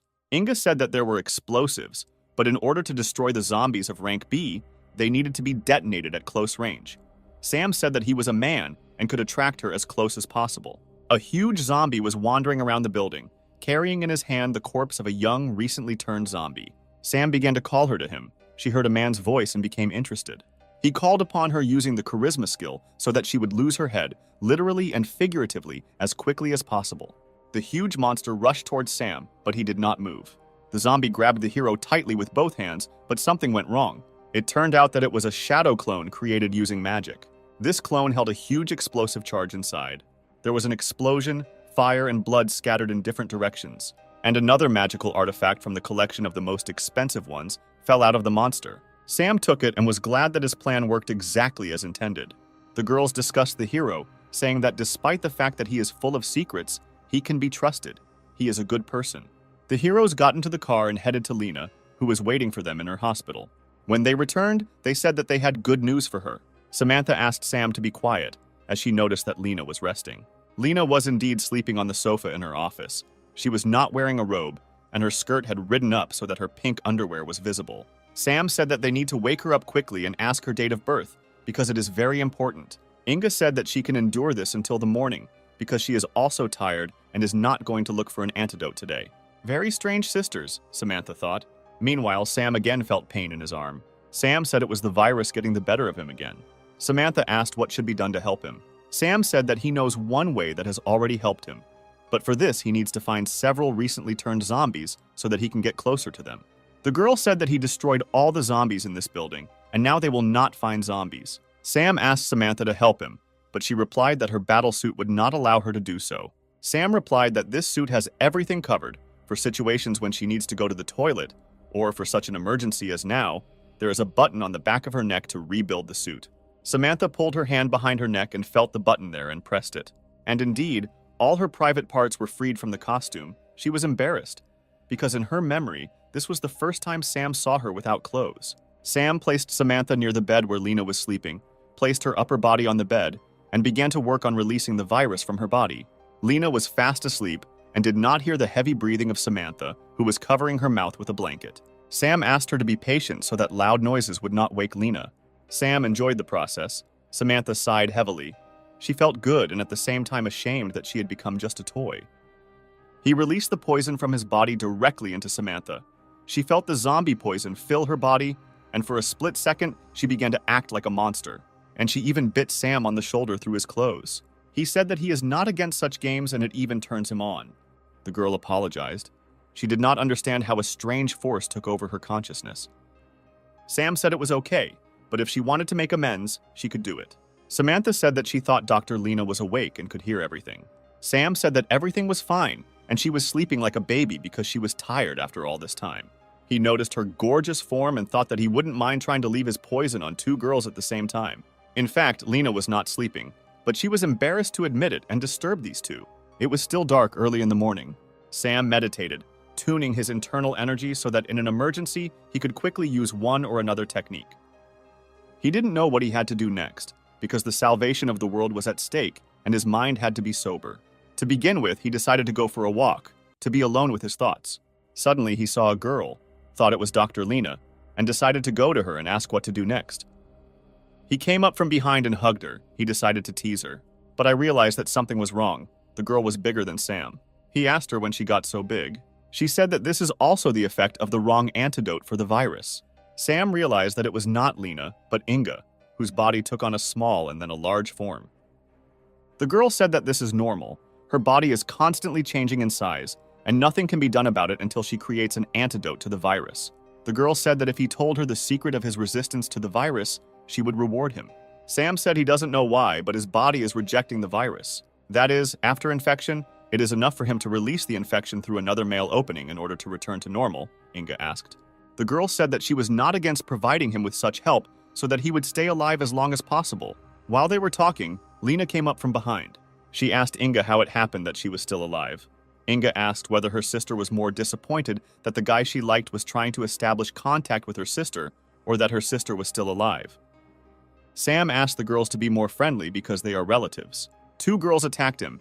It seemed like he could die at any second due to his unsolicited comments. Inga said that there was no point in sorting things out and asked Lena to tell her her date of birth in order to unlock her father's computer. There was a photo of one of the sisters on the computer. Lena asked if her father said that this was the date of her birth. Inga said that he simply said about the date, and she concluded that this was the date of birth of his beloved daughter. Sam listened to the sisters' conversation and understood that it would be incredibly difficult to reconcile them. Lena said that what surprises her more than her father's death is that Inga doesn't remember her date of birth. Lena said that, unlike her sister, she remembers her birthday and reached for the computer. Inga tried to stop her, saying that she needed to enter Lena's date of birth, and that there was only one chance left to enter the password. Lena said that she herself knows what she is doing, and there is no need to interfere. She entered the expected password. It was Inga's date of birth. A photograph appeared on the computer screen of two sisters standing next to their father. Inga was shocked that the password was her date of birth, and not her sister's. Lena said that as a child, she had the wrong impression about their father's attitude towards his daughters, because he treated her so warmly so that Lena would not feel inferior compared to Inga. One day, Lena heard her father say that he considered Inga a genius who would change the world. Inga had tears in her eyes. She didn't know that all this time she had been thinking badly about her loved ones in vain. When she calmed down, she said that even if this was all true, it did not cancel the difficulties she faced in childhood. Lena said that she was not interested in her speculations, and now it was only important to find the first experimental subjects and create an antidote. All data on the 3-0 patients was blocked. Everyone was surprised by this. Inga did not expect anything else from her father. After all, this information cost him a lot. They would have to wait at least 48 hours to unlock it. Sam was only happy about this. They could rest, and in the future a serious battle would await them. To his words, the eldest added that there was a good healing bath here. She was definitely hinting at something. Our hero immediately realized what Mrs. Inga was hinting at. He would be happy to receive help from such a beauty. Lena clenched her fists because Sam was planning something bad with his sister, perhaps some kind of obscenity. Not even a second had passed, Sam began to deny his words, calling the previous dialogue a joke. He was very scared and decided to run away before he was cut to pieces, adding that the sisters should talk to each other. The eldest could not believe that her Lena could be as greedy for handsome men as a vulgar woman. A smoldering cigarette scattered clouds of smoke, and the beauty tried with all her might to convince her that she didn't say that she liked Sam, and that she could do whatever she wanted. But Lena herself was going to bed. The girl was very glad that her sister took away all the most valuable things throughout her childhood, but here everything will be the other way around. Meanwhile, Brother Sam found the very bath that Inga spoke about, but she did not say that it would be so magnificent. While the girls were arguing among themselves, and post-apocalyptic life was seething outside the window, the hero was trying with all his might to enjoy the bath. His optimism came to an end when he realized that he had no one to share this giant bath with. But this is not a problem at all, as long as you have a lot of cards with beauties at hand, who will always come to the rescue in difficult times like now. Suddenly his hand slipped, and apparently his choice would fall on everyone's beloved Maggie. He was wary that the card might get wet underwater, which is good. After the card fell, our beauty came out, looking different. We don't remember her like that at all. In such attire, she was truly beautiful, and besides, she was glad that it was her turn. He was as shocked as we were, but he happened to meet a gorgeous girl instead of the usual Meg. But she had no time for that at all. She said that she might be offended if he chose only his sister Siri and Irene. Until now, he could not move away from the spectacle before his eyes, and finally asked how long ago she decided to change her image. Truly a goddess, I can't stop admiring these curves and shapes. Well, let's get to the point. In fact, she just decided to try something new, but he doesn't like it. He scratched his lips and asked if she herself had noticed anything strange just below. The view from below made her breathe harder. But it was true that at first she did not pay attention to Sam Jr. Without further ado, she began to approach the handsome man to do something most incredible. While she was enjoying the bath and more, a girl entered the bath and called out to him. And here is our Inga. She was so prepared for this meeting that she already inflated the circle and found a suitable swimsuit. Not even a second has passed, and she's already jumping like a bomb into the water. And Sam doesn't understand what she's doing here or what outfit she's wearing. Little by little, she approached him and asked why she couldn't swim in such a cool bathroom. In response, she received strange moans from him. She had nothing more to say to him. She really hoped that her boyfriend didn't do anything bad to himself. Maggie's techniques made it more and more difficult for him. Without thinking, he said that he liked the adult version of Inga better. She didn't like these words, since she was going to prove that all her conditions were ideal. Sam was about to give up. He was at the limit, and the nurse was closer and closer.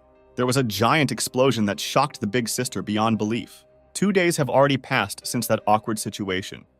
Data on the first patients should have already been unblocked. Their first target will be a beautiful professor with blood type 0, height 167 centimeters, with a compatibility with the virus of more than 90%, weighing 48 kilograms, and her name is Lisa. Sam was surprised that their first patient 0 was a teacher and such a beautiful one. Inga previously knew Lisa since she herself became a volunteer in order to receive sponsorship for the treatment of students, but she did not even dare to expect that she would be chosen. It was then that the hero asked where they would look for her, where she thought she might be. She immediately said that the new experimental subjects could have had many side effects, in which they continued their activities. All this leads to the fact that she probably remained at her home job, and that's where they will look for her. Samantha was charged with unshakable energy, since they knew where to go, so there was no time to run. Sam noticed her energy. Something about her breathing was too heavy. Her eyes were red, which was definitely wrong with her. Suddenly, she attacked the hero. He realized that she was having another attack, but how could that be? He healed her himself. The brother was not happy that the sisters were standing aside and not paying attention to what was happening here. Lena responded by saying that the ferocious Samantha still had the virus in her body, but it was dead, which means nothing bad would happen to her, only one thing. There is only one thing he should do, and that is to help her every time when she needs it. Well, if so, he cannot refuse either her or them after all. Everything is for the sake of saving humanity. There was only one thing that worried him, and that was that the extra spectators were too extra after all. It was very awkward. Inga instantly came up with excuses. She seemed to need to consider the whole process in order to go deeper into it.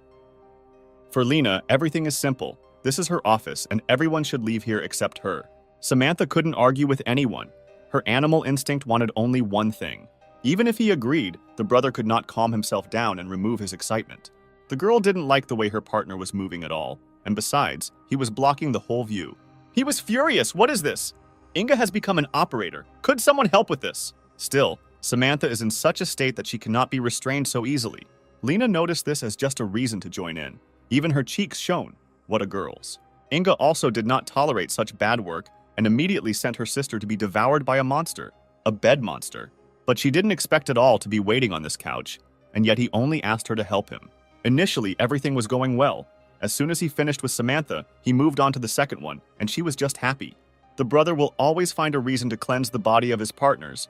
What could happen to them if not him? Inga was amazed by this experiment. She was able to obtain so much necessary information. 2 hours passed and 2 were knocked out. Time after time, the bed monster wins in unequal conditions. He did this to the girls, and now he says how he was exhausted and went out to get some air. Here, his peace was disturbed by the eldest, who from the very beginning thought that he would not be able to hook Lena. This is all a long story, so they will have to go with Samantha to find patient 0, how he can help her in an emergency. She said that if he begged her on his knees, she would volunteer and go with him. But how so, he asked. Why did he need such a little thing? It's better not to joke with her like that, but it's better to keep your mouth shut. This little thing can shoot off eggs. There will be nothing to fight with. By her actions, she showed that even in such a body, she was capable of strangling a healthy man. Here the hero was not so brave and asked her to stop, since the gun might fire.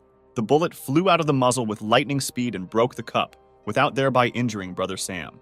She blew the smoke out of the barrel, telling him that instead of chattering in vain, he would have just taken her with him. He has nothing to say here, he has no choice, so he has given only one answer, yes. The night passed, and near the academy the life of the dead was seething, standing very strangely in one heap. And the strange thing is that in all parts of the world with zombies, they wandered around and each took their own place. And not like here. The same thing was noticed by the brother, who himself often noticed that they would walk far from each other. She had an answer to this. The fact is that the mind of the experimental sample, so to speak, the mother, wants to return to the past, and the zombies themselves fall under its control and obey her. Sam thought they would need to sneak into the locker room and steal patient zero. Everything is not so simple. Inga said that if they disturb the peace of the main mind, this entire hive will cause destruction, as it senses a threat. Just in time, an unfamiliar zombie almost snuck into the territory, whom they would not let in to take his mother's place. As soon as a zombie entered the territory, everyone headed towards him, and this was only because their chips were half the price of other academies. This shocked the handsome man, since if they twitched, they would create a fuss that would ruin the whole plan.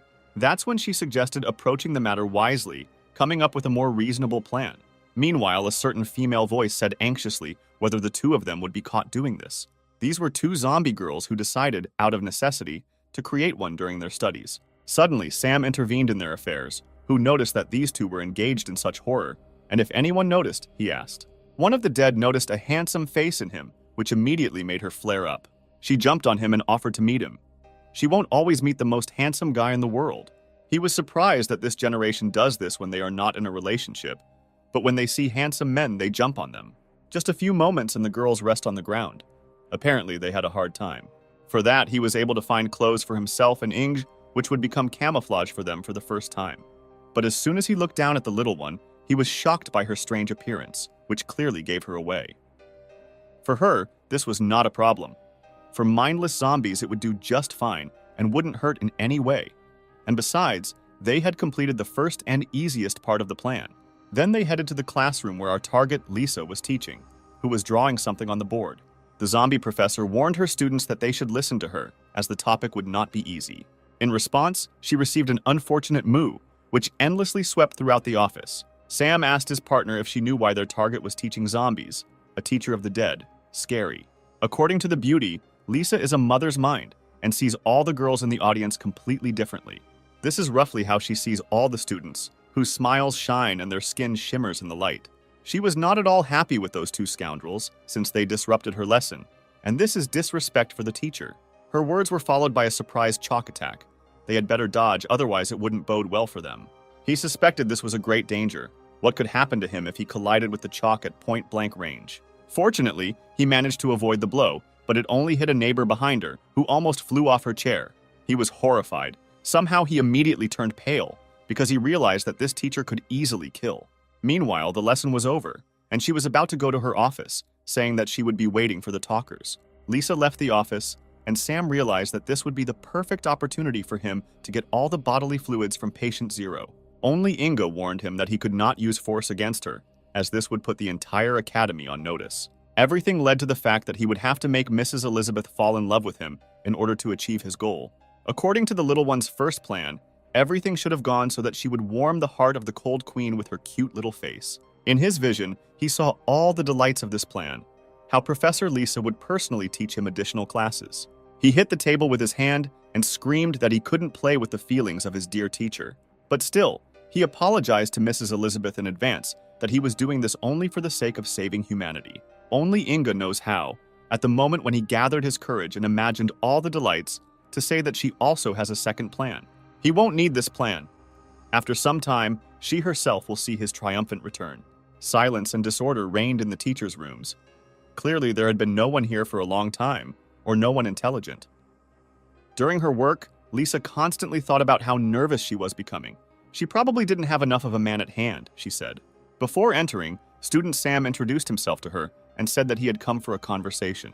Meanwhile, she reminded him of the rules, which state that students can start relationships, but they do not dare disrupt classes. He, of course, understood everything and said that this was not his girlfriend, and he loved someone completely different. For the godlike beauty of the professor, it doesn't matter that he likes someone there. She only cares about his knowledge. But he didn't want to retreat. He suddenly grabbed her tender hand like a silk veil. And finally he said these words, "I like you, Professor." His aggressive flirting technique should work. But it didn't bother her at all. She pulled her hand away from him and said, "Firstly, I'm your teacher. And secondly, I don't like those who don't study in class." He answered with lightning speed that he studied her subject with a heart full of joy, and put his soul into knowledge so that he knew all her words. She's seen people like this more than once. Since this is the case, then solve the tasks I personally compiled, and we'll check what you're capable of, she said. Sitting down in front of the assignment form, he asked if he solved everything. He would deserve a kiss. She decided that he would at least start. Somehow she was flattered by this, since this had never happened to her before. But she cannot be fooled by her face alone. Yes, she is still a teacher. Meanwhile, Sam was much more worried. The sweat of despair was dripping from his forehead, and in his head, he did not understand what kind of questions they were. How could this be higher mathematics? Suddenly he remembered about a system in which he could buy whatever he wanted for points. He asked Archimedes, Gauss, Descartes, Lagrange, Pythagoras, and all the outstanding mathematicians of all time to give him knowledge. Now these problems are just baby talk for him. It's not for nothing that he sped up so much when he started writing. Lisa was speechless. Her magnificent eyes became wider and wider as she saw his unsurpassed speed. He stood up confidently and handed her all her assignments, which definitely surprised her. She had never met such a mind. He literally exceeded all her expectations by several heads. The speed was incredible, and everything was right. She couldn't recover from what she saw, but he grabbed her and pressed her lips with his lips, and then they came together. The heroine immediately flared up from this. Her body did not obey her. She could not even push him away from her. Why can't I refuse a kiss? What draws me to him, she asks. Can I really say no to such a smart man? The brother was already hinting at a future together, in which new minds of humanity would be born from their genes. She couldn't do everything so quickly. She was not yet ready for such an important step in life. But he no longer listened to her. He only needs one thing, and that is the goal of saving people or something else. Then students knocked on the door and had some questions specifically for Professor Lisa. She realized that her Sam needed to hide, as the students might suspect them. The hero was furious. What questions could zombies have? How difficult it is to save this world, he said. Two zombie students entered the office and came to her with a very important question. How she understands them remains a secret, but they wanted to understand what they did not understand in the last lesson. She immediately decided to get to work with the girls. Well, what questions do you have? She asked. Under the table, he wondered how powerful she was, what she could do to take over everything here with her mind. But you can't focus yourself only on this, and it came to his mind that he would try his new technique. While a fellow student was doing something with her downstairs, she was explaining an important topic to the girls with great diligence. His technique worked properly, and every emotion imaginable was depicted on her face. The girls became very interested in what was happening to their teacher. Meanwhile, our hero tickled her heels through her tights, thinking that although she was a zombie, she was still sensitive. She tried with all her might to understand to the students that she was just a little unwell today, but her body was trembling, and she couldn't say a word without moaning and groaning. The heat filled her. In this state, she could not work and told the girls to go, and they would deal with the topic tomorrow. Then the beauties came out of the teacher's room and wished the professor all the best, which she deserved. Here she lowered her gaze towards Sam, not understanding what he was doing there. He responded by saying that her legs were too gorgeous. He simply could not resist, and reminded her that she should become his girlfriend, according to the terms of the bet. In the depths of her heart, she understood that she could not meet with the student, no matter how good he was, and came up with a new test for him, where he had to be not only a thinker, but also a soldier. It will be done, he said. You just need to come to the gym. I will wait for you there. I will show my best sides. Then he decided to leave anyway, saying that she was obliged to come to him. Following him, she screamed that she would not come anywhere, even though he would beg her on his knees. All this time, Inga was waiting for him at the entrance to find out how the process was going and whether there were any problems. He replied that everything was normal, and for the sake of saving humanity, he was ready to do anything that was hard to believe in. She confirmed my words. She would never have believed what he was doing in the name of the common good. Later, the brother said that he wanted to return the heroine to her previous appearance, which seemed more true to her. And in the teacher's room, Lisa couldn't get this meeting out of her head.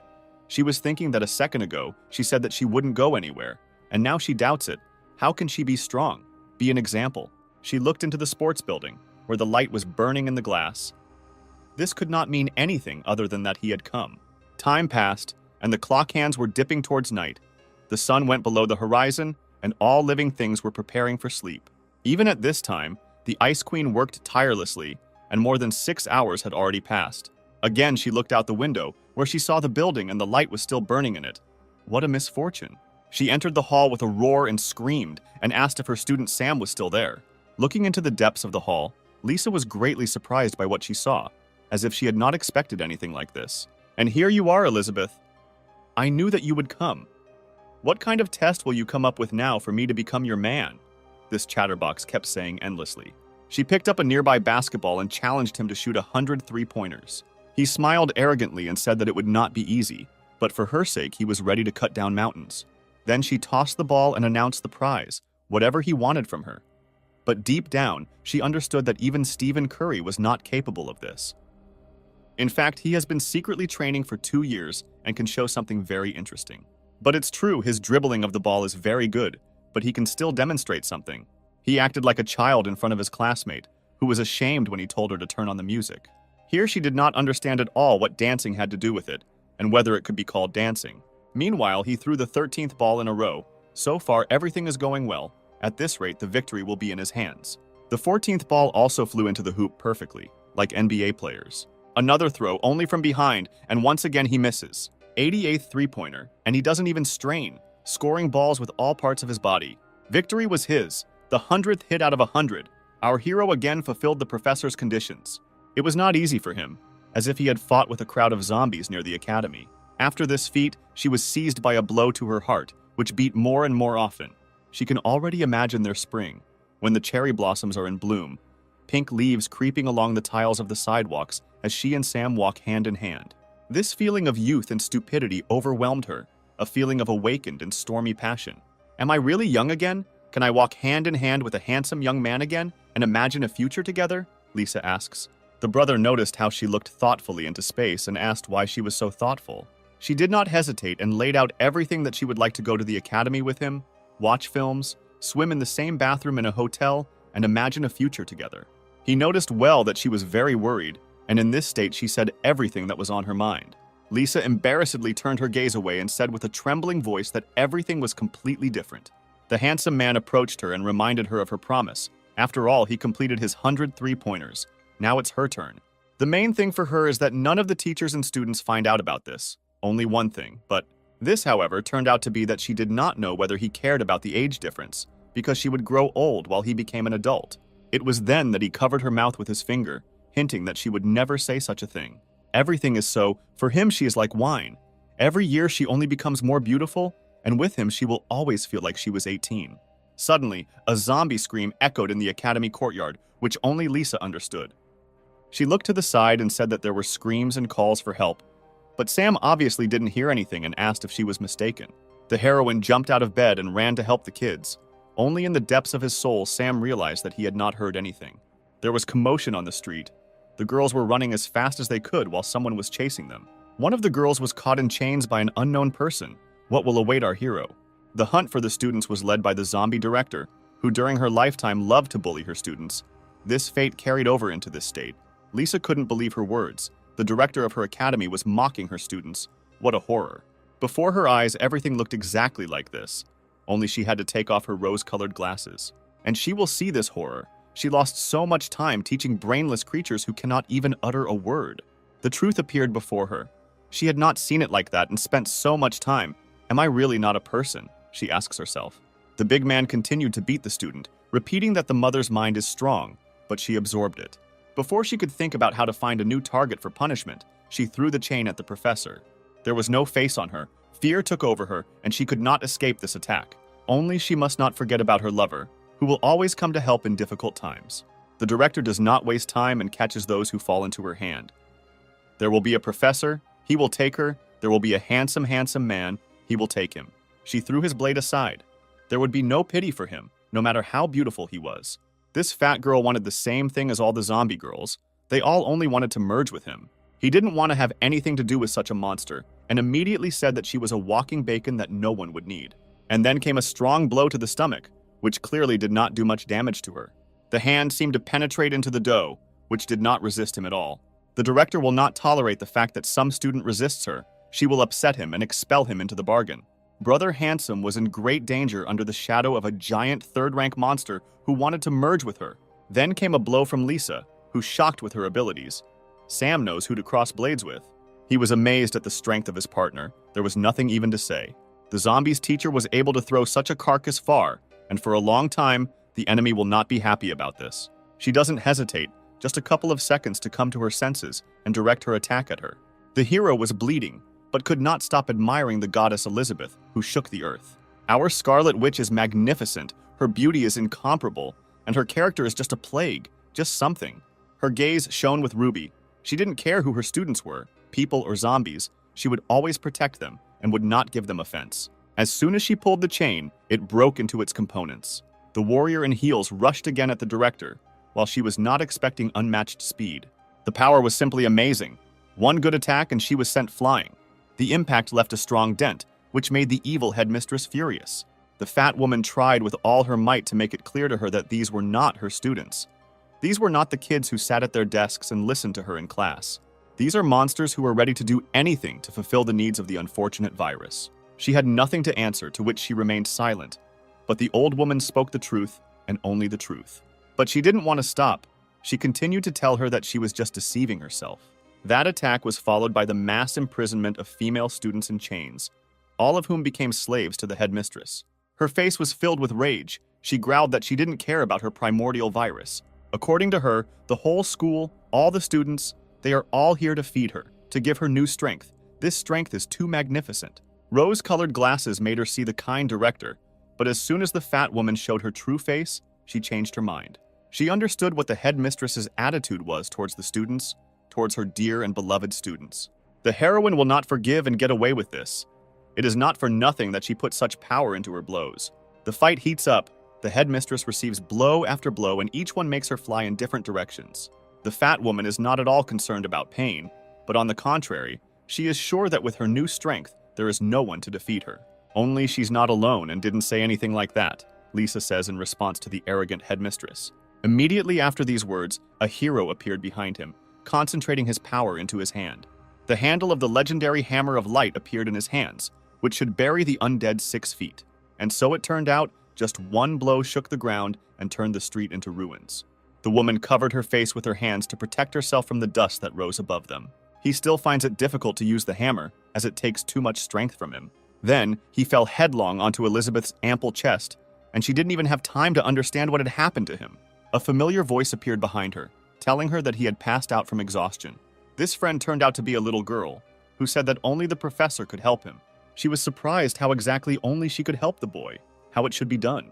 She hinted that in her blood, there are maternal cells that feed the zombies with energy, and the boy is just partially infected with the virus. Well then, how can I help him? What should I do? What should I do with him? Lisa asked over and over again. She came closer and began to whisper what and how to help him. It was immediately clear what she began to explain there. She screamed that she had never done anything like this, and she didn't understand at all how and what to do. The girl was completely disappointed. Well, so be it. She will help her with this. Time passed, and Lisa was only wearing a shirt, but she was not at all prepared for what awaited her. She asked Inga how she and he could do this if he was unconscious. She replied that it was so, but he felt everything. Since everything is so, then she is ready to do anything to save him, she said, and looked at him burdened. The little one rolled up the folder and began to scream, pointing out what the professor should do, and she should start with a kiss full of love. She screamed, because she didn't like the fact that they were in such a place and in such a situation, and Inga was sitting there like a director of a dubious movie. Then, of course, she moved her face closer to the hero, her whole body glowing with anticipation for this moment. And so their tongues intertwined, the situation became more and more awkward. The handsome man and the teacher, fate will bring them together. Only she didn't quite understand what had happened. Their tongues intertwined, although he was unconscious. She almost started another kiss, not understanding why he still hadn't opened his eyes. According to her, this could be explained by an ordinary reflex, like when you hit your knee, you need to move on to the next step. Not even a moment had passed before the screams and sighs of the dear professor began to be heard from the office.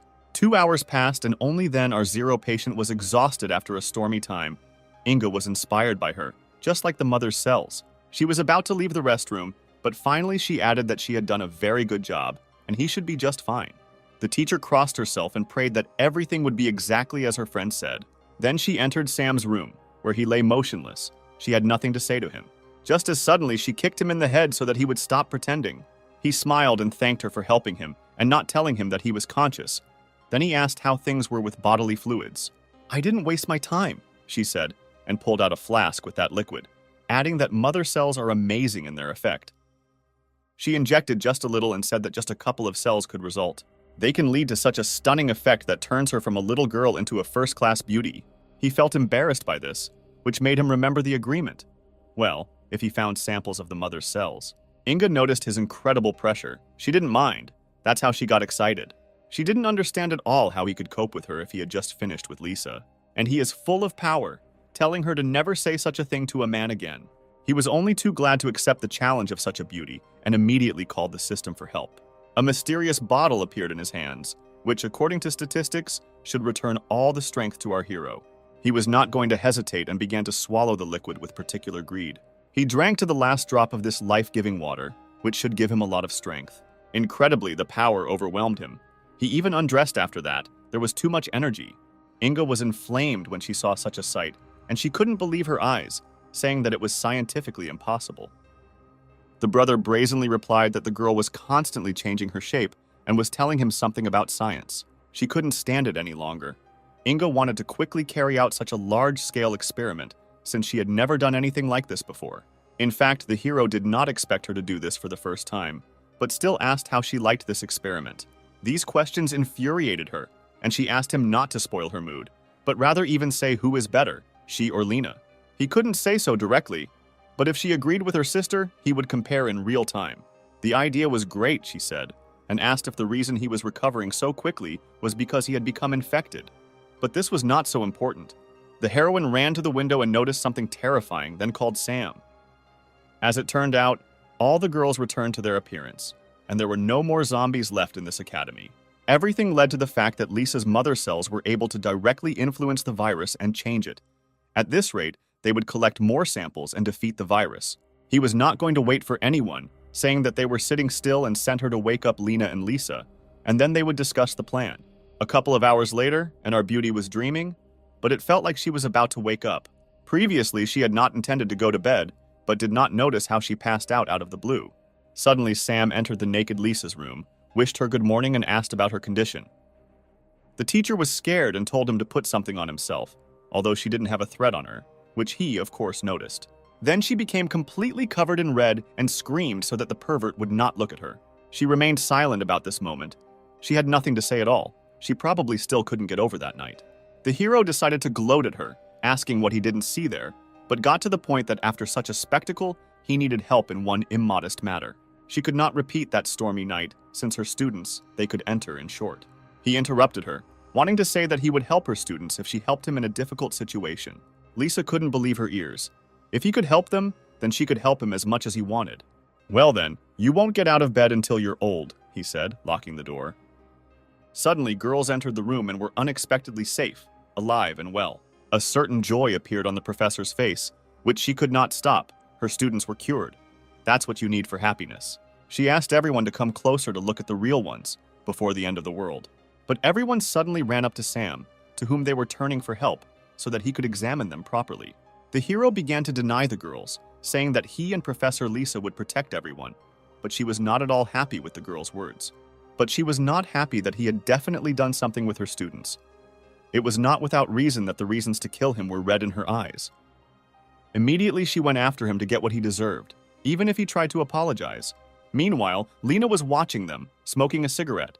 In fact, she didn't expect him to be able to capture the test subject's heart.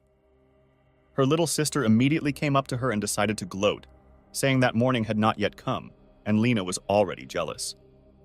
She answered her indifferently by saying that she would never in her life be jealous of this womanizer. Then Inga asked her if she would mind if her older sister took her boy. Here Lena did not tolerate her, and grabbing her hand, pointed out to her that she was only using Sam, and she could not love people in principle. It doesn't matter to her whether she loves him or not. This is the 10th thing. It's important for her to take revenge on her youngest for her ruined childhood. No pity or sadness was visible on her face, but deep down, the cold-blooded Lena could be very vulnerable. But it was necessary to get to the point. Samantha ran to the sisters to warn them about the download of the second file about Patient Zero. Then the hero got new cards with girls. The first was 4-star Lena, who has high knowledge of chemistry. Then our queen Lisa appeared, who was a rank higher and had the ability to control zombies, which could come in handy. During all this time, Sam tried to explain to the professor in heels about the purpose for which they were hunting for her, about zero patients and mother cells. She explained how she was the one who understood everything. There are 30 patients in the world who have mother cells. The guy confirmed her words, saying that everything is so, for this reason she can control and restore zombies. Then Samantha came up and sincerely asked her to help, since with her assistance they could save the world. If so, the girl said, I will help, for the sake of humanity, the world, and my beloved students. Meanwhile, Inga stood at the computer and waited for the download. According to her words, everything went well. A girl appeared on the screen who resembled a singer or an idol of millions.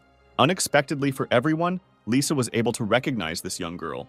Even she herself was surprised by this. Her name was Betty. Sam didn't know her, which was natural. Then the professor answered that she was a famous pop singer who had recently gained popularity. Almost all the students were her fans. At that moment, he was struck by the fact that the idol of millions would undertake an experiment and take such risks. Inga responded by saying that her throat cancer had worsened at that time, and in order to save her career, she took such a desperate step. The new virus became her salvation, as it turned out. Just then, she was at the peak of her fame. And in the midst of the end of the world, there was supposed to be her long-awaited concert, where all the stands were filled with zombies. Since Lisa can to some extent control zombies, Inga instructs her to go to the concert of her favorite idol to deal with this. She wouldn't mind if it weren't for her students and the academy to protect. Wow, the stadium for one concert was gigantic. I think Betty will be able to surprise us. On the posters, she was very beautiful. It's not for nothing that everyone loves her so much and waits for the moment to hear that voice. The girl did not break for a long time and still went with Sam on a mission, where he warned her that he would protect her from any danger. But for this couple, everything will not be so simple. They are immediately met by a crowd of zombie girls who can smell a man from miles away. As soon as he spoke, the creatures appeared. What bad luck, he said. So be it. He will deal with them. But his partner knows how to surprise much more. She moved her hand towards the girls and shouted at them to stop. They obeyed her unquestioningly, and the zombies stopped, although there was no need for this. She was able to surprise him, since he did not expect this from her, so that she could use zombie control. Lisa confirmed his words, saying that this is true, but the strength weakens the further they are from the academy. She can't even imagine what will happen if there are too many zombies. He wasn't so sure about the latter, since a lot of time had passed since the epidemic, and then he dragged him to the stadium. They might have been lucky if the stadium had not been filled to the brim with fans, but the culprit of the whole event, her sweet voice is truly enchanting. It's not for nothing that she has so many fans. She is sure that together with her they are ready to tear their voices until dawn. And so it turned out, people were delighted. The girls admired her beauty, her voice, charisma, and confidence. The audience screamed louder than our Betty. Their screams could be heard far beyond the stadium. This mission will turn out to be much more difficult, since the situation with Betty is similar to Lisa, who have inspired their own way of life, and her fans are almost living people. She didn't know how to act, since attacking them head-on would not lead to anything good. He decided to act immediately, without hiding his intentions, in order to clarify to her about the real reality, taking off his rose-colored glasses. Meanwhile, in the dressing room, the magnificent Betty was choosing an outfit for herself, and it would be better to quickly, since the fans would not wait. Only now another person had been waiting for her for a long time, and it was not a fan. It was our hero, who did what he said and did, sneaking into her dressing room. She was very surprised that some guy got into her sacred place and how he did it. He replied that he was not a fan of hers and had not come here to look at the charms at all. He wanted to explain the reality from which she was running away. He poked his finger in her forehead, saying that she and her fans, they are all zombies. Wake up, you fool. Just from her impudent grin, it was somehow alarming, as if this whole situation was to her benefit, as if it had saved her life. Incredibly, she initially understood everything. She understood that her fans, she herself, were bloodthirsty creatures. But she continued to sing her masterpieces to them. He didn't understand, just like us, why she was still here, aware of all this. And for her, it was a real triumph. Fans began to love her much more attention, more merit, and no one blocked her. The other participants blocked her. They took away almost all her glory, which made her envy them. And where are they now? They are not there, Betty said with pleasure. Now she is a solo artist. The fans belong only to her. There is no one else to interfere with on stage. She is, of course, smarter than these mindless zombies, and he better get out of here. Although if he is her fan, Sam interrupted her. He did not wait for the arrogant singer to finish and said that these are not her fans. They occupy the entire stadium because she contains mother cells. These words have never touched her. She does not accept criticism since she believes only in flattery, and all her enemies simply want to take away her popularity. The arrogant beauty decided to finally shut up the insolent man and pressed a strange button on an equally strange remote control. Suddenly, the ground disappeared under his feet. This hole was incredibly deep. What could be there? What a dead fool. Oh, you'll dance with me, the hero said as he flew into the abyss. Finally land. But what kind of place is this? How to get out of here? What should he do? Suddenly, strange lights began to appear from the darkness. It was definitely some kind of enemy, Sam realized. Are these two girls Betty's old partners who ended up here just like the guy? They could smell the man a kilometer away, and animal instinct ordered them to pounce on him. At this rate, everything will only go towards one thing. He won't be able to endure this pressure for long. Brother Charisma can no longer endure. Some kind of power, some kind of light shone before their eyes, which blinded them. He stood firmly on his feet and said that they asked for it themselves. Everything that happens next will be on their conscience. The hero became covered with a pinkish aura and warned them not to be offended by him later. He worked perfectly with his Buddha staff, just a couple of moments, and the lavender skin color disappeared from the girls, and they began to feel a strange warmth. Both did not understand anything, how they returned to their previous state, what happened to them before, a veil of secrecy. Sam had more questions. Who wanted to know where they were and how to get out of here, as well as why they dressed so alike like Betty? Betty threw them here, as well as Sam, said the one on the left. Her name was Quinn, and the blonde on the right was called Luna. They performed together with Betty. Luna looked to the side with confusion and wondered why their friend could control the zombies, but locked them here. The boy also did not fully understand the motives of their old friend, why she treated them this way. Quinn initially understood that Betty was the least popular among them, but now she was overcome by envy. Luna asked her not to say that. But nevertheless, the hero himself saw the truth in this, which means they are destined to bring her to her senses. There is no attitude in them, since they did not consider themselves opponents of Betty, since they only knew how to sing and dance. Nope, said the hero. Without them, his plan will not work. They must be present in it. They agreed with him at that very moment, but they did not know at all how to get out of here. The guy took the phone and said that he would decide this right away. Then he called Lisa and told them their coordinates. Suddenly, after a couple of moments, someone breaks through the wall behind them with a roar. Sam doesn't care about this at all. Apparently, we know who this guest is. And it was our lovely professor in heels, Lisa, who tore down the wall with her bare hands and thereby found them. The girls were amazed by this, amazed by their strength, and also by their unsurpassed beauty, which made them shiver. The teacher was not happy with these women.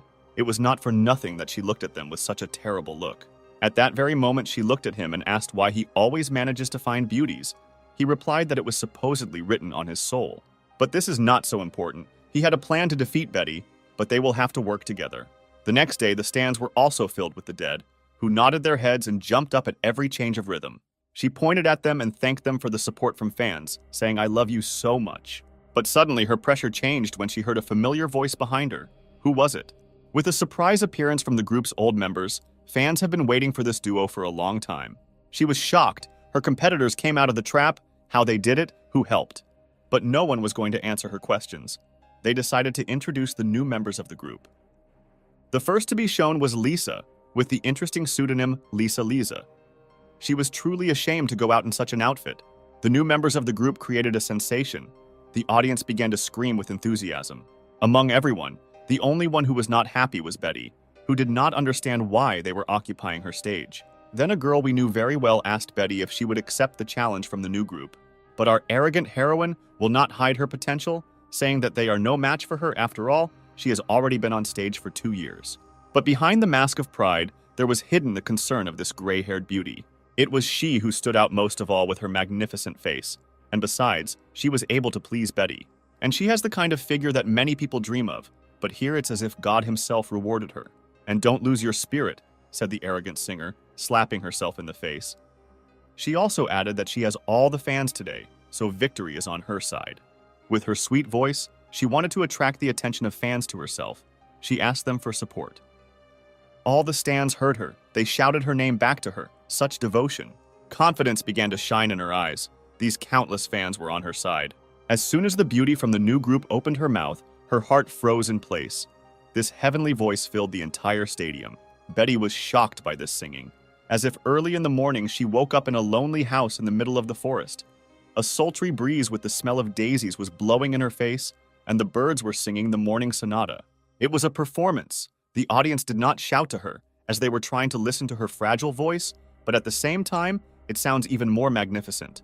Betty's loyal fans began to admire the new artist's voice. Nobody knows her pseudonym, her name, only we guess that our hero decided to transform into a girl with her charming and singing skills. Her fat is worried about the excessive attention on the new singer, why her fans are shouting at her, why they call her Madonna. It's time to start a real show, where our girls will show how to captivate their audience. Their moves were perfect, they looked amazing, Betty could never top them, and all the external beauty was improved by the song of our hero, which caressed the ear. The zombies shouted the name of the new member. They never ceased to admire every word of the songs. Betty began to feel desperate. What was going on, she wondered.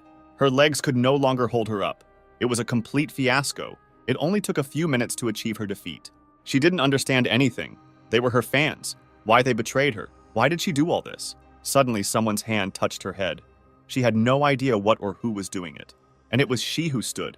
The one who took everything from her. They won. And if she wants to regain her former attention, she must help them save the world. It was clear from her that that arrogant nature had disappeared. In front of Sam stood a completely murdered girl who had already agreed to everything. The rest of the participants were inspired by this, saying that the guy was very interesting. A little time passed, and our hero in the dressing room wanted to quickly return to his usual appearance. If she knew that there would be so many people, she would have conjured smaller breasts. But all this is not so important. He turns into himself. At that very inconvenient moment, Betty, who wanted to know something from her, bursts into the room. He himself understood what an unfortunate situation he was in, since the transformation stopped in the middle and she entered. She tried her best to squeeze out information about how she achieved such attention from fans. This made him very worried, but he still asked her to go out and wait while she changed clothes. Well, Betty is too impatient after all. She decided to help the young star with this. She pulled off her skirt. She had no idea what would be waiting for her a little higher. What she saw made her sigh heavily, yet the transformation first began to take effect in this place. Sam replied that this was the source of the charm and asked if she would like to try it. She became very embarrassed, her cheeks flushed with anticipation, and with a trembling voice she said that she did not dare refuse. Sam came up behind her and began to sweetly whisper if she was ready. She had been for a long time. Puzzled sweat ran down her red cheeks. She couldn't help but accept that this girl was very beautiful, even if she looked a little like a guy. But the last words he whispered in her ear should plunge her into shock. She guessed right, he is the guy, only she herself knows what her surprise was. Screams were heard outside the dressing room, where she asked to stop, but the hero could not be stopped. The blonde did not expect that these two would find a common language so quickly, and even in such a place. Quinn added, biting and licking her lips, that the guy was very reliable, much better than all the guys she had seen. Lisa thought almost the same way. She saw in him much more reliability and strength than they could have imagined. Meanwhile, the extraction of mother cells was in full swing. It was hard for her to breathe. How could such a male be caught? He ordered her to endure. After all, she is the idol of many people, and he helps her with stretching. Only they were interrupted by other beauties, who thought that it would not be fair if he only helped Betty. Unlike Lisa, they could no longer endure it, as they didn't want to either. Betty didn't expect them to come in, but how dare they, she said, stammering. They answered that they had quarreled. No matter who they were, after all, they were a team, and such joys should be shared. The brothers smiled and asked why they have an unspoken rule about this. Quinn replied that of course there is and always has been, and this also applies to you, Sam. The blonde replied that he could consider this a reward for the work he had done, but he should not tell the fans, otherwise they might be upset. Well, if this is how everything turns out, then the guy has only one thing on his mind today. Today they will have large-scale comprehensive physical training, in which all members of the group will take part. A couple of hours later, news was circulating about that concert. Students from that same academy did not stop discussing the new participants. During this time, Betty arrived at the laboratory and introduced herself to the sisters, saying that she was joining their project. Lena added that she is not on stage, and they are not her fans. There is no need to introduce yourself so arrogantly in front of them. Then Inga inserted a few words of her own, asking if she wanted to gain her fan base through them. Betty was puzzled by the words that the cruel sisters said. She did not understand why they treated her this way. Then Sam added his 2 cents, who said that he finally noticed that they were related in that they were very cruel and did not spare people. Inga immediately turned to her beloved Sam, making excuses that everything was completely wrong, and Lena said that she had never seen the eldest shy. There was no time for the hero to argue. He realized that information about the third patient was about to be revealed, which means the time to move forward had come. Only Inga said that they had nowhere to go. The third patient 0 was her. Sam didn't understand why she didn't tell them about this, why everything was like this. In fact, she wanted to live longer. She just couldn't come to terms with it. Friend Sam was very scared for the eldest. What did her words mean? She replied that the virus in Betty and Lisa stopped its development at an early stage, but in her it reached the brain. Lena almost dropped her cigarette, which means that if they remove the cells from Betty or Lisa's body, everything will go well. But only Inga's mother cells are in the brain. That's the difficulty, and that's how she will die. The eldest noted that her sister is absolutely right. She will be the great doctor who will save the world. No matter how much they infuriated each other, Lena could not come to terms with her sister's words, since she was talking complete nonsense. Lena was not going to wait for her sister's approval. Somehow, she would come up with a solution to this problem. Sam argued that Inga definitely did not expect approval from the younger one. After all, she is a sister. She understood everything. She owed Lena too much, and this would be the only way she could repay her. No one should worry. She would definitely come tomorrow. The next day, the girls waited for the operation to begin for them, asking if Inga was ready for this, if they could wait a little longer. She said that they waited too much. The virus would not spare anyone and would someday reach the brains of Betty and Lisa. Sam finally asked the eldest if she had one last wish. He would try to fulfill it. Inga would like him to be her servant. He did not expect anything else, since she has a lot of humor. Suddenly, Lena bursts into the operating room, knocking down the door and saying that she has come up with a vaccine. Inga couldn't believe her words. How could she have wasted a lot of time and only came up with the reverse process? Lena began to explain that this unfortunate virus controls the libido of the carrier. If he experiences sexual stimulation for a long time, a hormone will be released from which a vaccine can be made. Now Lena has finally defeated this fool. Sam was worried if it would definitely work. The younger one replied that they had to try it. Well, if so, what does sexual stimulation mean over time? Sam asked. Suddenly, the girls started looking at him with looks like they would eat him alive. He wanted to escape from them, since he couldn't cope with 3 times, at least one at a time. But Lena stood in front of his face, and with one hand, she stopped the coward until he ran away. She then asked if he wanted to shirk responsibility at such a difficult moment. The girls tied up the fool, saying that Inga would be the first, since she was already in a difficult situation, and they would hold him for now. Finally, she told him not to be offended, since they were doing this to save the world. Inga was in ecstasy, she said with heavy breathing, how humanity would not forget him. Betty felt this incredible responsibility better than anyone, tumbling with pleasure. A full 4 hours passed. Betty finally finished and said that it was Lisa's turn. It was painful for the professor to look at this. She believed that the fool needed to rest otherwise. Otherwise, he already looks like a corpse that was gnawed by vultures on a lonely sandy field. Inga told her that he was not weak enough to give up. He was just pretending.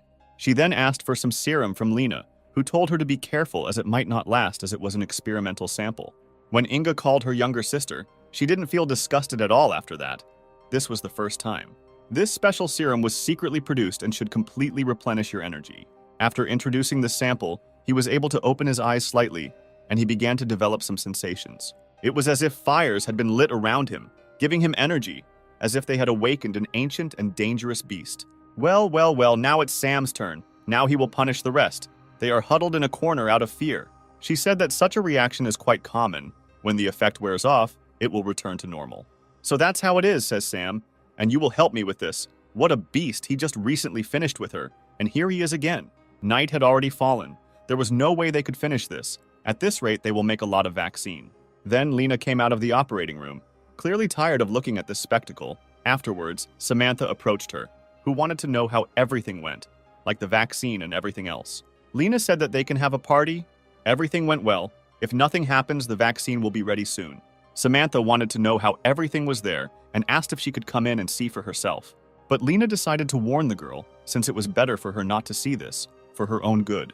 Meanwhile, Inga struggled to keep her mind from leaving her and finally apologized to him. Only he wasn't offended at all, he says, standing proudly by the window and looking at the town at night. But for him, this night is still so young. Before this, he tolerated them, and now they will tolerate him. A lot of time has passed since that night. A whole month, the end of the world was supposed to end. The world began to bloom like this flower. The girls began to return to their usual state. They rejoiced with joy. Meanwhile, the news said that the terrible virus that had enslaved the whole world was beginning to disappear. But the government was recommending that citizens self-isolate for the first time, all for their own good. Sam is very glad that he completed his 3rd mission and didn't even spend that much energy. Then Lena approached him, who remembered how he said that he was not from this world. Is it true? Inga added, asking if he wanted to leave them with such a stupid excuse. Lisa was also not happy with these words. But the task here was completed. 97 more awaited him, and a portal opened behind him. Samantha was shocked. "What is this?" she asked. Then Betty, who thought that this was incredible technology, it would surprise her fans. Then he sadly said that they were absolutely right. He had completed the mission here, and it was time for him to go on other missions. Inga was against it. She wanted to go with him, but he asked why she wanted to go with him. She discovered the vaccine. Did she want to develop in this area? She began to feel embarrassed, but justified her desire by saying that she wanted to study medicine in other worlds. Lena noticed how the eldest was afraid to tell the truth. This frightened her even more. She then walked up behind her sister, saying that if her dumbass sister was going to go somewhere, she promised her father that she would follow her. Betty also wanted to go with them, since she could become an idol in other worlds. Samantha didn't mind either, since she had received power and would like to use it for good. And Lisa didn't mind, since everyone was coming, and she was going. "Then what are they waiting for?" Brother said. "Pack your clothes, maybe we'll be in time for dinner." Meanwhile, he received a new card with Betty, which had an acting effect. "Oh, home sweet home," the boy said when he entered the divine space. The girls were also very happy as they thought this place was amazing. Lena couldn't believe her words. They ended up in another place, and Inga was surprised that there was very little competition here. Inga and Lena are not the first twin sisters here, for example, Maggie and Siri, who have been waiting for their beloved Sam for a long time. Older sister Meg was very happy that she won this argument. Siri was clearly not happy. The brother could not understand whether they really had some kind of competition while he was away. In fact, the sisters argued how many girls this womanizer would bring with him, so the eldest suggested that it would be more than 4 for sure. Siri was very angry with him. Can't he really keep his stallion to himself? What a Casanova.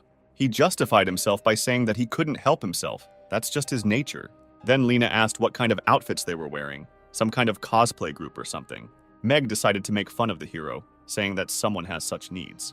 This joke was not to his liking, and he decided to explain everything to them from the very beginning, from the beginning of his journey. A lot of time passed, and he finally explained everything to everyone, and now he can rest for a couple of minutes. But suddenly, out of nowhere, some girl with lovely legs appears, who decided to congratulate the hero on something. This is our fairy companion, who was very happy that she was able to complete this difficult task. But why is she so big? Apparently, he was just as surprised as I was otherwise. What made him so surprised by her arrival? She too was surprised why this bastard was all over her with water so suddenly. Finally, she asked him why he was so surprised. He had seen her before. Sam asked her, "Is she by any chance not that little system fairy companion? Why is she so big?" She responded by saying that her size is affected by the level of power of her owner, and her brother had already completed 3 missions. 3 whole tasks, he asked, and I didn't even notice how time flies. That's right, she said. Only she added whether he remembered the first meeting. So then she played the hero, choosing the first characteristic for him. But she didn't expect that he would be able to reveal the potential of charisma. He could not understand why she then tried to harm him, what the motive was, what the goals were. The fairy understood his tactics. He wants to use women to achieve success. Then she decided to teach him a lesson for this. But she only made it better. But at that time, he thought that it was just a game in which there was nothing like that. After this experiment, she realized that her martyr treats women with all sincerity, and now she is counting on his help. He unquestioningly agreed to help her, but for some purpose he began to extend his hand to her. Suddenly he grabbed her cheeks. What was he up to, the fairy wondered. Suddenly he put a bottle in her mouth and began to forcefully drink it. Well, listen to her, he said. She really decided to punish me. Now I'll punish you. Her whole face flushed. She could not understand what he had given her, what kind of drink it was. It was acacia wine. He wanted to give it to some beauty, but since the fairy of 1,000 worlds herself came to him, he gave it to her. She began to not be able to speak since she belongs to the system. Only he will not tolerate such statements, shutting her up. He said that she belongs to him, just like the system in the game. Just as suddenly he pulled himself up to her lips, she didn't even dare to expect it. After the next marathon, he received his illegal glasses, only he was puzzled why there were many times more of them. She replied that these glasses come from her body, and it's better for him not to do that again. Wow, this is a bug in the game, Sam asked with delight. It's a sin not to use this. We should do it more often. She is very ashamed that she treated the system this way. Will she forgive her? The night was stormy. He, yawning, asked where his beloved fairy was. They went to bed together. And here she is, but why is she so small? How is it? Where is that beauty from the night? He couldn't understand, just like us, why she had become so small. Only yesterday she was so big. The fairy replied that it was all his fault. Yesterday he spent a lot of energy, and he also had to return the money he got through a mistake. He replied that he did not take advantage of the mistake, but got all the points through backbreaking labor, and she could suck her points. Well, you asked for it, she said with a catch. This time it will be even more difficult than he thinks. He confidently replied that he had also lived here for several days, so he was ready for anything. Suddenly a portal began to appear under his ass when he was not expecting it at all. He screamed at her to give him time to prepare, but it was too late. This time he ended up in some ancient village in the outback. What did he happen to experience now? Everything in this world was somehow strange. In that very village there lived only men who looked very poor, unlike the women. Some warlike woman asked her companions whether they had collected tribute for this month. He begged the women to stop, since they had already taken everything they had in the village, then asked her to leave them some grain, since they still needed to live. According to her, women here are some kind of deities with a capital D, and they are much stronger than pathetic men. They don't even dare talk to them. It's better to give them the grain in an amicable way. Suddenly, in the middle of all the men, a jock stood up and said that they were women. He was still stronger. Wow, the girl was surprised, saying that a daredevil appeared who showed character. He pointed his fist at the insolent woman, saying that it would be a matter of life and death. Only his fist, full of aspirations, could not be stopped for long. One touch destroyed all his pressure. But he couldn't stop her spank, he couldn't even react to it. One attack was so strong that this big guy fell face first into the dirt. According to the leader, the guy's name was Quint. Then the girl with a straw in her mouth put forward her conditions. Either they simply give them the grain, or she kills several men so that there is enough food for everyone. The rest of the partners didn't care about these weaklings, saying that these non-entities would never become stronger than women, real non-entities. According to the beliefs of the men here, a heavenly man, a holy guy, should come who will save them from this routine. She already has these legends in her heart. Since the beginning of time, women have been superior to men in everything, and their stories are like laughter. After her words, "Our friend falls from heaven," has the legend come true, men can rejoice. It was as if heavenly punishment had fallen on her. God was punishing her for her sinful words. Sam didn't expect to fall right on his head. It hurts a lot, he says. This little guy will always send him away and won't even let him get dressed properly. And he fell right into the bullseye. That arrogant girl was unconscious, and he didn't want problems for himself at the very beginning. Immediately after that, he began to apologize to her for what he had done. He didn't do it on purpose. Panic spread among the girls. They noticed how he defeated the second great queen. Does a heavenly man really exist? They have big problems. They need the help of the first great queen. After all the fears, they took the girl and ran to the queen, who didn't even have time to explain. The leader could not believe his eyes. He defeated the woman, which means Sam is the legendary heavenly man who will save the men. He could not understand anything that this eccentric said, as he was not from this world. Yes, it is true, the man said. A long time ago, women were placed above men. But in their village, there is a legend that their savior, a heavenly man, a messenger, will come. In the previous world, there were two deities. Together, they kept balance in this sinful world. Once upon a time, these deities quarreled among themselves. These two were a goddess and a god. Between the battle of love and hatred, the goddess decided to divide the power of God into 5 parts and imprison it in her disciples. After this, the balance completely disappeared. Men, who had lost protection from their patron, began to weaken in front of women, and then it became normal. Everyone got used to it. Finally, it began to dawn on Sam why only men live in this village. "What about the legend?" asked a puzzled Sam, sitting on his knees in front of the head. "The legend says that a man will fall from heaven to restore the old balance and defeat women." The bro put his hand to his heart and said that he didn't understand half of his words, but he wanted to help them. The power of the god is sealed in the strongest disciples of the goddess. They are all queens of different kingdoms. Only Sam can defeat and collect their power. So the hero doesn't like to beat women, but in order to save the world, he is ready to do this, and where to look for them, he asked. Unfortunately for us, each kingdom is very far from each other. The nearest bandit queen, Maya, has many subordinates, and they collect tribute from the villages. Because of this, they men live poorly here. Suddenly, a man burst into the room with news. "Things are bad," he shouted. "Queen Mia is advancing towards their village." The old man told Sam to run away. He is the last hope of the men, the last salvation. They will detain the bandits. But the hero was not going to retreat halfway, no matter how he was destined to meet her. Meanwhile, in the village, there is a fierce battle in which the men are not destined to win. And here is our beautiful Maya. Unlike all the bandits, she looks beautiful. But here she is looking for the very man who raised his hand against that woman. One of the men was a tough nut to crack and said that he wouldn't say anything to this scoundrel. She noticed his courage and said that she would grant him death if he so desired, but would still take a couple of men for interrogation. Only there was no need to interrogate anyone.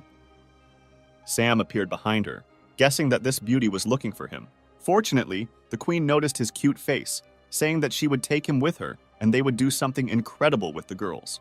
The girls were the first to see that their queen was interested in a man, and he really was handsome, another added.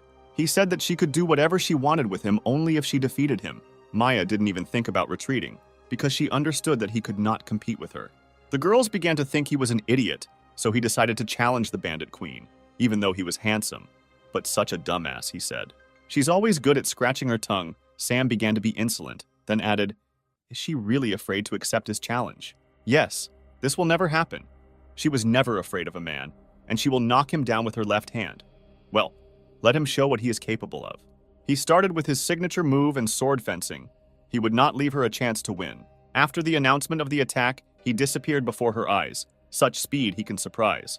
Just a couple of moments and he was behind her. She didn't even notice how he got there. The girls were shocked. They did not expect that any of the men were capable of fighting. This is the speed, they said. With his attack, he could only break the drawstring on the neckline. She was surprised. He could amuse her, she said.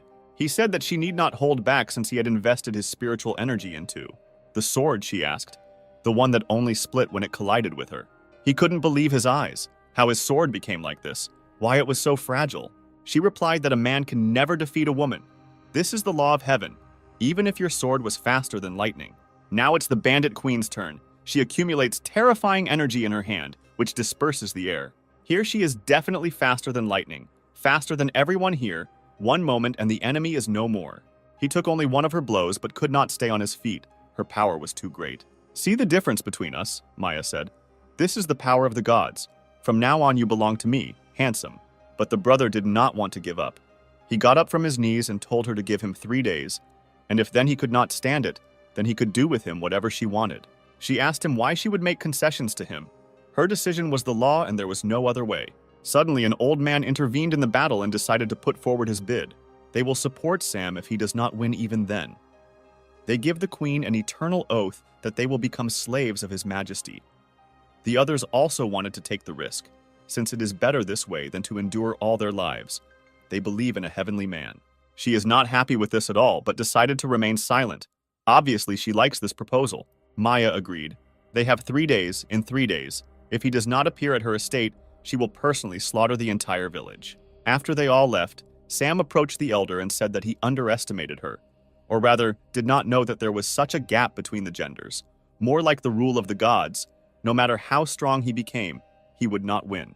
Well, how is he going to defeat her in 3 days? The leader decided to ask. Sam said that he was just bluffing, and these 3 days he will be at home inventing a way to victory.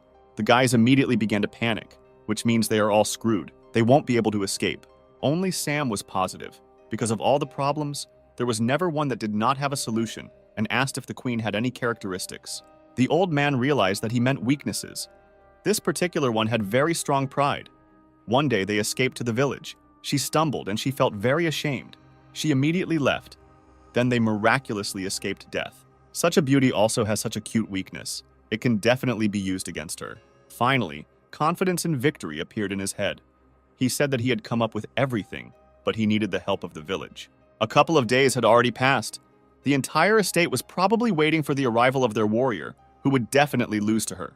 While May just decided to take a hot bath, she looks even more lovely this way.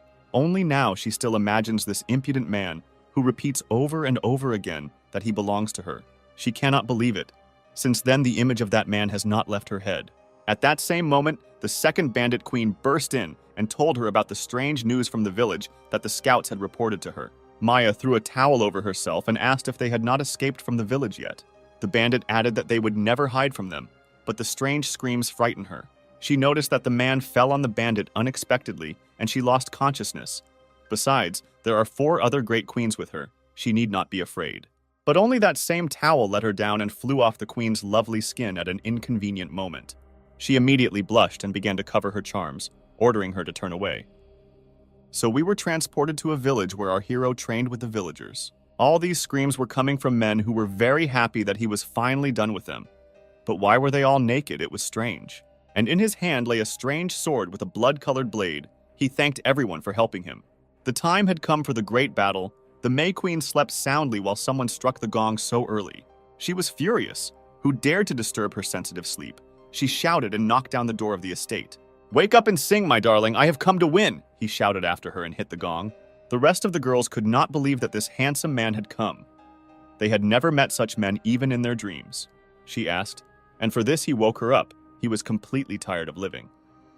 Sam swung his mysterious blade, saying that he was almost hurt by her words. She continued to be insolent and decided to ask if this was his new weapon.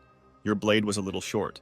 The hero answered her by saying that the main thing is definitely not length, but strength, speed, and technique will help in any battle. The girls began to cover their faces so as not to show their emotions. If anything, they were very embarrassed. And she constantly repeated that he must understand that a man is always weaker than a woman and cannot hurt her. "Just now you will see my new power and rush towards it." He inflicted a lightning attack on her. There shouldn't be anything left on her. Then she said that she was completely right. She didn't even feel the blow. There's only one thing. He didn't intend to hurt her. What did he do? How was he going to defeat her? He snapped his fingers and her whole blouse tore into shreds. What a force. Maya covered her chest with her hands and asked what this scoundrel and insolent person was up to. He replied that he was able to improve and practice a new fencing technique and also got hold of a clothing blade that did not cause damage to living people, but was excellent at destroying clothing. This sword was used by a great monk who never wounded his enemies, but always won. But this is not so important. The important thing is that these men believe in him.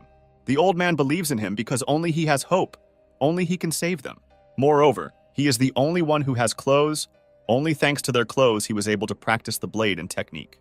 She realized he was going to undress her, but she didn't realize the difference it would make. He replied that she was not the least bit ashamed to appear in this form before her subordinates, where her honor was. The beauty said that she would show him where the crayfish spend the winter, directing her attack at him. Attack after attack, he again left her, but again was able to cut her clothes. The girls couldn't believe that she was wearing such underwear. She also had such well-groomed skin, although she said that she had never looked after her. Was she really that weak? Maya ordered them to turn away from her so that no one would look at her like that, but Sam added that the next blow would expose her completely. She was very angry. Obviously, he had driven her to the point where she wanted to finish him off without mercy. The queen concentrated her energy by pressing the palms of her hands. This force accelerated the air much stronger than before. The bandits can't believe she's using this technique. Could the handsome guy really bring her to this point? A dragon's fist was rushing towards him. He was in great danger. How was he going to escape this attack? After the impact, a massive explosion was formed that would have destroyed the entire village of men. "What a hot fire," Sam said. But such an attack cannot penetrate it. It was hard for her to accept this. Could the man really withstand her strongest blow? Yes, he agreed. The attack is strong, but not as effective in comparison with his. And after these words, he completely tore all her clothes. They understood that she had not lost yet, but it felt like she was about to give up. What a shame. She was very ashamed. She blushed all over and barely wanted to say something. That's it, she lost. She decided that she refused to continue this obscurantism. Her brother tried to stop her, telling her to respect the terms of their battle. But the trouble is, he didn't have time. The door stopped him, and she ran away from the pervert. With a broken nose, Sam laughed deep down at the behavior of May, who began to cry due to defeat. Suddenly, behind him, the evil voice of a crowd of girls was heard, who were determined to destroy him. And so it turned out that there were angry girls standing behind him, and he was already hoping that they would not kill him for what he had done. But something went wrong. They fell to their knees, creating a strong roar in the area. From that moment on, these girls are now crying in front of him, and all because they wanted the hero to appease the queen, and then they will be able to fulfill any of his wishes. He laughed sweetly and said that he would somehow solve this problem, and at the same time he realized that no matter how strong a woman is, she remains a woman. Before entering, he warned her by knocking on the door like a true gentleman. All he wanted to do was talk, but the girl didn't want to see him and chased him away, hiding from everyone under the covers. But his pressure could not be stopped. He came closer, saying that after all, she was an adult girl. They could talk calmly. He did not react to her screams and continued to pull off the blanket. From the outside, you can't even tell that she's so vulnerable, but in fact, she still can't hold back her tears. But this didn't bother the hero. He looked and was amazed why she still hadn't gotten dressed. And in his head, he thought about what a good figure she had. After she felt his vile gaze, Maya immediately decided to throw a kick full of passion. She was all red, covering herself with a pillow. She said how pleased Sam must be for disgracing her. The impudent man continued his flirting, saying that it was simply impossible for such a beautiful girl to disgrace herself. She couldn't believe his words and tried to say that he was trying to appease her. But everything was completely wrong and Sam wanted to prove it. And you already know it yourself. Immediately after his words, there was a kiss as passionate and daring as her blow, and she was very surprised by this. "Well, you asked for it," she said, throwing him down, and she rose above him. Maya realized that he had won after all, which meant that any desire behind her, what he wanted, interested her. His desire was to save all the men in this world, which means that 4 seals must be opened. But how? His appearance made her believe in this absurd legend about a heavenly man, but she could not help in his request. He continued to put pressure on her, saying that she allegedly did not want to accept the conditions of defeat. In fact, all the seals are inside their bodies, and in order to remove them, you need to perform a very interesting ritual. Apparently, he still couldn't understand what ritual she was telling him about. The beauty, shy and looking away, says that this ritual requires male strength to shed her blood. He still can't understand what she's talking about, how a man can hurt a woman if heaven forbids it. The queen began to explain that he did not need to hurt, but to shed blood, to have a child. But still he did not understand anything. She shut him up, saying that she would do this not for her own interests, but only for the sake of the fulfilled condition. Suddenly he began to take the initiative, but such a powerful woman will not allow a sycophant to be above her. The rest of the girls began to look into their secret place, who did not understand where the men got their tales from. Half an hour had already passed, and according to the girls, Maya couldn't figure out what to do here. Sam was already getting desperate. He began to ask questions whether she understood what she was doing at all. She screamed and was very embarrassed. This was the first time she had seen such tales, but now everything should happen. Not even a second had passed after her words, when a column of light of incredible strength and power hit the heavens. The girls were delighted. They did not understand who was creating this strange light. This pillar of light was visible on all the outskirts of the world. Something incredible happened. The old leader was clearly happy. In his lifetime, he met such a person. This will go down in history. The men also began to hug themselves and rejoice. They succeeded. The heavenly man is their hero. However, there were those who were not happy about this. The owner of this terrifying halberd, for example. This will be our next target, who is very unhappy that this fool Maya allowed the seal to be released. Time passed, and night had already fallen in the kingdom of the bandits. Only the light was still burning in our beauty's estate. Meanwhile, a crowd of envious bandits stood at the door in the morning and stared at it, waiting for something new. And while they watch, their head enjoys all this newness with every thrust. Sam wanted to stop, because it's definitely not easy to do this for the first time. He understands that himself. During all the time in this world, he realized that a strong woman gives him much more strength, and now he needs to improve the experience of endless magic. He sat in the lotus position and burst into flames. A crown of flames appeared above. This was his new power. Suddenly, he found himself in an endless desert, where in the middle of it stood a stone altar with a girl bound in chains. This girl was terribly shackled in these chains. From her torn clothes, one could understand that she had been here for a long time. Suddenly, these chains break, like a rope that has been holding a bridge for hundreds of years. This girl rushed down, her body like a feather falling silently onto the sandy floor. Fortunately, the hero managed to catch her, asking if she was okay, if everything was fine with her. She lifted her eyelids slightly, revealing ruby-red eyes underneath them. As it turned out, she recognized Sam, because she was sure that he would come here to her. He did not understand her words, since he had never met her and they had never seen each other. In fact, he is very similar to her old friend. Was it fate that brought this meeting to them, she asked. Then she looked at the wrong pillar, which she called the place of the seal. She was surprised, since one of the seals was destroyed, and he was here. Could it really be the same one? He was surprised by the amount of knowledge this gray-haired girl had. How did she know so much about this? When that same god and his power were sealed, the goddess began to greatly regret what she had done and left only a piece of her soul in anticipation of that very man who would help her. It immediately became clear to him that this beauty was that same goddess. But everything was not so simple. She was a piece of her soul, and her name was Lindsay. The shackles on her snow-white legs scattered, just like the chains a little earlier. Brother Sam wondered what the shackles on her arms and legs meant. According to the girl, these shackles represent seals. He removed one, will remove 3 more, and it will release the power of God and restore the balance of power. Still, he hasn't quite figured it out yet. He was originally going to remove all the seals, but one thing confuses him. She wondered what was bothering her hero so much, why he was so embarrassed. In fact, he is uncomfortable when there is a half-naked girl in front of him, and he asked her to get dressed. She was also not clever, but in fact they did not need clothes, since they were alone here and she could not help him with them. He wondered how she was going to help him, even in such rags. She touched his chest with her finger, saying that he was training techniques that fed the power of both gods. Only there is no balance in this world, and only she can help him with this. The hero believed her words with lightning speed, since it sounded like the truth. But how could she help him? Lindsay said that she knows the secret technique of double cultivation, so if they use it, Brother will be able to absorb the power of the goddess. He began to imagine how she would help him, but whether she herself was ready for this technique. It seemed to her that it was he who underestimated her, since he was located in the place of the press, and Lindsay was able to do things here that she had never dreamed of in reality. Nevertheless, she understands that she is unlikely to cope alone, so here is a new moon phase technique that will create a couple of copies of the goddess. His confidence knows no bounds, since even these three will be no match for him in his favorite activity. Only this was definitely not the end, as she informed him that a real test awaited him behind. Incredibly, behind him stood in a row dozens, if not hundreds of beauties who were already waiting for their turn. As soon as he turned around, the blood rushed to his head. It was a real nightmare how he could cope with so much. In his dream, he had already tried the 24th beauty. Someday he would wake up.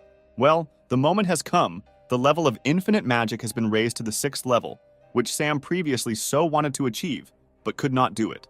But something was wrong here. After the double cultivation technique, rays of light poured into the estate. The girls thought that a man could have done this. Suddenly, a man's hand came out of the door, followed by a brutal voice. Sam was surprised that so many girls came to him. He shone with an immense light, but he wanted to try new powers and abilities on these bandits. By adding that every girl who wants to feel like a woman can go, he attracted even more attention. The bandits could not understand what this madman was talking about. They had never heard such a thing. An unpleasant feature of this world is that the opposite sex does not contact each other at all, and they do not even have basic knowledge. Sam thinks about this. But he decided to act differently. All the girls here would feel the same as their leader. The second queen decided to go first, because she didn't know what the bastard was up to. Among the entire crowd, there were those dissatisfied with the decision of the right-hand man of the head. They also wanted to be first. The right hand is the right hand, to be the first. And if you don't like something, you can solve everything in one way, says Clara. The girl answered her by saying that she is not afraid of her. Sam with the tail said that there was no need to quarrel. There was enough for everyone, and they could come in threes at a time. Then Clara turned to him and asked a question. He completely lost his fear, then added that they would only listen to their boss, and he was just a pathetic man. Before she had time to finish, all the girls stood in 3 columns and waited in line. Clara was shocked, but the girls believed that Sam had defeated the queen, which meant he was more important. She didn't even dare to think that everyone would take the man's side so quickly. She still wondered how he would cope with 3 girls at once. "Now I'll show you everything," he said, and then he invited her to the estate. 2 were already knocked out. 1 was barely breathing, and the second was already in her 7th sleep.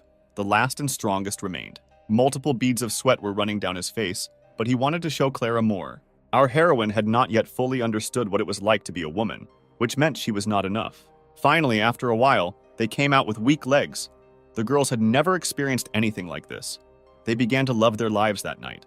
The bandits were shocked by the condition of the girls. Their interest became more brutal, and their desire was indescribable in words. In addition, the hero looked out of the window, wanting more, expecting a new batch of beauties. The whole village wanted him. He didn't even dare to expect that there would be such a stir for him alone. He realized how long his night would be today, whether it would end at all. Still, morning had already come for some. Armaya did not notice how quickly the night ended. Yesterday was too shocking, which made her fall asleep as soon as it was over. As soon as she left the estate, she saw a horror that could not be imagined even in dreams. In front of her lay her charges, who were half naked, but no one was injured. Suddenly, the person responsible for yesterday's event appeared and decided not to wake up the head, since she was sleeping very soundly. It wasn't as important to her as what he did to her innocent girls. For him, it was a duty, since they asked him very willingly, and he could not refuse the lovely ladies. Why is it that our head is so unhappy to hear this? Did our proud queen really want Sam to be hers alone? Maya asked not to talk nonsense from a sick head to a healthy one. It's better to let him say what he will do next. He replied that he was going to destroy the rest of the seals, restoring balance in the world.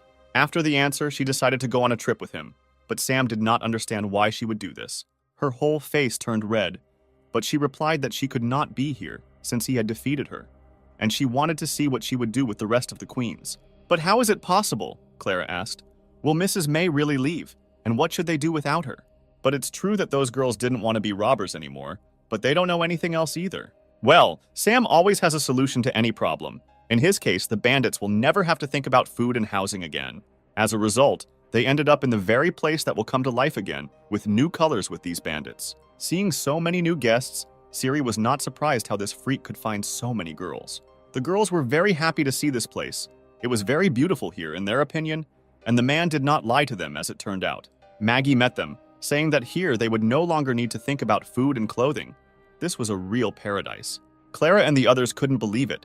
Would it really be that simple? They were sure there was some kind of catch. In fact, he is. Here she will train them to please their master. The younger sister blushed in surprise. It's true, she asked the eldest, who confirmed her words. And when Sam returns, they will definitely be able to surprise him with a dose of pleasure, Meg said. Meanwhile, the main actions will take place in a very gray state. The absolutely colorless walls only worsened the picture of gray masses in the sky. Just at the same moment, a lot of people were heading into the city, drizzled with annoying rain. Sam decided to ask his partner if their goal, the second owner of the power of God and the seal, was in this city. Maya confirmed his words and then added that she rules this city and her name is Cindy. Adjusting his hat, he asked if Maya could introduce her to him, since they were colleagues after all. Everything with Cindy is not so simple. She is very irritable and vain, and they had not communicated in any way before. Moreover, she previously dared to despise one great swordsman, so her image is incredibly dangerous. He began to be insolent to her. Allegedly, Maya was also irritable and vain, only a little more tender. But in their line, it was not so calm. The guards decided not to let the old man through. He didn't have enough money to get in. She replied that with his whining, the price wouldn't go down. Sam ran up to the old man and decided to help him, as old people should be helped. He quickly expressed his dissatisfaction, since the old man must be respected. And he can get in for free, after all. He is not a merchant. In response, she pointed to the sign above, where it is written that entry is free for girls, but entry for men costs 12 coins. This is already a tradition. But she can give our hero a discount if he pleases her. At her proposal, he grinned impudently, as if he was preparing a very interesting surprise for her. Lightning flashed through his eyes as he used his face charm technique to make her fall under his power. It was as if something had hit her in the head. The blood rushed in. The pressure in her increased. The technology did not fail. She was under his control. Immediately after this, she became kinder and waited for orders from the master, who ordered her to apologize to the old man. She approached, bowed, and asked forgiveness for her behavior. The brother did not like such apologies. He wanted more sincerity, asking him to remove the armor in front of his grandfather. Completely naked, she leaned towards him and apologized to the old man with great sincerity. According to the man, he lived for 70 years, and in all that time, he never saw a girl apologize to him. It was not in vain that he lived this life. Maya asked him to stop the performance and continue moving, but he believes that he did everything right. Finally, the line began to move again. Little by little, the heroes began to approach the entrance. But suddenly, that old man stopped Sam to thank him for his help. He replied that he could take care of himself, and then he could think about us. But his pressure cannot be stopped. These books contain all his knowledge and experience. He used to be a shepherd, and then became a sage who collected 4 books about stretching, about 18 movements of Bruce Lee, Mike Tyson Publishing House, about the roots of an old tree and Kung Fu Lotus. It was only thanks to this knowledge that he lived to these years. What a mystery the old man is. Well, if the old man is so kind, then the hero respected his kindness. But the grandfather added that a good person needs good knowledge, the man said, wishing him good luck. Maya was surprised at what this old man, a shepherd, called himself. She had never heard such a thing. He also laughed and did not believe the wanderer's words, but it was vitally important for him to find a hot bath and a soft bed. She feared that it would not be easy for them to even find a roof over their heads. Her words were confirmed by signs on every hotel in which animals and men were not allowed to enter. The hotel owner came out and explained to them that men were not allowed to enter, since the rooms were not rented after them. Although this boy had some privileges, he could stay in her room, the innkeeper said. May grabbed his hand, saying that they would do without such proposals, and dragged Sam. But she added that not a single inn would let them inside, but her doors were always open for them. Time passed, and our hero was able to find himself a wonderful hot bath, where the local beauties did not expect to see such a handsome man. Sam thought that it would not disturb them, since these are joint baths, everything is common. One beauty with mint-colored hair was bathing in the bath alone, and she was very interested in his appearance. She nicknamed herself Sarah, and she did not at all expect to meet a daredevil who dared to enter here. Then Sarah asked what the impudent guy's name was. He became dumb and didn't answer. But still he decided to be insolent to her, telling her to guess his name herself. What a bastard. Sarah noticed that he had no manners. He was too unmannered. To this he replied that he had every right to enter here, and he had the same right not to tell his name. Raising the rapidly evaporating water in her hands, she said that he had better find another pool. Since she is training fire techniques here, the temperature is constantly rising, and men are fragile people. It was then that he offered her a bet to see who could stay in the water longer, and he won. Argument: Who are you to argue with me? What can you offer me? Sarah asked him. He straightened his shoulders proudly and put his hand to his chest, saying that he would become her slave if he lost to her. At that very moment, she called the girl to increase the temperature of the water to show what the gap was between a man and a woman. The girls behind him giggled and warned him that they wouldn't hold him accountable if he lost consciousness. Apparently, he decided to fight with her persistently and asked to turn up the heat. But deep down, he notices that he can only outwit a woman in this world. 10 minutes passed, and the entire bathhouse was filled with fog and steam from this pool. The water is already too hot, and the hero can barely hold on. Are all women really so strong in this world? The rest of the girls feel this heat from here, but have difficulty admitting that the man is capable of anything. Even Sarah herself admitted that he is not a weak man, but Sam is no match for her. He continued to be insolent to her. Supposedly, he understands why men don't come here. They like hot water. Sarah thinks he really hopes to win, but says she won't be called Sarah if she loses to a man. 20 minutes later, the terrifying heat only intensified significantly. The girls could barely stand on their feet under the influence of the steam. Sarah began to consider these girls worthless and a disgrace because she had spent so much time on this city and the people here. Following her words, the strongest girls fell, losing consciousness under the influence of the fumes. She began to reason that few people can control these temperatures, and this handsome guy still hasn't escaped. And suddenly, among the cloud of thick steam, she saw Sam, who was glowing in the water, as if all the heat came from him. He noticed that her technique was strong, but definitely weaker than his snow-dying under 6 suns kung fu, which Miss Lindsay taught him. "This cannot happen," she shouted. "She is the second most powerful in this city after the ruler, so there is no way she can lose." The girls tried to stop her, since she had never raised the temperature above this level before. She ordered them to shut up and asked them to turn up the heat, more fire, more power. But her body could not withstand it. Her pressure was bright, but her strength did not allow her to win. Luckily, Sam managed to catch her before she drowned in the hellishly hot water. He believes that the whole world will suffer if such a beauty is boiled in water, and it's scary to imagine how men will suffer. The girls began to call him a bastard with caution because they did not understand what he had done to her. But he was infuriated by their useless chatter. He was going to save her and wanted to know where they had any cold spot. They were fascinated by his impudence. He got points for it, and they even liked how rude he was to them. The assistant took him to the basement where the ice was stored and asked him to do his best to save her life. Then he added that they should not worry. This is the first thing. And secondly, they should wait here. If he does not save her in an hour, then there is no way to save Sarah. In this room, there was a terrible frost, hot baths, and a storage room with ice. These are opposites. She could finally see, but she felt strange with this man. Why was she listening to him? And he noticed strange bottles and asked what they were filled with. What kind of white liquid was in them? She replied that she likes to drink cold milk, which is precisely the reason why she cools it here. Sam asked what the problem was with drinking cold milk, and the reason was that she was close to Ruler Cindy, and it would be awkward if someone found out about such a sweet habit from such a stern girl. He added that now is the time to use cold milk to remove the fire from her body. Then he began to drink her milk greedily, just a little, and the bottle would be empty. It became unclear to her how and why he drinks my milk. "This is my milk," she wanted to say. Only now he decided to pour milk into the beauty by force, especially since he clearly used some kind of technique for healing. This only made her feel hotter. Sarah could not understand the origin of this strange feeling. She started screaming at him. "Who is he? How dare he do this to her?" Still, her voice was so trembling. Only it trembled not because of cold and fear, but because of anticipation. Only he didn't want to do anything bad with her. And together with milk, he used a technique that would expel all evil and fire from the body. In his head, he thought about how good the double cultivation technique was, after which both Sarah and himself became much stronger. This miraculous power flowed into him, a terrifyingly powerful ability from Mistress Lindsay. After cultivating, it was as if he had been set on fire, The fire engulfed him as he was able to improve the fire attribute. He then received Sarah's card, which increased the fire attribute power by 30%. And outside the door, the girls were very worried about their sister, as they were tormented by the feeling of not understanding what if something would happen to their sister.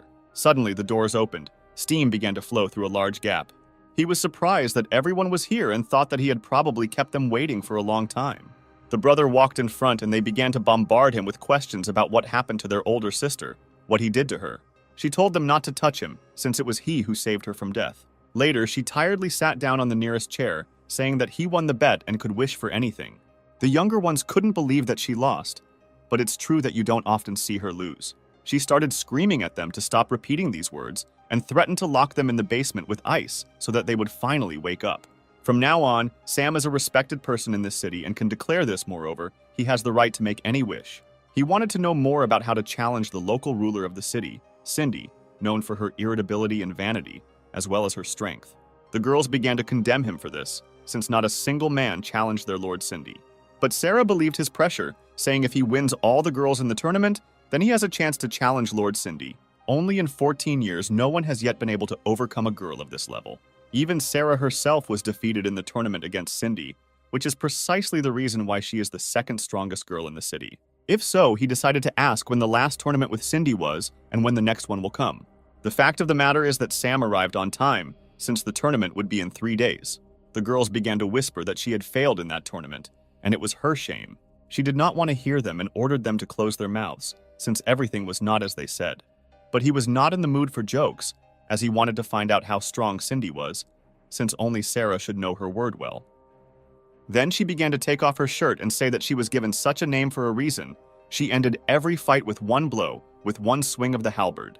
All these scars were made by Cindy, made by her terrible halberd. For Sarah, these 3 scars were a reminder of the shame she suffered 3 years ago at the tournament. Sam doesn't consider these scars a shame. In some cases, he even likes them. After these words, he came up and touched them. She wasn't so pleased when he started touching her scars. She needed him to say something nice. Then he thanked the beauty for the information received. She replied that she was simply fulfilling the condition, and finally asked if he had anything else for her. In fact, he had one request that he was afraid his older sister wouldn't agree to. Honesty is the most important thing, Sarah said, adding that he should tell him when he goes to the game that he will never be stingy. By that time, 3 days had already passed. The day of the battle had arrived. A crowd of girls stood and waited for their leader to come. Here she is, the magnificent Lord Cindy, never defeated. What will happen today? Our beauty appeared at her full height and stated that today they are having the 15th annual battle for the Lord, and now it is time to choose the strongest among you. Only in the depths of her soul she mocked them, because she understood that they all hoped, but would never win the final battle. But her words were interrupted by a mysterious participant in a cape, who dared to challenge the legendary warrior. This wanderer turned out to be our Sam, who decided to interrupt the prestige of Cindy's victories. The crowd immediately came to life, as they could not believe that there was a man in front of him at the tournament, and he also challenged the Lord. They had never met such handsome men in their dreams. At this statement, Cindy muttered angrily, as if she wanted to jump on him, and so it turned out she flew into the air and clearly headed towards the hero to intimidate him. She gracefully and with a roar came down, preparing to strike a powerful blow to the scoundrel. Immediately after landing, she made a giant swing with her halberd, which should have scared our brother to death. The blade of the halberd reflected Sam's frightened gaze, but he didn't move from it. It was unexpected that such a warrior would not simply kill a man, which gave her the opportunity to be surprised at his courage. She had never seen anything like this before. The boy didn't even hide or dodge her attack. It turns out the kids have courage. And he didn't even think about dodging. Why would he do that if he understood that no one would kill him here? But in reality, he had no idea why he didn't react to her attack because he was so scared. She immediately realized that it was he who defeated May. But unfortunately for him, she is much stronger than this weakling whom she called a guy. Maya was unhappy with the Lord's words and wanted to fight her if she wanted. Cindy told her that she could not fight the head of the bandits, since she herself was the majestic ruler of the empire. If the bandit wanted to fight, then let her sign up for the tournament. Sam asked not to be so impulsive, as this could have a bad effect on the tournament. But Cindy continued to talk about what a pity it was that such a warrior not only lost to a man, but also broke the seal. This is a real shame for a woman. In fact, she changed her mind. Previously, she was mistaken that men were slaves and nothing more. But now she believes that both genders should be equal. The rest of the participants began to laugh at her, because they did not understand why such weaklings as men should be equal to goddesses. She noticed their persistence. If they showed the same drive at the tournament, she would give them a cool knife. The referee then told all the participants that they would start. However, there were too many participants, which means 8 of them would fight in the knockout battles. In fact, he understands that there will be group battles here, but only he immediately realized that he would be a target for every participant throughout the game. Cindy looked at them from above and realized that if they could not defeat such a small fish, then they were not ready to fight it yet. It also turned out, as he said, all the girls were against him, since he showed himself to be too arrogant. Once again, he pulled out the blade of the legendary monk and asked his enemies to attack him. The girls began to attack. They decided to immediately destroy the most annoying guy here. Just a moment, and these two did not even feel how they lost from a single attack. He looked after his opponents and saw how their clothes were about to turn into shreds. There wasn't even a piece of their clothes left. He didn't hurt the girls, but he was able to strip them naked. Maya thinks this trick is very strange, but somehow it seemed to her that every time it gets stronger and stronger. Cindy was able to recognize his superior speed and sword skills, but these tricks were somehow very strange. The girls also couldn't believe their eyes, how he could do this to the girls. Meanwhile, the battle is in full swing. A barrage of attacks is pouring on him, from which he tries to dodge. He understands that his opponents are very strong, but it's better for them not to underestimate him. They won't succeed anyway. The next beauty was serious about defeating him, since she did not count on defeat. As soon as she called someone, a blue energy wolf appeared behind the hero and wanted to grab his back. Behind her, the enemy, when she had time, was puzzled by the question of her brother, who would no longer have time to escape the attack. And so it turned out, the spiritual wolves were faster than his reaction and seriously wounded him in the shoulder. The girl analyzed his dirty tricks, which only affect clothes, but her perfume has no clothes. The wound tormented him, but this was not the time to give up, since all he needed to do was get closer to her and attack. He recognized her strength as her actions were very smart, but he should not be underestimated. As soon as he began to approach, she pulled out 2 pieces of paper and began to summon the spirit of the tiger and the wolf so that they would begin to defend themselves. His speed is amazing. The wolves do not have time to react to his maneuverability. The brother easily walked away from the wolf. He was truly useless as long as the hero saw him. Once again, Cindy admired his speed, as well as his combat experience, which were excellent. So she allowed him to get closer to her. Now he can attack her unhindered. But the bummer is that this girl thinks he is too naive, since he doesn't even expect what awaits him. As soon as he had hope of victory, the rival was surrounded by a spiritual bodyguard, the crane, who protected her. This attack turned against him. After this, anyone would have despaired, but he is unlikely to be like anyone else. Cindy was already sure that the result of this battle was predetermined by fate, and the man would remain a man, no matter what he did, and in his case, he was just a clown. In this sect, she is the only one who can control 3 spirit beasts at once, so he cannot win. Only 3, Sam began to be insolent. It seemed like she couldn't surprise him anymore, no matter how many trump cards she had. In the system store, he was already thinking about purchasing a new weapon. This time the new weapon is a pistol, which without any paid add-ons only affects animals. A real battle began, in which fate again sided with Brother Sam. A flurry of shots followed from the revolver, only the bullets were not lead, and gunpowder was not needed. The bullets hit all these creatures perfectly, but it couldn't be said that they were hurt. The trouble is, according to her, spirits are not material, which means no damage can be done to them. They don't feel anything. However, the hero was sure of the opposite and suggested that she check what happened to her animals. As soon as she turned around, her confident look changed. She could not admit what had happened to her favorites. We forgot to say yes, this pistol only affects animals, but also spirits. Only they must be animals.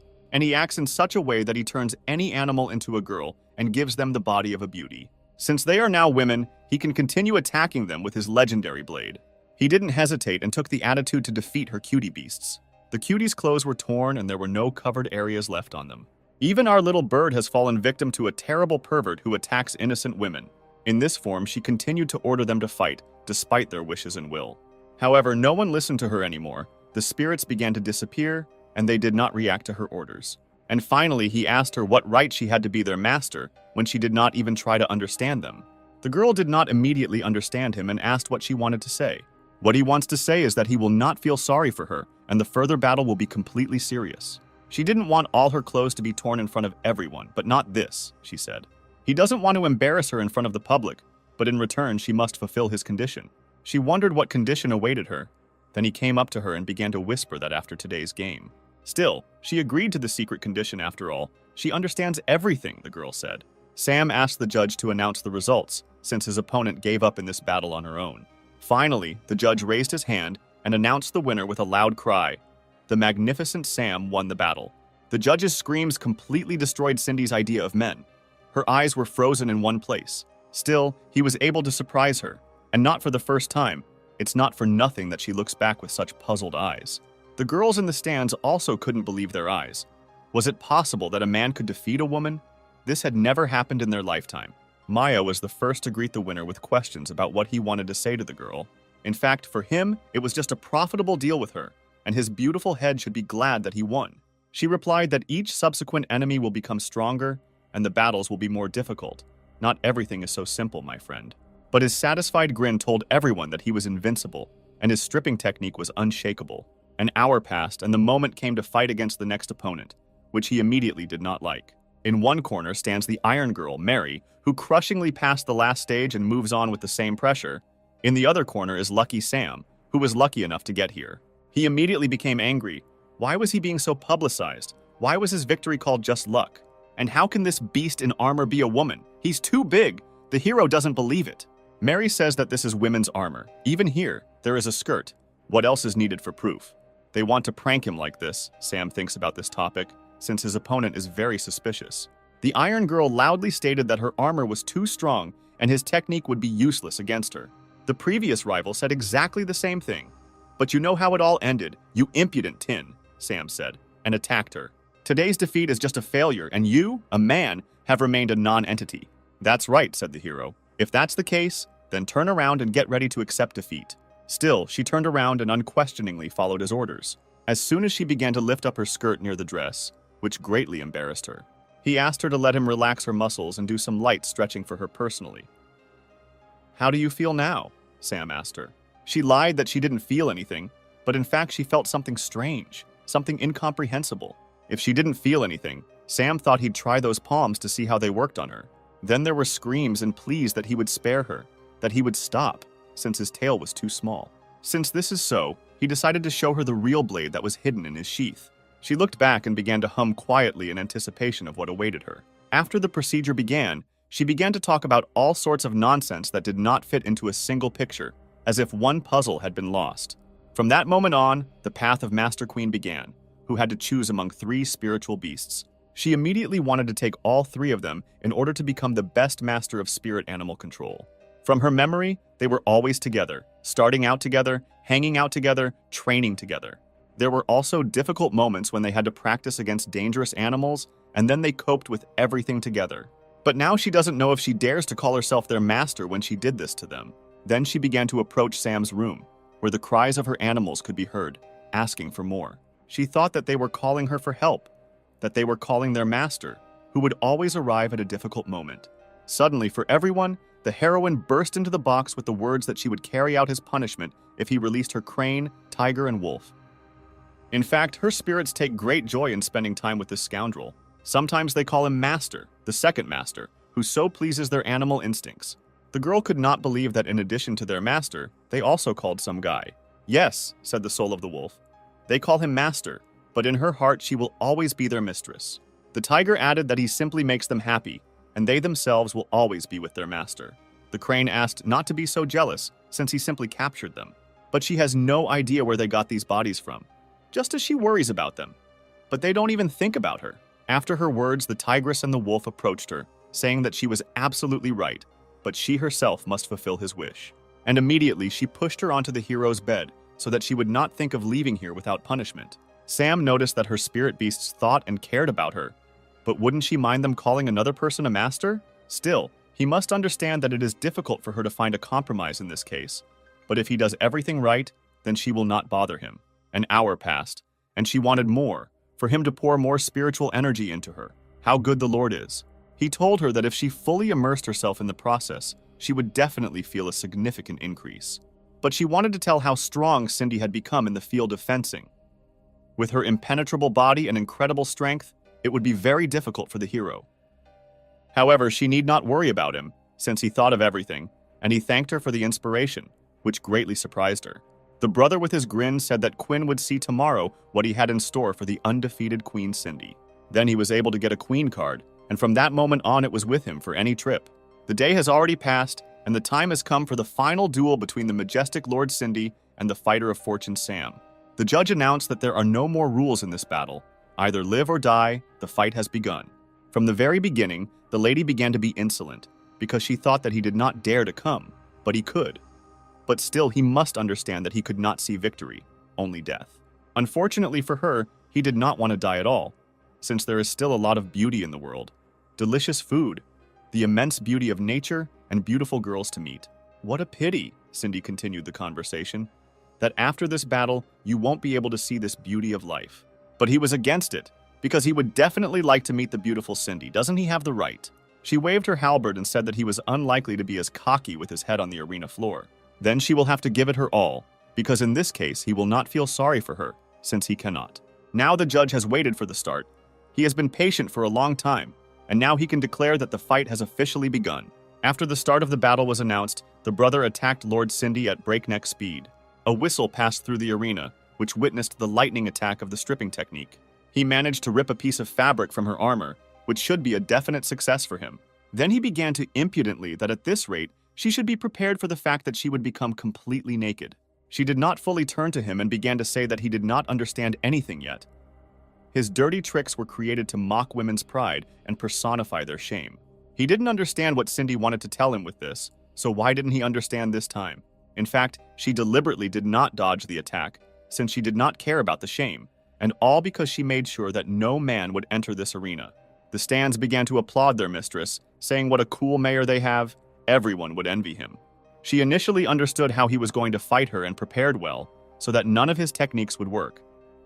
She is not afraid of his threats that the man will be able to expose all her charms. Does she really like him that much? If the hero is always so far away, then she can easily attack him from afar, then everything is just fine. And now she began to concentrate her terrifying power in the halberd, preparing to show off her unique skills. She then flew into the air and began creating flurries of cutting attacks that cut through the air and flew in different directions. One of the attacks was heading straight towards him, what awaits him when they collide. The judge knew these unique attacks in advance. After them, no one could stand on their feet. Our Lord is magnificent. Sam understands that this blow will be truly serious. He should be on the alert. Maybe his opponent has something else hidden up her sleeve. His legendary blade cracked under the girl's barrage of blows. In its place, a powerful explosion formed. This force terrified not only the audience, even I myself began to worry. But this is not the time to announce the results. Our guy is still standing. He was able to stay on his feet in front of her. It's amazing, Cindy said, that he's the first one to stand on his feet after this devastating attack. Only he doesn't need this praise. He's going to win and wants to try out a new trick. She noticed that all his actions were in vain, since there was a gigantic gap in physical strength between men and women. He could not win. It would have turned out that way if it was just an attack, without any trick. The soul left her body. She could not understand at all what was happening here, how he managed to do this. He nicknamed this technique as a separator of soul and body, and that's exactly how it works. He also decided to separate his soul from his body in order to fight Cindy. She found such tricks funny, but she became interested in what he wanted to do in such a state. All the other spectators could not understand why their bodies stopped moving. They seemed to be paralyzed. In fact, the souls of Sam and Cindy were seen only by the Master of Souls, and our Quinn is one of the only ones capable of seeing them. Irritated, Cindy wanted to know from him what the purpose of these tricks was, what he was going to do with him. The fact is that he wanted to test how his attacks would work in a spiritual state, since he could not injure the physical body in any way. In her opinion, a weak person will always be a weak person, and he will never be able to defeat her. She decided to prove the veracity of her words with a sudden swing of the halberd, which previously could have killed anyone in this arena. Only the hero didn't want to dodge at all.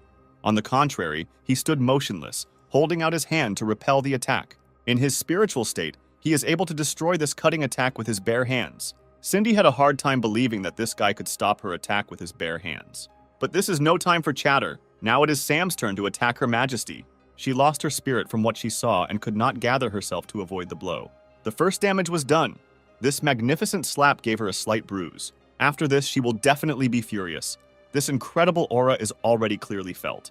He was already beginning to think that this attack was too cruel. What would her reaction be? As it turned out, she was not angry. She felt offended. Since no one had ever hurt her, this had never happened. It became even more incomprehensible to him, since such a majestic warrior felt pain from such a weak spank. Lindsay warned him that now was the perfect time to break Cindy's seal. He immediately realized that he needed to finish the tournament as soon as possible and prepare to remove the seal. The brother began a conversation with the offended warrior, explaining that in her state of mind, she was not able to defeat him. But he can give her a choice. The first option, they will continue the battle, but it will bring her much more pain. She did not agree to this and asked to move to the second option. In the second option, he will multiply all his damage received by 1,000 times. She couldn't understand how he would do this to her if there were so many spectators around. But there wouldn't be a problem since ordinary people couldn't see them, Sam said. Then he snapped his finger to transform Cindy into a different image. All of her armor was replaced with a cute bunny costume, which only made her more embarrassed. She was very ashamed of this shameful costume. Did the guy really decide to disgrace her like that? As it turns out, this costume is not the end. Even more shameful things await her. Suddenly, he used the spirit binding technique and thereby immobilized her. Finally, he fully prepared everything to carry out punishment for defeats. The girl from the stands apparently had spiritual power, which gives her the ability to see everything that happens to them. Only the mother does not understand why her daughter sees something, since, in her opinion, those two have not moved for a long time. Quinn hoped that this bastard wouldn't teach this girl anything bad. The stands were already starting to get bored while these two stood still. But Quinn decided to show May what was really going on, and she was shocked by it. The proud warrior was completely humiliated. In her life, she never even thought that she would be treated like this. He noticed that Cindy's seal was hidden much deeper than May's, which is where he senses it from. Suddenly, a giant pillar of light hit the sky. The first queen had the same reaction, which means the second seal was broken. Fans could not understand where this light came from, what it meant, what was happening in this arena. Only a few understood that another seal had been lifted, and yet no one believed in the hero. And here comes Lindsay. The second shackles have been broken, there is very little left, and victory will be in their hands. She realized that this boy was able to accomplish the impossible. He was able to succeed in his next mission. Sam came to her to tell her about his new success, that he was able to get the innocence of the great Cindy. She was incredibly happy. To some extent, she liked him for his honesty and zeal for victory. After that, he should feel a surge of power from the moon, Lindsay said, getting closer to him. Then she kissed him passionately. What a reward for hard work. And here is the new Cindy card. With it, the hero received a unique skill, 8 Cindy cuts. She finally woke up in her body. Everything was over. The battle was over as well. She collapsed to the ground as she realized that she had fallen into her body. Her soul had returned back. Sam stood confidently in front of her and said that the girl must accept defeat. And so it turned out, she accepted defeat. It was not easy, but still she did it. The stands were in shock.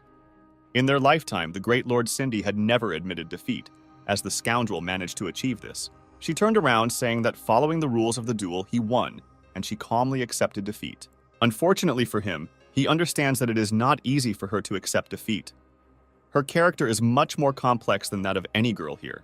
What cute carps! Our heroine stood by the pond for a long time and looked at them. At the same time, she looked weighed down at her reflection, where she saw a woman who had lost to a man. She cannot come to terms with this. She lost and lost to a man. This shame will torment her for the rest of her life. Suddenly, Brother Sam appeared behind her and pushed her into the water, saying that he didn't want something. Large splashes of water scattered in different directions. She was every bit wet, but she still asked him what he was going to do with her. There are fools. He thought that our fragile queen wanted to commit suicide in this pond. Who is he to commit suicide because of him? Cindy asked him. On top of everything else, how should she end her life in such shallow water? Is he completely stupid? But still she asked why His Majesty Sam did not go to take the throne of his city. Why did he come to the loser Cindy? He has no need for this useless throne when he feels in his ass that he should worry about Mistress Cindy. What if she does something to herself? How he will live later. After these sincere words, she attacked him. Obviously, these were the words she was waiting for from him.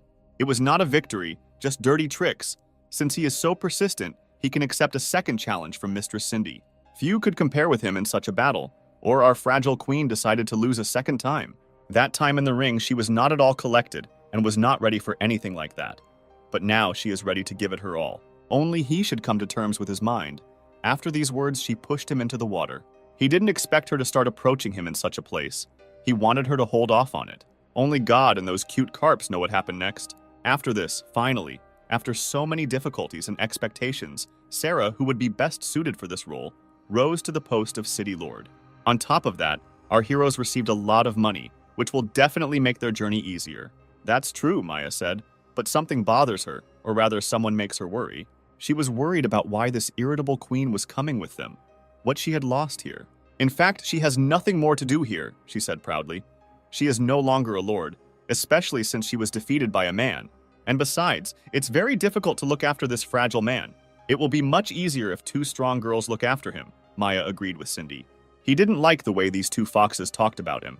Even if they spoke in a whisper, he still heard everything. But Cindy brought with her a nice gift in the form of a cool payment card that will help them travel. Maya noticed that some greedy official would earn much more than a pathetic robber, and how difficult this card would be. She didn't like this insolence after all. It was her savings from tournaments that fans donated to her. Okay, girls. Sam addressed them, quarrel later, and this card will help them in the future. He reminded them that they would still have to negotiate among themselves and find compromises. But this is not so important. Someone suspicious from the outside was eavesdropping on their conversations. He was a very suspicious wanderer who watched them for a long time. Time passed and night had already fallen. A large, shining white ball rose to the heavens and shone along with multicolored dots on the black canvas. And our heroes decided to stop at the fire and discuss the next plan. Cindy had a bun for lunch, which was not as tasty as she expected.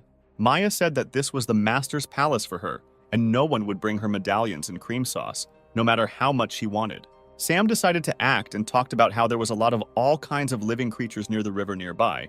Then he suggested that they go and collect fish and animals. As it turned out, she had lived in the mountains since childhood, so there would be no problems with hunting. She would like someone to cook. Sam didn't want to cook, and Cindy had never tried it. It all made the beauty terribly angry. But it's true. Why are they so proud when they don't know how to do anything? Then he asked her not to be angry. Yes, he doesn't know how to cook, but he can call the assistant who can easily handle it. Apparently, our hero decided to call the lovely salon owner from the very first task. So our beautiful owner of an intimate salon appeared in the middle of a cloud of smoke, who was in a state of courage with surprise. The girls nearby were just as surprised, who had no idea where she came from or how she appeared from the map. It takes too long to explain everything, in fact. This is your new sister who can cook wonderfully. She didn't like that he only called her in so she could be his cook. What a shame. They were not so interested in listening further, since they hoped that her level of cooking was similar to her beauty, and went to get the ingredients. When they left, she continued to resent the fact that he calls at the most unnecessary moments. He answered her by saying that not only is she beautiful, but she cooks better than any Siri and the like in the divine space, so you can help them very well. As soon as he remembered Siri, she began sneezing loudly in Wonderland. Lisa began to worry about the girl, but she replied that everything was normal. Maybe someone would remember her. Then she decided to show the lovely dish that she had prepared and offered to try it. Lisa replied that it looked simply gorgeous. When she cursed, she didn't mean it. She wanted to say that he calls the other girls when he is in danger, and he calls her when everything is normal and calm. It was then that he approached her and said that the hostess sister deserves more than just a battlefield. She deserves much more. When he touched her stomach, she became very embarrassed. He asked not to blame him for not being able to restrain himself when such a lovely girl also dresses like that. At the sight of her, his gun is ready to fire. His appetite becomes brutal. He can't help himself. His hunger was too strong, and he asked his sister to help him and feed him, showing him his small stove with buns. She became more embarrassed, but she was able to agree to this so that he would eat with her. So they started eating dinner, and here is a beautiful woman who will always help in difficult times. Finally, he stopped with dinner. Then he thanked the hostess for her hospitality. She hid behind a tree and began buttoning her shirt, saying something under her breath. There was someone standing behind her who was waiting for a good moment to put the blade of a knife to her neck. That same wanderer has been standing for a long time and waiting for a good moment, since he clearly saw how she showed him the oven with pies and everything like that. Sam, puzzled, asked him not to harm her and wanted to know what he wanted from them. The strange bandit said that in the building where their next target lives, this beauty can be bought for a lot of money. He decided to raise his voice at him so that the bandit would let the girl go, since he would not allow even the tip of a hair to fall from her head. She had hope of salvation after the words of Sam, who was very confident in himself. She began to indicate her conditions. If Sam did not go with them, then his girl would be very unpleasant. He was frightened by the fact that they were hunting for him, and not for such a lovely beauty as the owner of the intimate salon. The bandit explained everything by saying that their inn and sect were based on the fact that they caught beautiful men. Two strangers appeared behind him, ready for any trick of the pervert. He wanted to know if there was any law that allowed the hunting of civilian men. He was very sorry that he was such a weak person, but this would be the last warning for him. The stranger stuck the tip of the knife in the girl's face and said that if he didn't go with them now, then something very bad could happen to her beautiful face. She had no face, but she was strong enough to say that these freaks underestimated her. Her words struck him, as he was sure that she was an ordinary fragile girl. She told Sam that he could run away from here, and she would save him. However, Sam will never allow his girls to be harmed. He owes them his life, after all. He already told her this. Later, he winked at her, proving that everything would be fine and he would never despair. She noticed how he sweetly moved his eyelids. This made her understand that everything would be okay. It was not for nothing that he went out on such a mission. The other bandits noticed how smart this guy was, and added that he would be received very well in their house. This mission turned out to be the most problematic, but this does not mean that he will not pass it. Still, they led him along. Sister Freya did not know if Sam had any plan, but she was sure that she herself would save him. And then she was interrupted by some kind of fabric, which was definitely used by that girl in the cape. And so it turned out, Freya could not understand why her eyes were getting dark, and the bandit said that it was time for sleep. The girl muttered, "If there is an opportunity, then maybe he will be released. When this moment appears, then she will come for Frey's sister." So we were transported to the house of the Shawshank family, where the bodies of men are sold to various beauties and more. The girls with these guys behaved much more softly, unlike their own kind. In the room behind the doors, a very important topic was discussed with particular interest. And here is our famous sister Garnet, who wanted to find out if there is a much more interesting product. The bandit says that in other houses, they gave a price of 100,000 silver coins for this man, and that's even before they caught him. This figure shocked her, since she did not even dare to think that these thieves would come and announce a price of 100,000, although previously all the men were worth 5,000 silver. If Sister Garnet does not want to believe this, then the bandit decided to take a personal look at this specimen and make sure of her words. She says he must completely shock her to be worth that much money. Garnet looked up and saw those beautiful blue eyes, those expressive cheekbones and gray hair. He definitely stood out among everyone. She had seen countless men before and had not felt anything for them for a long time. But as soon as she saw his eyes, her heart began to beat faster. The bandit has already begun to insist that Garnet buy it, because if she doesn't buy it, someone else will. She handed him a bill worth 100,000 and told him to take the money and get out. After they were alone, she understood that such a handsome man could recoup his entire cost in a year. Still, he wanted Miss Garnet to untie her, then they would figure out what to do with him. Untying him is not a problem for her. The main thing is that he does not run away anywhere and does not play any tricks here. He answered her by saying that he is very happy as long as he has such beauty as Miss Garnet in front of his eyes, who asked her to hold back her feelings. She removed the rope from him. Sam thanked her for this and asked what kind of place it was, why Garnet bought it, and what he needed to do here. This is the Shawshank House, where handsome men from all over the world are gathered. They spend time with the local girls, making them happier, spending leisure time with them. Then she asked if he would help her with this. He replied that he could not help her in any way, since he did not know how to do anything. To this, the miss replied that she had people who would teach him everything he needed.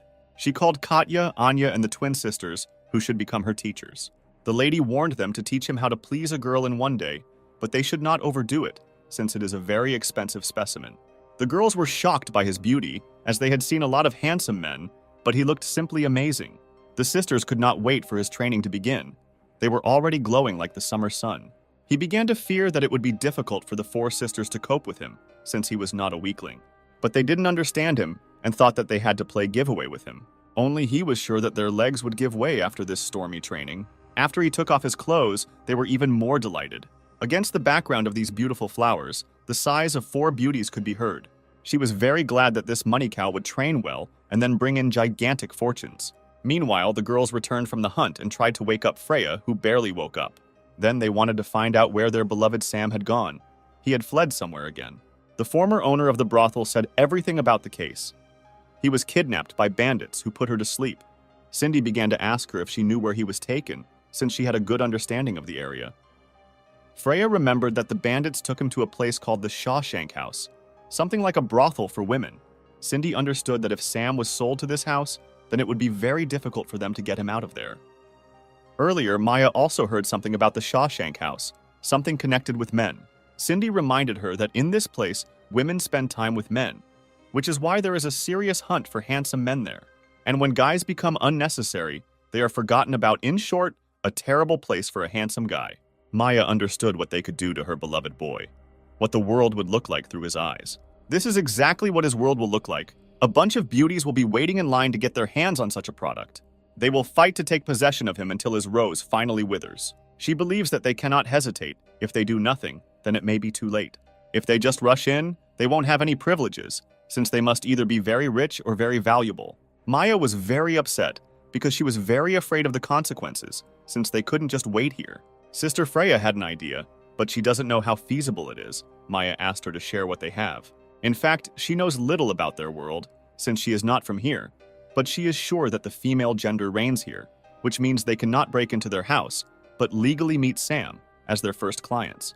For Cindy, this idea was very good, but no one had ever been in such places who would be responsible for everything. She was determined, saying that it was very important for her to save Sam and was ready to be in the lead. 2 days passed. The Shawshank house was calm, but not for long. These three entered very boldly, asking where the hospitality was in the Shawshank house. No one even greeted them. Miss Garnet began to feel guilty, although she was very busy, but still asked for forgiveness, and in return decided to personally accept them. The lady added that our guests have everything they want, for their money, of course. Maya got straight to the point and wanted to say that they were looking for Sam, but Freya interrupted her. Freya said that they are looking for the most interesting option. The main thing is that it is worth it. Cindy added that money is not a problem for them. Their wealth is much higher than she can imagine. Garnet was interested in the appearance of one lady with green hair, as she looked extremely familiar. This worried Cindy very much, since she is very popular, and a woman like Miss Garnet should know her well. Only Freya was confident in herself, and explained their secretive appearance by the fact that they would not want anyone to know that they visited such places. She really liked our Freya. She is very beautiful and also brought her friends. She's just lovely. She stated that the three of them could expect the best service and the best men here. Maya couldn't understand why the girl didn't immediately start looking for Sam, since he was their main goal. She understood everything, but it would be very dangerous for them, since Miss Garnet would immediately understand who they came here for. Cindy noted her impressive intelligence as she thought through the entire plan perfectly and hid the girls' faces in advance. She explained her knowledge by saying that she has been working in a similar business for a long time and is an excellent marketer herself. Such knowledge is typical for her. Suddenly, a strong light began to flow from the doors, where some strange voice said that the three sisters had been waiting for him for a long time. They were brought some kind of muscle man who was much bigger than they imagined. She asked him to stop because the product was of terrible quality. Then some wolf came out, a handsome one from the western regions, who was much more brutal than they expected. And you brought some kind of flabby dog. Freya was indignant. Here they are definitely looked down upon. Suddenly, she began to apologize to her friends for stopping them in the middle of a trip in such a terrible place, adding that this Shawshank house was not worth its enthusiastic rumors. Bad service. She asked them to stop, since they had a newcomer who was the best in the whole city. If they were interested, they could stay. The heroines initially said that they were only interested in the best goods. Money is not important. Show the most valuable, Freya said. She led them to the very room where the golden boy, the most handsome here, was located. The girls entered the room where someone very familiar was waiting for them. This is him. Our hero came out after a shower, and he wondered if there were new clients. This time he makes a promise to Miss Garnet that he will please them. As soon as he looked back, he saw his beauties and said that they could feel at home. So they found him. 3 beauties were already standing in his room and saw how well he lived here. Garnet warned him that these clients were very important to them, so he had to give it his all. He immediately understood everything and tried to drive her away, saying that he could handle them on his own, and she could go. Then the handsome man slammed the doors loudly so that no one would hear anything. From that moment on, he began to understand that the girls would be very angry with him for not even trying to escape. And so it turned out, they were burning with rage. Some were shaking their fists, others were baring their teeth. He was immediately pressed against the wall, which frightened him greatly, as he was anticipating the taste of this pain that awaited him. Maya was ready to strangle him for not even trying to escape from here, although they were so worried about him. For Freya, it wasn't so important to punish the scoundrel. She wanted to know why he didn't even try to escape. In fact, he would not want to be here. The whole reason is that he is physically unable to free himself. And the reason for this is the giant guard of commanders and generals. He is not able to hurt any of them. For Cindy, they did not pose any danger to her, since she was fully aware of the abilities of these shrimp soldiers. With such strong beauties, it will be easy to win, but there is still something that prevents him from leaving here. Cindy continued to not understand the hero, because she thought that he no longer wanted to go anywhere. This cannot be. He really wants to leave here. He needs to destroy all the seals. But it's not a matter of wanting it all. The fact is that handsome men like him are exploited as a commodity, and there are a lot of them, so you definitely need to take them with you. Maya understands that a man can never be equal to a woman, and they cannot carry such a gigantic burden on 4 humps. Yes, May is right, but Sam has already come up with a clever plan that they can only do this night. Until night falls, he simply must serve such welcome guests to pass the time. Freya did not agree, since they spent so much effort to save him, but he wanted to fool around. They don't have time for nonsense. Maya decided to interrupt her, since she was not against such a good offer from the hero. She said that they still have a lot of time to sort everything out. Cindy didn't mind either, since it would be an ideal opportunity for them to take a break before a difficult task. Everyone agreed, which means the owner of the brothel can no longer refuse such a tempting idea. In addition, Miss Garnet can eavesdrop on them behind the door, which means they must make characteristic sounds, otherwise it may be suspicious. He began to shout loudly, which of the 3 guests would be first. Let's choose using rock, paper, scissors. The girls agreed to the proposal and decided that the one who wins will be the first. The first round began. Only 2 people participated in it. Freya won. The girls said that Cindy doesn't play, so she will be last, and here are the rules. Only now she is not so stupid and climbed on him first, which made the girls shout at the top of their voices what a cunning friend they have. She is ready to use him until the evening, until he runs out of steam. There were also those who were not happy that Cindy was alone with him for so long. Sam did not see any problems, since everyone will have their own share and there will be a place for you, Maya and Frey. Suddenly, he decided to use a strange technique that turned from 1 to 3. The girls were amazed by this. It turns out they expected this from him. Cindy had already jumped on him and was expecting all the best, which is exactly what she will get. She asked him not to force them to be lazy. They should work to the maximum of their capabilities. Finally, Garnet heard the sweet voice that foreshadowed the beginning, and she also understands that the boy can bring her a lot of money this evening. So he finished with them, but soon night was approaching.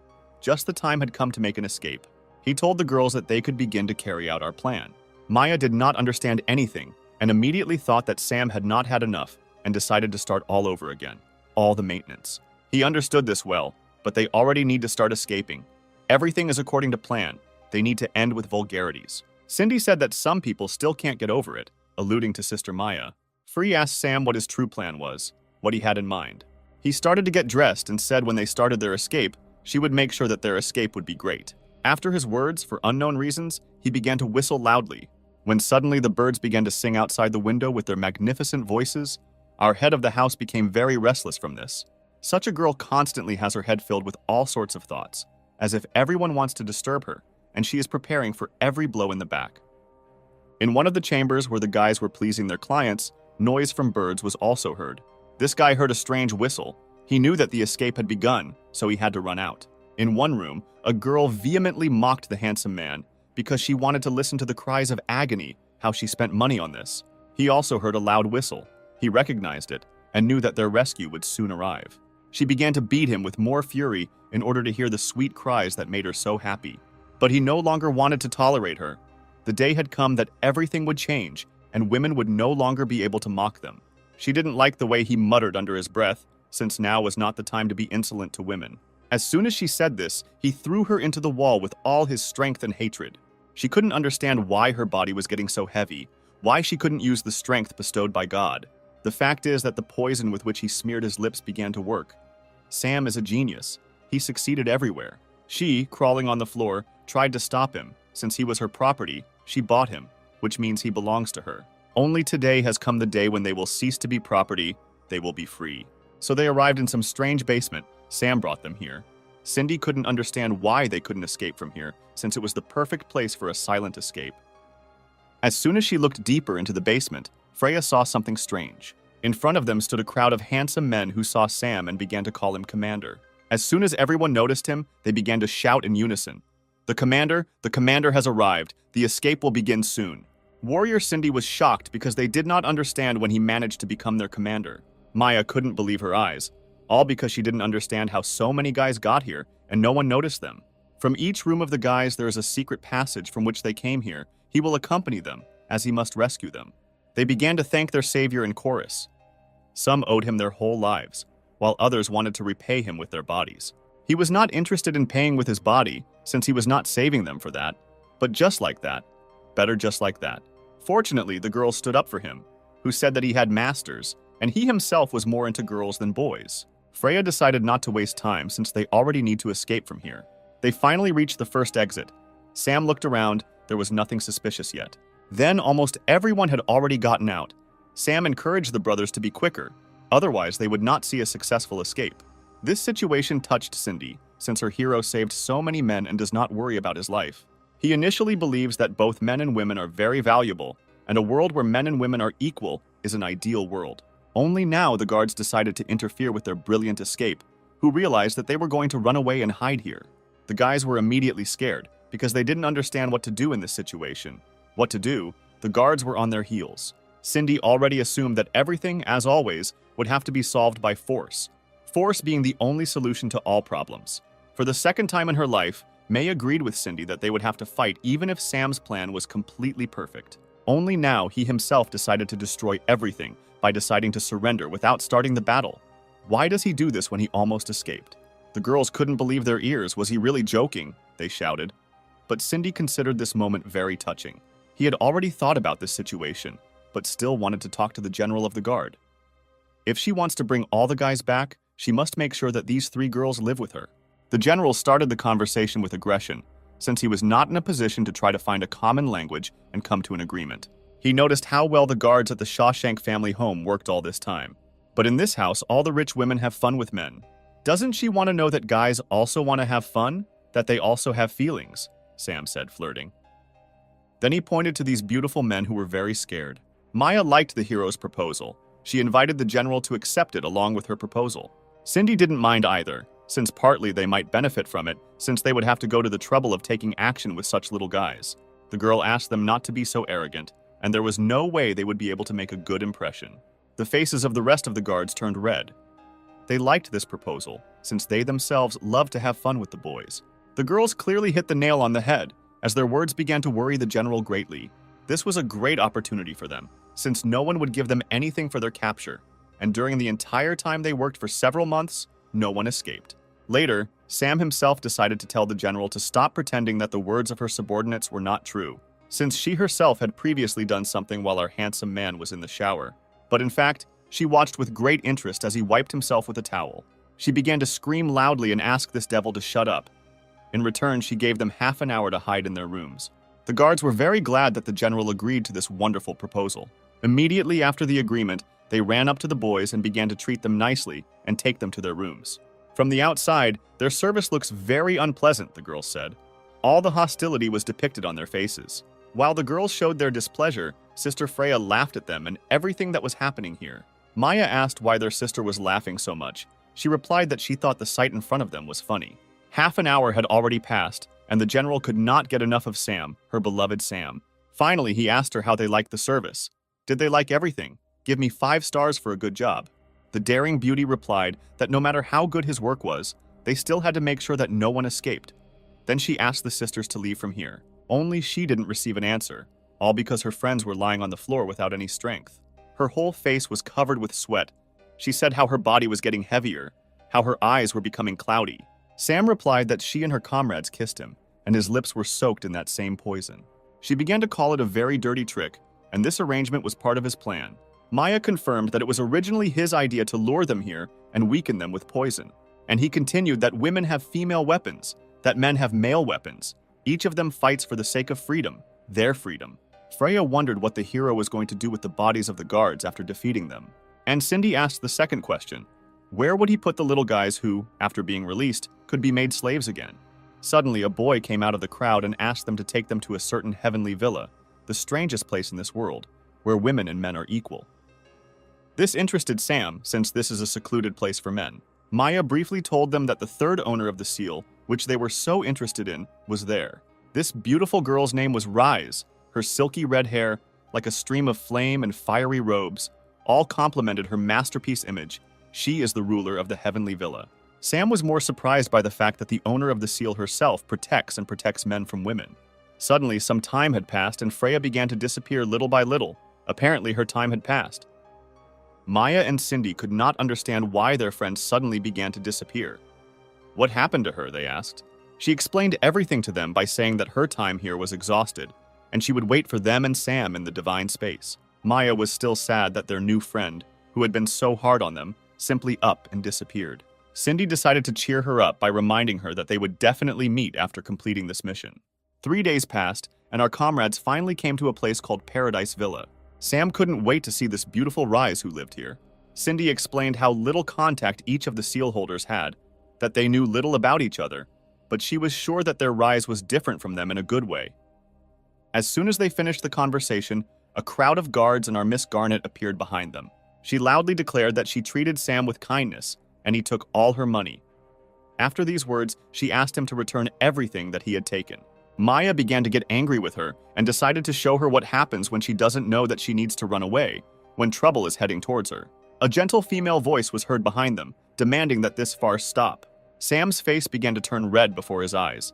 He became convinced that the third owner of the seal was behind them, and so it turned out that behind them was Rise, a beautiful girl who wanted to find out who was making noise for them in the front part of the Paradise Villa.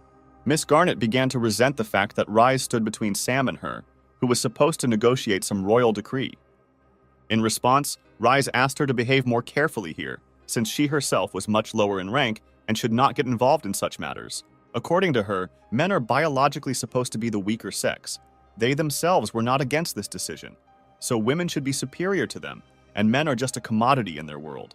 On the territory of the Paradise Villa, men cease to be their property, so you should voluntarily take your dogs and go to hell. Garnet could not tolerate such antics, since her army should be equal in strength to the army of Rise's Paradise Villa. Then she asked the guards to attack them and take their goods. The girls agreed with Lady Garnet without hesitation, shouting in unison, yes. They were outnumbered, and there were only 4 masters, so they would easily defeat them. Firelight Rise considered their attack stupid, since she had not touched them for many years. But now they would test the power of the owner of the seal. No one heard the warnings of the fiery princess, and for this they paid with a powerful blow, which did not give them a chance to win. Their clothes were torn to pieces, and with loud sighs they realized that there was no way they could win here. Garnet was scared by this as she had no idea what Rise had done to her guards. She replied that no one living could hurt her, no one. Then Sam added that Garnet had better run away from here.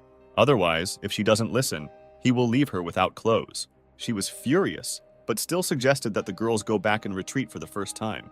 But it would have been so easy if they had at least some clothes on, but they were completely naked. Sam was too noble today and offered them a bag of clothes, since Miss Garnet was kind to him initially. Only these clothes were even more shameful.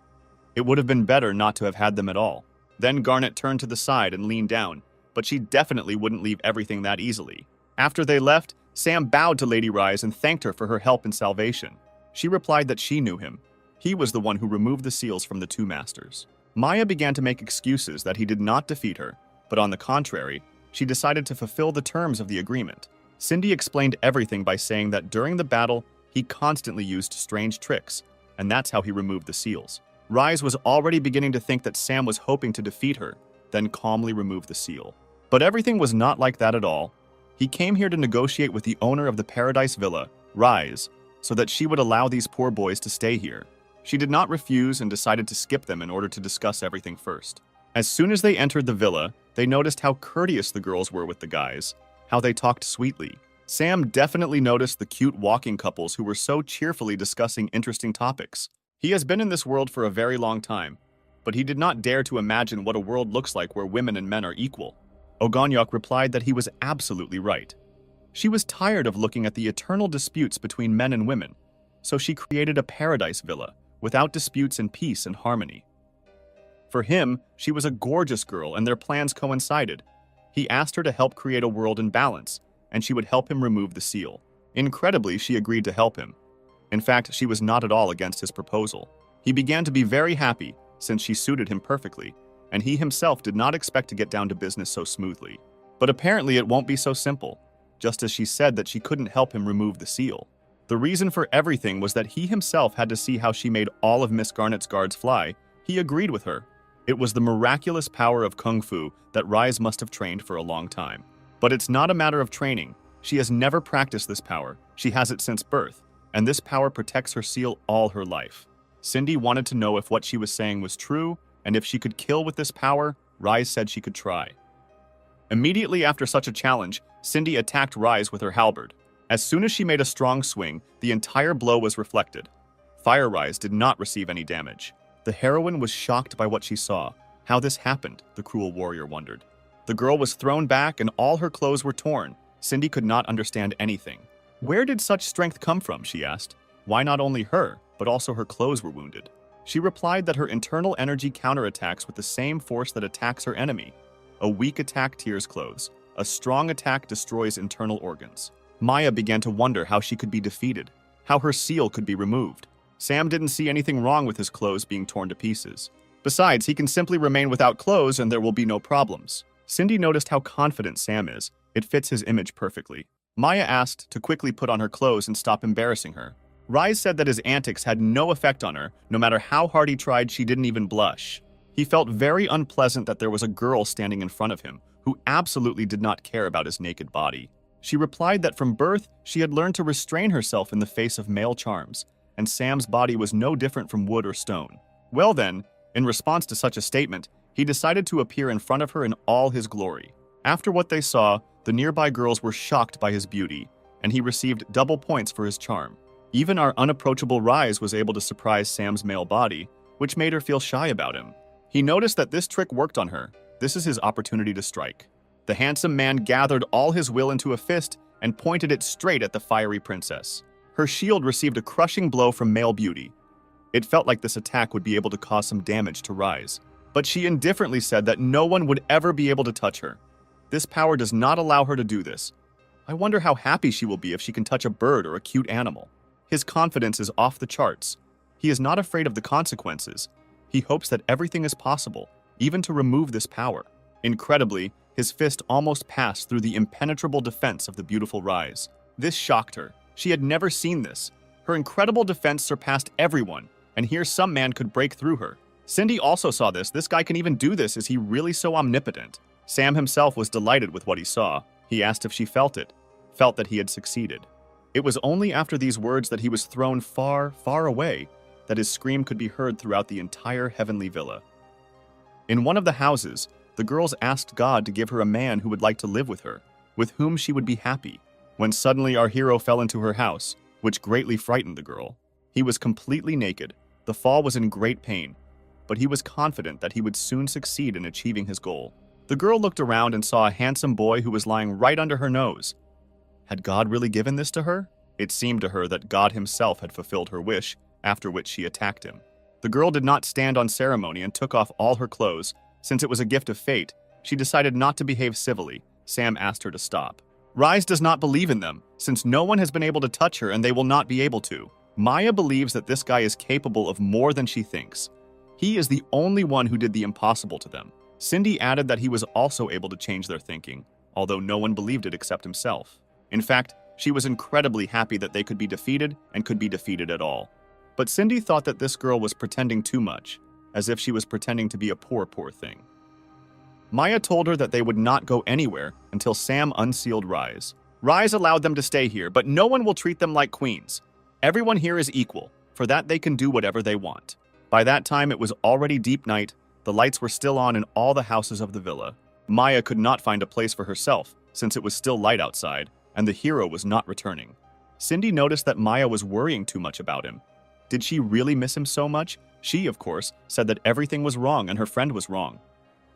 And while she was arguing, someone entered their room, saying that he had returned. It was Sam who said that he spent a lot of time, but was still able to get a lot of information about the beautiful Rise. Information is information, but Maya was wondering what happened to his face while he was wandering around the city. But it's true, his whole face was covered in lipstick stains. He was almost kissed to death. Later, he took off his cape to show how valuable this information cost him. If we draw conclusions, the scars on his back indicate the complexity of the mission.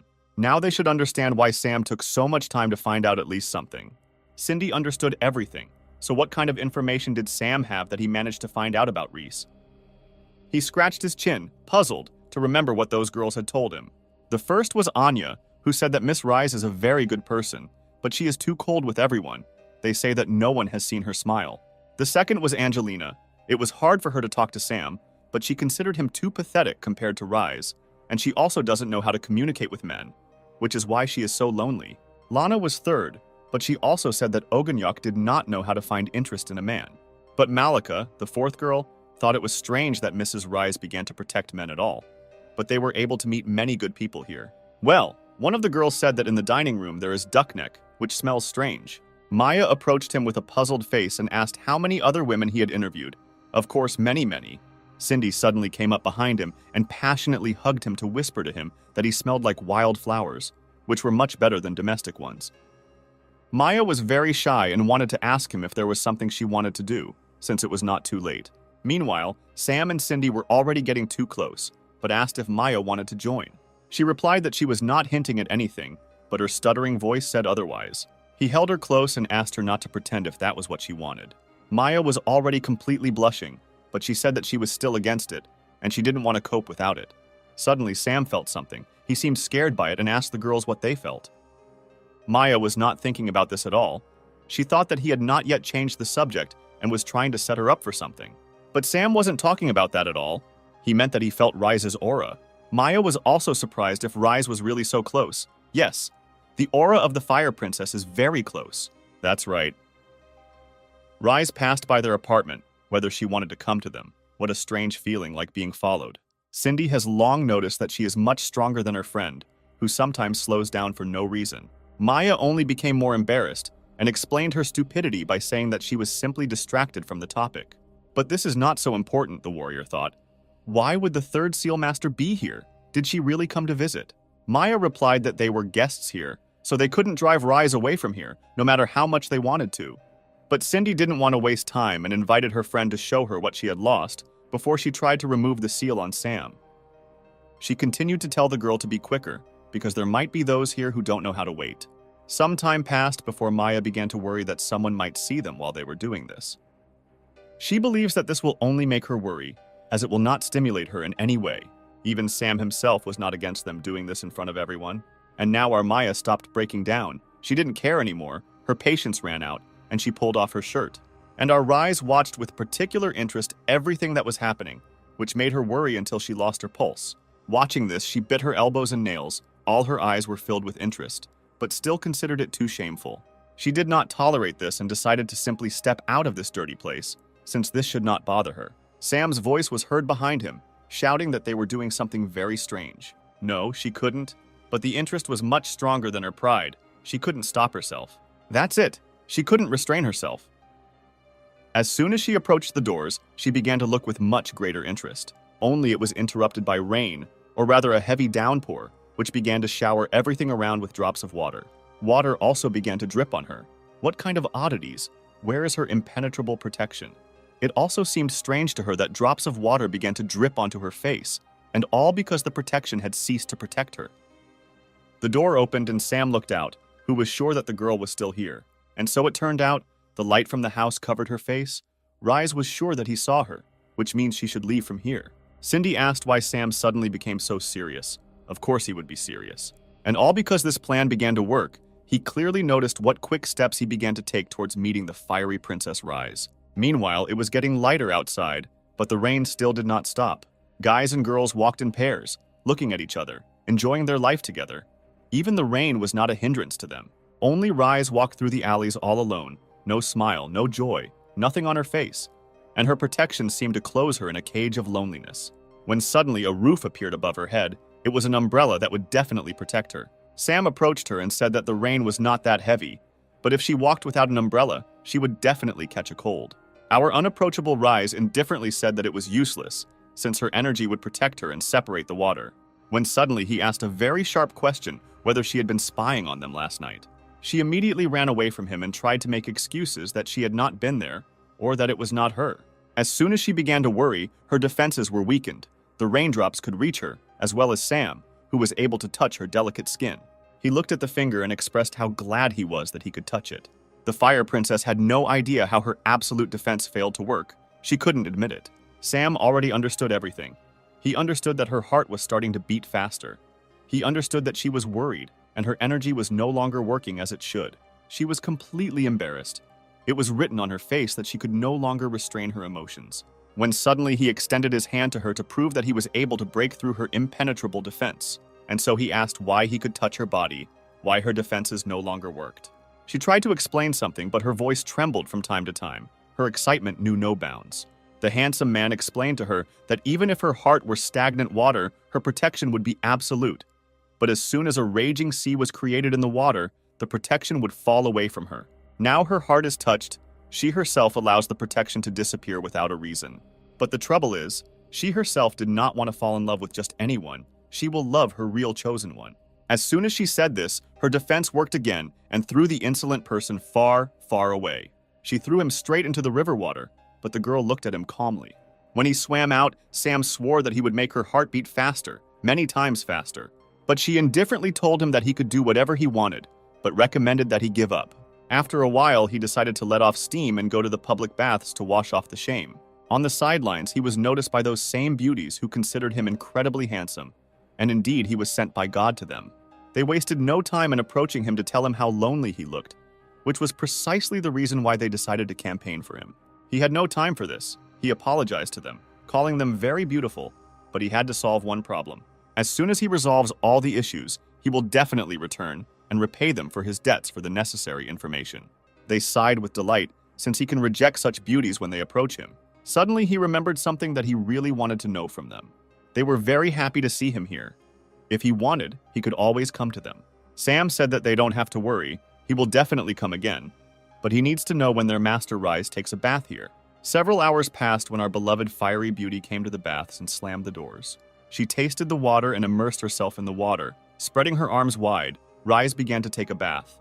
Today was the strangest day because water dripped on her, and this guy touched her, although no one could do this before. He couldn't leave her head. She thought about him all the time, but she tried to forget him.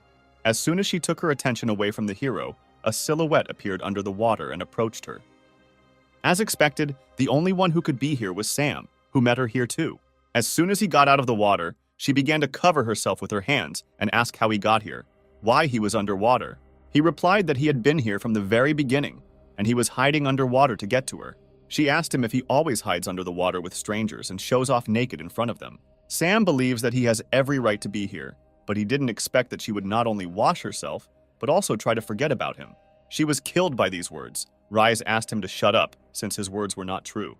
The handsome man in this form asks her why she is trying to drive him away from here. Is it really because his body excites her so much? Looking to the side, the Fire Princess said that he and his body are no different from a tree. Then why does he continue to mock her? If this is the case, then he can stay here and the owner of the villa will not be against it. She confirmed his words, saying that he could stay here until he got tired of swimming. Then he asked why Miss Reese did not look at him if she was not at all worried and excited. With all her might, she tried to look away from him and say that there was nothing to look at him. There was nothing like that in him. It was then that he came closer and cheekily asked a short question whether everything was exactly like that. He couldn't agree with her, since all the other girls said that he was a real handsome man. As soon as she looked up at him, she struck her first blow and threw him aside so that he would never come to her so quickly. Only someone managed to catch him, some girls who came to his aid. She was shocked. She saw someone she knew and was surprised that they were there too. Incredibly, it was Maya and Cindy who decided to help their friend achieve one unapproachable princess. So, she doesn't think that the three of them will be able to pass her flawless aura, even if they unite. The one-eyed warrior believed that the girl was absolutely right. They believed her. And in fact, Rise is not their target. Their target is someone of a different gender. Their target was Sam, in front of whom they stood and began to pull off their towels. His eyes narrowed in surprise, all because he didn't call them, but they came to help. Cindy told him that only with their help could he destroy the wall to this lady's heart. And Maya was the most embarrassed of all and said that she was here only to complete the plan, nothing more. She was annoyed by the scenes they were playing out here, but she asked what they were going to do here. Cindy noted that the mistress understood everything correctly, and they would do something shameful. Maya added whether Lady Fire had any objections to this. The flaming princess realized that no one would let her bathe in peace, but she still decided to ask them to go to another bath and do it there. The warrior, pulling off her towel, says that in Rise's eyes they are just dead trees and stubborn stones. Maya confirmed her words and asked if this sight somehow bothered the unconscious master. For her, this method of provoking the generals does not work in any way. Whatever they want, they can do it. Since everything is so, then she can open her eyes and take in this sight with all her eyes. Maya could no longer find a place for herself to start the process as quickly as possible. Then she asked who would be first. Sam replied that it was easy to handle too. He had no experience in this. Rise couldn't believe that this was possible. but it was true how he was going to do it. The handsome man replied that you should never underestimate human potential. She was very embarrassed. She looked at all this. Her face was constantly turning a little red, and the sounds in the background were heating up the situation. Then these sighs and gasps worsened. They sounded even more often, even more vulgar. Cindy and Maya began to scream louder, the mooing becoming a melody that turned her on like a machine. In the moment she only felt worse, she heard it all. Her innocent heart could not allow herself to look at it. In the back of her mind, she was thinking about how her body felt strange.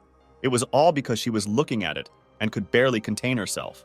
But suddenly she remembered that entering a sleep state in music makes her equanimous to everything, which can save her. After these thoughts, she shook her head and sighed heavily. Still, she was able to enter a trance. Her eyes became empty. Her face did not blush for no reason. She became completely calm. Sam was worried that Sister Rise had become so imperturbable in a couple of moments. Would they really not succeed, he was afraid. Cindy kept telling him that he could be afraid of nothing, just let him continue with it. Maya reminded him that they were only here for one thing, to break Rise's wall, to free her from the bars that kept her locked in alone. The warrior continued to flirt with him to make Miss Fire Princess feel really awkward. He started working on her, which made her very nervous and blush. Finally, the handsome man noticed that she had entered a trance. If they continued, she would not hear or see anything. Maya didn't understand how they could win then if she was under constant protection in her physical shell. Cindy was also lost in thought because she could not understand what to do in this situation. Sam guessed that in her physical state she doesn't feel anything and is protected by her energy. But what if she gets into a spiritual form? Will she also be inviolable? He put his hand to his face and began to use the technique, and his body was covered with an aura. She was actually hiding here to avoid them. Great move. In her heart, she told herself that this provoking trick was good, but by hiding here, it was completely in vain. As soon as Sam entered the spiritual space, he repeated her thoughts word for word. She was pleasantly surprised at how he got here, how he was able to get into her spiritual space. For him, this does not amount to any extra work, since there is nothing special about it. Yes, sometimes no one could break into her spiritual space. Everything, as they say, is first. But he behaves too vainly, and in her space he is not her opponent. He was surprised at her words, but obviously it didn't mean anything to him. She continued to say that here she is much stronger than in reality, and her defense is at its best. The hero noticed how pleased she became. With his impudent grin, he says that there will be no problems if he comes closer. She thought that this guy was always trying to trick her and ruin her mood, but he wouldn't succeed. Only now she saw much more complacency, as if a wild beast was standing in front of her, which would not let her win. Raising her hand, she began to read a spell to strengthen her protection and energy.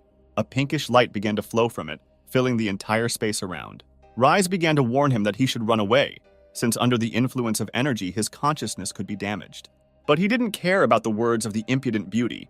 He pointed his finger at her, and as soon as he pulled the trigger, when a powerful shot occurred, it pierced through her defenses, leaving her no chance of winning. After the shot, the spiritual robes were torn from their hinges. Her protection was destroyed, and she was completely defeated. She managed to accept reality with difficulty, but could not understand how he could defeat her in the spiritual space. He did not answer her questions. He simply reminded her of the conditions. If he approaches her, he can do whatever he wants. Reyes asked him what he would do with her. Her voice sounded abrupt, as if she was anticipating only one thing. With great reluctance, she nevertheless agreed. The hero began to approach her. He also abruptly reminded her that he just wanted to end everything, nothing more. There was a battle of contradictions in her head. She thought how he would do the same thing that he did with May and Cindy a minute earlier, that he would mock her. But he took her tighter and pressed her to his chest. All the rosy redness subsided, as if he had cured her of a fever. Suddenly, she began to tremble again. This redness on her cheeks made her cuter. She wanted to look at such a sight longer.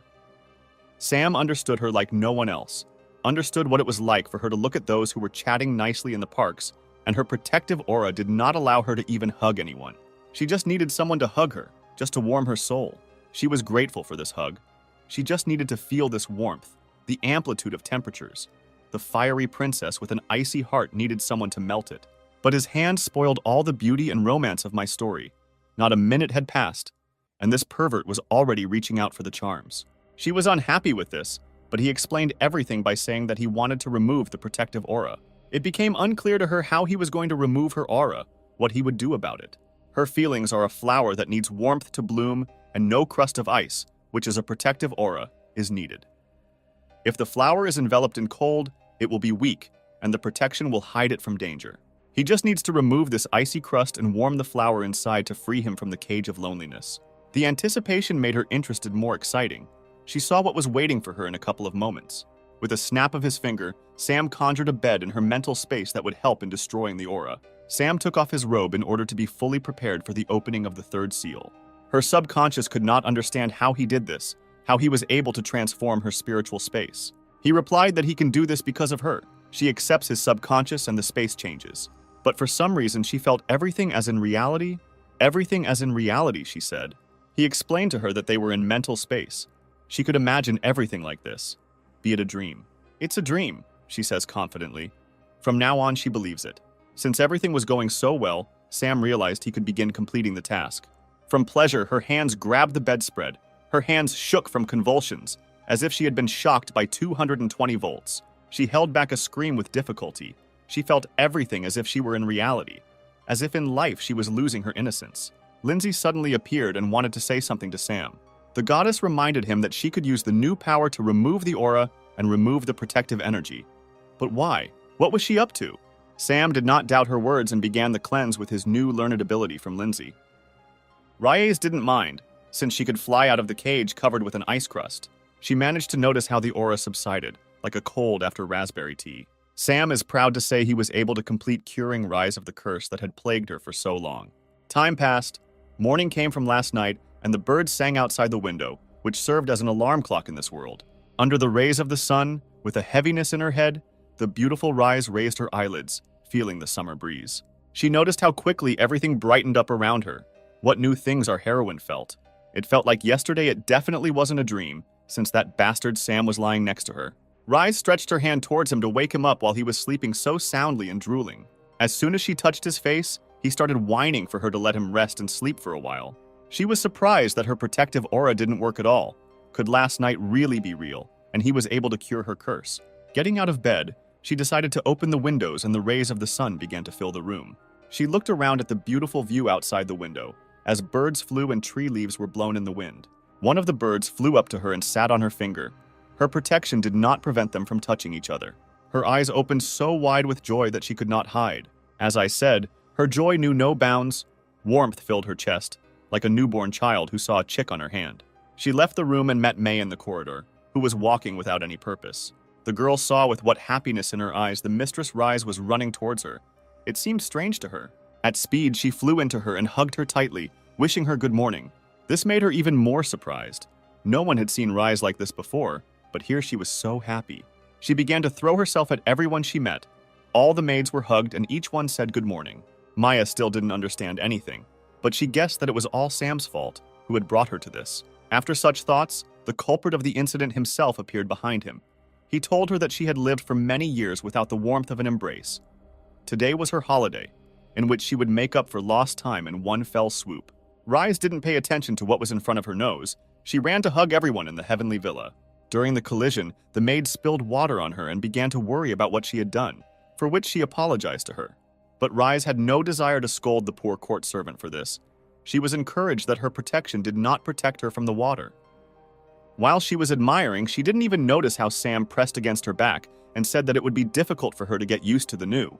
These hugs began to excite her, but she asked to let her go, to stop pestering her. But he was not going to back down and reminded him that that night she gave him her word that he could do whatever he wanted with her. The maid collected all the water and asked them not to worry, since there was nothing strange in her mistress's joy. And here was that bird that was looking at the heroes strangely, as if it was getting information. The bird looked with great interest, as if it were being controlled by an enemy. What was wrong with it? A strange bird took off into the sky and flew along the forest, rushing into nowhere. But not her. The bird flew up to Miss Garnet and began to chirp something to her. She was clearly listening with interest. The bird told her everything that she had seen, and that the fiery princess was no longer cursed by this monstrous power. From now on, the owner of the male brothel was not going to feel sorry for them. Meanwhile, in one of the rooms, Rise's sighs and gasps are heard. Our hero just can't get enough. She just woke up, and already in such a depraved position, she is waiting for her savior. He looked at her hungrily, saying that she had previously not let him near her, but now she was lying under him. She gave him a choice. He can get lost if he doesn't want to, or let him get on with the job in silence. The handsome man pressed her to him and began to speak tenderly in her ear. He will make up for her lost 10 years of loneliness. When suddenly their pleasures were interrupted by Cindy, she apologized and wanted to tell them something. Out of shame, she was struck by lightning. She didn't understand whether it was really their tradition to enter a room without knocking. The warrior replied that half of the entire house could hear them, so why should they be embarrassed? This news left her completely unconscious. Shame and shame on our innocent Riza. Sam asked what else Cindy wanted to tell him, why she burst in so suddenly. She replied that those troublemakers from the Shawshank house, those same people from Miss Garnet, came and wanted to see the two of them. The hostess was indignant at how they dared to brazenly come to her villa and make their own rules here. Now she will definitely show them. The one-eyed warrior was not against Rise going to the showdown, but first she had better get dressed. These words embarrassed her greatly. She blushed all over but could not answer. At that time, there was a crowd of guards at the entrance to the villa who were clearly not here with good intentions. Garnet prepared herself for victory and ordered Riza to get out of here. Our fiery princess came out of the gate to meet them, accompanied by the clicking of her heels, reminding her that she had just recently spared her. Well, Lady Garnet hasn't learned anything since the last time, which means she came here to die. She decided to lay all her cards out that the owner of the villa no longer had a protective aura. Rise understood that she knew everything, but where she got such information from, no one could know. After thinking, she laughed at the girl and said that she could try to attack her, but this time no one would spare anyone. In the ranks, the girls have contradictions. Maybe Garnet's information is not true, or Rise is lying. She saw how her girls began to be afraid, and she decided to loudly declare that the girl was trying to scare them. If she could attack them, she would certainly do so and resolve the issue with them. The guards also attacked her. They did not even doubt her words, since Garnet promised to return all the men back. Riza felt terrible that the guards unquestioningly believed her and rushed at the beauty. Suddenly, Sam appeared from the shadows, blocking their path to the mistress of the villa, saying that Sam would not be able to attack them all, but could leave them without clothes. Garnet was angry with him and told him not to forget that men could never hurt a woman. Only he had no intention of fighting them. He was simply using his new ability on them. The opponents were already near him, but his attack with a protective aura completely took away the chance of victory. Their attack was completely repelled, and nothing was left of their clothes, just like last time they have no chance. With one wave of the hand, not a trace of their attack remained. Everyone dreams of such power to undress everyone around them. The naked warriors flew against the wind and screamed loudly in fear. This was the second time they were sent flying in the same place. This time no one is going to let them go, all because graceful ladies appeared above their heads, carrying a net with them.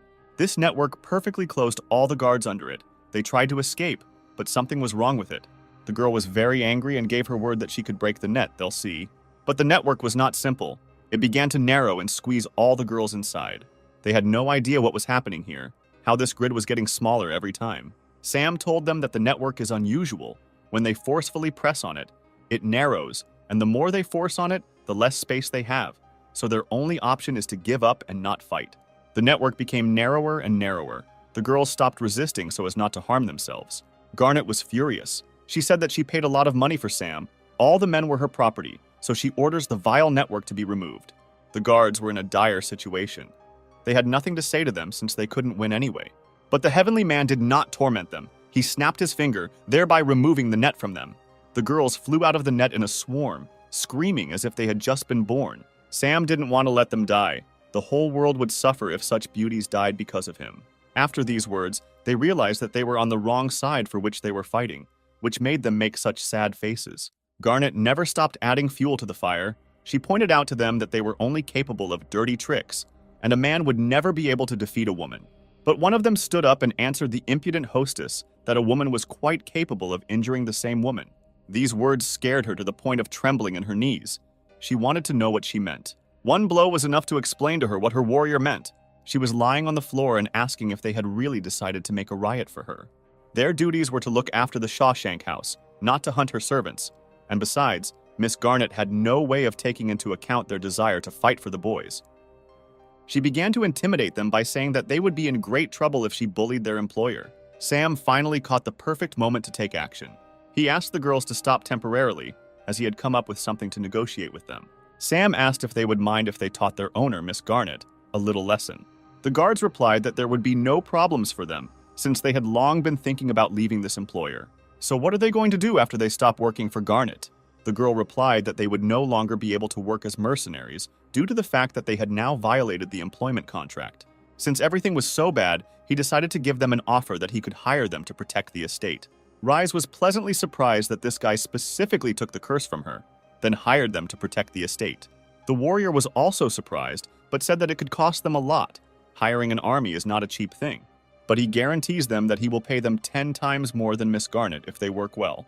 In fact, Garnet promised them that the girls could spend the night with the men they captured. Cindy knew they would have to multiply everything tenfold. That means we'll have to spend 10 nights with everyone, Maya said. In response to all of them, I am ready to go to hell so that such a wonderful place remains safe. Suddenly, those same handsome men appeared and asked their old commander not to forget about them, since they too could help. He, like a real hero, like the savior of the world, like a heavenly man, decided not to involve the boys in such a serious task, since mercenaries, like wolves and tigers, are very dangerous in this matter.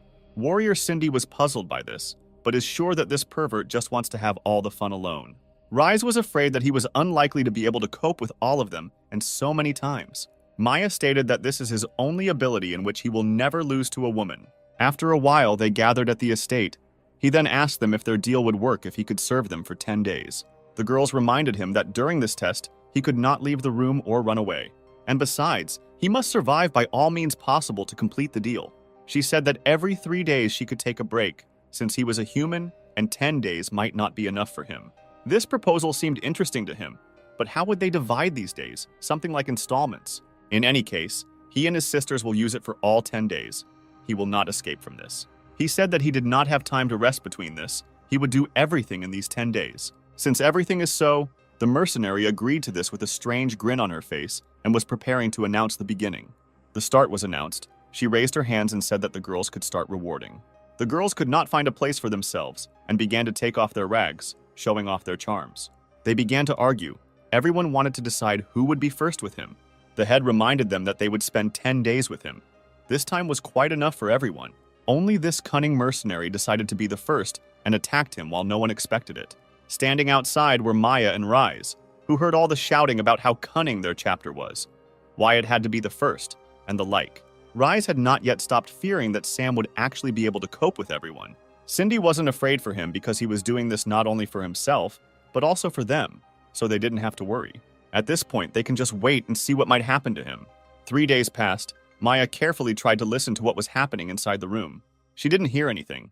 It seemed strange to her since earlier there had been constant screams. When suddenly Cindy came up to her and touched her, greeting her, which scared her so much. Rise was also with her. The warrior offered to go inside since everyone was so worried about their beloved Sam. Maya was embarrassed and thought that it was better for them not to go there, since it was a bad idea. The fiery princess said that she herself was also very worried about the hero. Her heart was not at peace. She finally reached out to the door to push it open.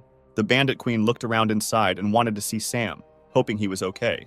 Inside, there were a bunch of bodies of mercenaries lying like corpses, unable to move. And here comes Sam, who was at the full peak of his strength, saying that on the contrary, these guards were not enough to serve him. They could barely contain their delight. Maya wanted to say something, and her emotions were running wild. Rise and May walked towards the bed, and Cindy took a moment to push them towards him. The girls flew into Sam's arms, and behind them stood Cindy, pleased with herself. The handsome man began to wonder why they were here. What was the matter? What brought them here? The former queen explained that they thought something had happened to him, but since everything was fine, they were leaving. Sam was already getting bored, and they could make a campaign for him, so they better not leave. Cindy began happily taking off Rise's clothes in order to be ready for what was to come. Sam, however, gave the basic phrase that wildflowers will never be more fragrant than domestic ones. Cindy had said the same thing earlier. A lot of time passed. The day came when everything was supposed to end. And at that time, a maid approached the room. She wanted to bring food. When she opened the door, a terrible hand reached out, asking what happened and with whom.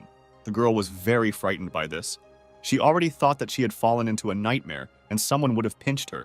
This monster turned out to be a completely exhausted Sam, who completely dried out while completing the deal. The maid was so scared that drops of sweat were already falling from her like Swarovski crystals from Kim's dress. His skinny arm reached towards the food tray to eat all he could. Then he began to greedily gobble up all the cooking she had brought. She would remember this day for a long time. The hero ate everything with such pleasure that there was no tray left after all. He had spent too much energy. It must be restored.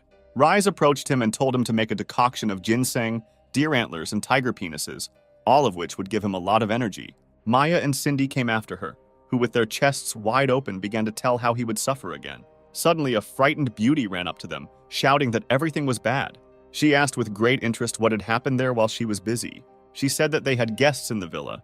Rise replied that there was nothing special about it. She would immediately meet the guests. But everything is not so simple. The guests were not looking for Master Rise. They wanted handsome Sam. Maya was almost not surprised and suggested that Sam probably had a new fan who was running after the beauty of her idol. Cindy wanted to teach her pursuer a lesson, since she had not fought with anyone for a long time. Sam decided to calm the girls down and asked them to go to his guest. He was wondering who was looking for him. Rise and Sam sat down in the living room and formally decided to welcome the guest, saying that she could speak. The Fire Princess initially asked the guest what she wanted, where she was from, and what her name was. She did not introduce herself, but said that she was from the House of Lightning. Her master wanted to talk to Mr. Sam. Ogonyok calmly asked, thereby pressing on her what her master's name was. She stated that Miss Rise should know her owner well. Her name was Ding Dong. This name made the hero laugh very much.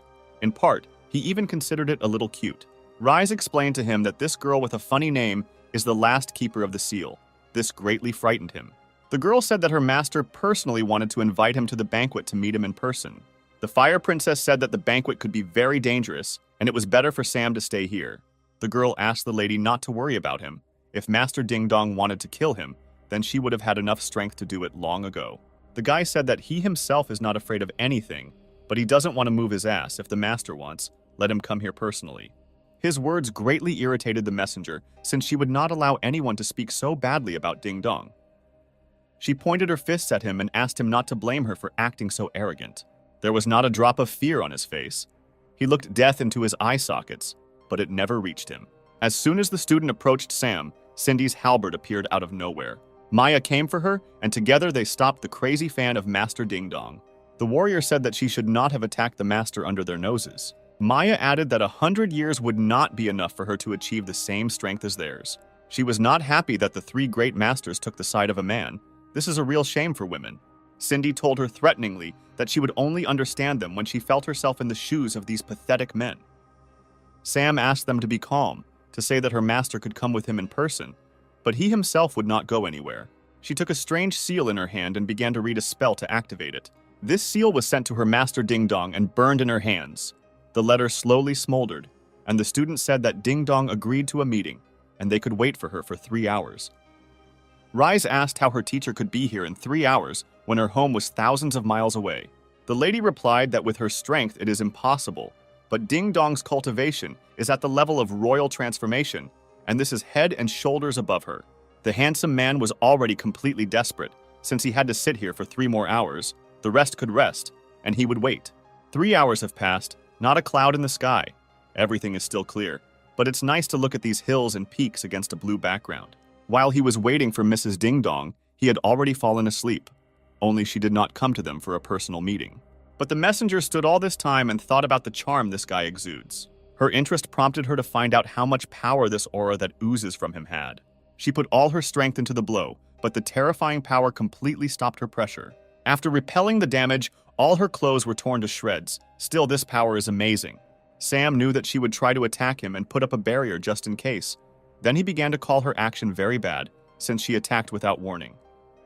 But he was not too angry. On the contrary, he offered her a cape so that she could put it on, since her master might not understand what was happening here. Suddenly, after his words, lightning struck the estate in the middle of a clear sky. This lightning was too sudden. Had the master already come to him? A beautiful woman with perfect shape appeared in front of them, her curves and beautiful face, and she was also strong. In the distance, she saw a student who was lying all disheveled under this guy's cloak. She did not like this view. She did not understand what had become of her messenger. Had she really come at the wrong time? The girl began to apologize to her master and say that it was not her fault, but that she did not understand everything correctly. Out of great excitement, she began to rise to her feet, but began to fall. She came across Sam's arm, on whom she fell, right on the bells. From hitting the steel balls, her head had to endure a lot of pain, which is what she complains about. Sam tried to hold back tears from the terrible pain, but asked her to get dressed first. The student stood up and began to explain herself for putting the master in an uncomfortable position. Ding Dong understood what power this guy could have.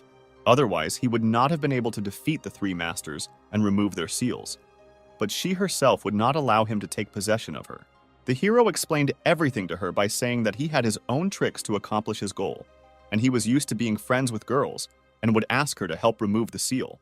This interested her, but what would happen if she did not understand him and refused to cooperate?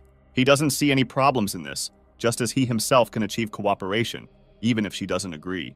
But she shouldn't complain about his rudeness later if he was so cruel to her. He began to create his first attack on her in order to remove all her clothes now. But this speed was surpassed by her. She was much faster and faster than the pervert. He couldn't believe his eyes that she was so easily evading every attack, so it wouldn't be that simple. Ding Dong analyzed him completely and revealed the secret of how he defeated the bandit Queen Mei, who was simply stripped in front of everyone. As soon as she realized his full power, she decided to pull off her already revealing dress to deprive him of his chance to win. She showed him all the charms with the words that he had previously seen a lot of women. He just had to say that she was taller than all of them. He no longer listened to her. His head was foggy, his drool was flowing like a waterfall. He was delighted with her beauty. Ding Dong noticed how he looked at her every curve, saying that she saw his flowing drool and asked her to surrender in order to give him more pleasure later. His face filled with redness that could not go away, and he was ready to voluntarily surrender to her beauty. The girls also felt strange. Cindy wanted to help the handsome guy, but Maya told her not to do anything. Meanwhile, Ding Dong began to attack with her beauty, charm, and charisma. But you can't take our handsome guy like that. He will never fall for a woman's body, especially in such a place. Immediately after this, he separated her soul from her body in order to fight on equal terms. The girls stopped worrying about him. They liked the way he outwitted her. The beauty was delighted that this guy did not fall for her charm and behaved so strangely. He asked her if she was joking that he would fall for her dirty tricks. Saying all this, he separated his soul. Again, everything became clear to her. He cannot hurt a woman in the physical body, but in the spiritual body he is quite capable of this. This is precisely why he uses this ability, and this is how he defeated the reckless Cindy. He should not have delayed with her. For this very reason, he asks her to worry about herself and not about others. His blow hit her in the chest, but it had no effect. The girl did not seem to feel its power. In one fell swoop, his strength was reduced to 0, and before he could understand anything, he realized that there was no chance to defeat her. A drop of fear ran down his cheek. He felt the anticipation of what would be waiting for him in a moment. She had already heard about this method of winning over girls, so she was prepared for it in advance. Ding Dong threw him away and shouted that he had better return to his body. He should not have expected that his soul could be returned to his body on their own. She is much stronger than any idiots who cannot train physical strength, since it is useless against girls. And in a spiritual state, she surpasses even him. The Lightning Princess decided to attack him with her instant strike. But Sam was ready for this and put up an energy barrier to repel the blow. The attack of terrifying power almost destroyed the protective aura that was barely holding on and protecting him. He was glad that he was able to defend himself against the monstrous attack of this lightning monster. Ding Dong was pleasantly surprised by this, but she considered it weak since he showed the last ace up his sleeve. With one wave of her hand, she destroyed the barrier so that it shattered into tiny pieces. The game was over. She grabbed him by the neck, lifted him up, and told him to finally give up. In response, he only laughed and realized that even a protective aura could be destroyed by monstrous force. Because of his fault, 3 seals were broken. Worldwide respect for girls was weakened, which gave rise to many problems, and she is just here to solve them. The girls came through the door, clearly wanting to stop the cruel master Ding Dong. Maya and Cindy unanimously asked the girl to let the guy go, otherwise she might be in trouble. She didn't want to listen to them at all, since they had lost their seals, and with them, they lost a significant part of their power. The beauty arrogantly explained to them that they should not be so confident in themselves when they are no match for her. Right after that, she didn't want to see them. Using the wavy hand technique, she was going to throw everyone away. The attack was too unexpected, thereby sending them flying far, far away. The beautiful Rise entered the room and said that it was not nice to conduct such actions on her estate. She didn't know why they all took his side, why they liked this man. Wasn't the world better where women were taller than men? Lying on the floor, he explained that the equality of women and men, yin and yang, gives rise to justice, for which he fights. The Fire Princess was very pleased to hear this, but his little tricks would not work. Now he decided not to waste his time to agree that if someone wins, then the loser will fulfill any wish. She was especially interested in this, since she could make him a slave, and he would lose anyway. Only he had one more trick left, which in his opinion would definitely work. The living room was filled with a cloud of smoke, which caused the lady's dress to fly in different directions. She confidently stated that no trick would work on her. And here comes a new attack. Her confidence has disappeared somewhere, and for good reason the blow looks very dangerous. It's incredible that Sam was able to harm the woman. What did he do? How did Ding Dong get injured? She couldn't stop herself. With every hit she hit the ground, she seemed to fly further. Wiping the abrasions on her cheeks, she tried to understand how he managed to do this. It occurred to him that in the body of a man he could not harm a woman, but what would happen if he himself became one? And this was the result. The stunt brought the bandit many conflicting emotions. She thought that all his tricks were sophisticated, but this time he surpassed himself. Cindy is shocked by this. It was too much for the warrior when her favorite handsome man became a girl. Ding Dong herself recognized Sam as a strong opponent, and he would even be able to entertain her, and she would have a lot of fun. Two opposites meet, a fighter for justice and a warrior for the strength of women, both fighting for their foundations. Rise knew that the clash between the strongest man and the strongest girl would be very exciting. In fact, everything looked like the owner of the villa said. Each collision released a ton of energy. Under their feet, the ground was covered with a shining light, as if two gods had collided. Only something more interesting was waiting for Sam further on. But more on that later. Ding Dong was overcome with the desire to defeat him, as she was interested in him and wanted to see more from him. He said that he would show her much more, that he would make her beg for mercy after his victory. Sam began to throw a lot of punches. In just a couple of moments, 100 fists flashed in front of Ding Dong's face. There is no way this attack would work for her. She confirms this with her words and flawless parries. Only the hero still had some trump cards up his sleeve, which he was not going to spend much of his time on. The next attack went under the skirt of the arrogant master Ding Dong, who was surprised by the dirty trick. She is very worried about what the scoundrel was going to do to her, while she did not expect this at all. He moved closer to her, all because she was weakened and the attack was not completed. Sam reached her hand deeper and began to massage it diligently to achieve greater effect. The effect was not long in coming. Her whole body was shaking in convulsions, as if there would soon be an eruption. Removing his fingers, he said that he was still able to find a weak spot, even in such an unapproachable girl as Ding Dong. Only she was not at all happy with the way he was fighting and grabbed him by the hair, which Sam didn't like. She was outraged that he was acting like a jerk, so she wouldn't be able to fight, but she also had no right to lose. In response, the handsome man grabbed the lightning-fast princess by the hair just as she grabbed him. The fight became like a quarrel between children in a sandbox. They behaved like children. Together, they continued to fight, but from the outside, it looks like the girls are fooling around. Maya asked, and Rise calls this the battle of the strongest and the strongest. She had nothing to answer. Cindy was also disappointed, but it seemed to her that this is what normal girl fights should look like. They still didn't try to stop, as if they themselves didn't want to stop this horror. Sam thought only about one thing, how beautiful she is. And that's why he gives her the opportunity to use his services if she asks nicely. She looked forward to what would be waiting for her, but asked how he would treat her now. Instead of answering, he kissed her passionately, so much so that she began to forget herself, lying on the floor. The student was worried about the master, all because she saw who took her first kiss. She wanted to intervene in the battle, but Cindy stopped her due to the fact that this is a face-to-face fight and no one has the right to interfere. Riza felt uncomfortable watching how her beloved Sam wanted a real battle, but brought it all to one. Maya was not surprised at all, as if she knew him like the back of her hand, as if this was his fighting style. He wondered why she didn't resist him. Did she really like it that way? She replied that in this position she was not able to use her physical strength. Now she definitely could not do anything. Everything led to the fact that she must give up, says Sam in female form. She didn't break down for long and agreed that with his dirty tricks, he was able to defeat her. How quickly she accepted defeat surprised him greatly, as she was very persistent in protecting her seal. The agreement of defeat made her agree to lose her seal, but she wanted to know how he would do it. Here he is surprised by all the girls, since none of them know that they will have to lose their virginity in order to remove the seal. To remove the seal, there is only one way out, to lose innocence, but she realized this only now. As soon as she understood everything, the handsome man decided to show her his hidden weapon, which only girls know about. She was shocked by this sight, as she did not understand whether he was a man or a woman. It doesn't matter to him what gender he is.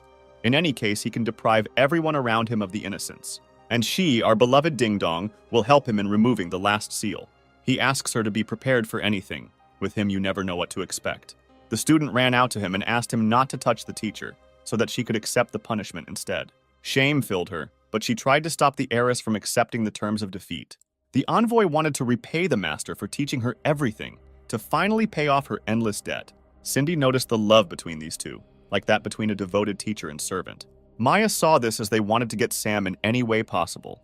Here he and only he decides the children do not choose anything, but the adult will choose both. This amazed the heroines, since both will get what they so want from him.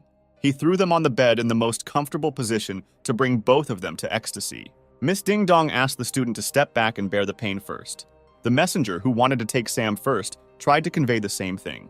He was tired of listening to them and decided that having fun with the two of them would be enough for everyone. This is difficult to imagine even in the wildest fantasies, since they do not believe that he can cope with two at once. He replied that he showed them the ability of transformation, and with it, everything is possible and even more. Their faces showed grimaces of fear and surprise, but really this is too much. No one could wait for the start. Patience was running out. Sam confidently stated that he was on his way. They should be prepared for anything.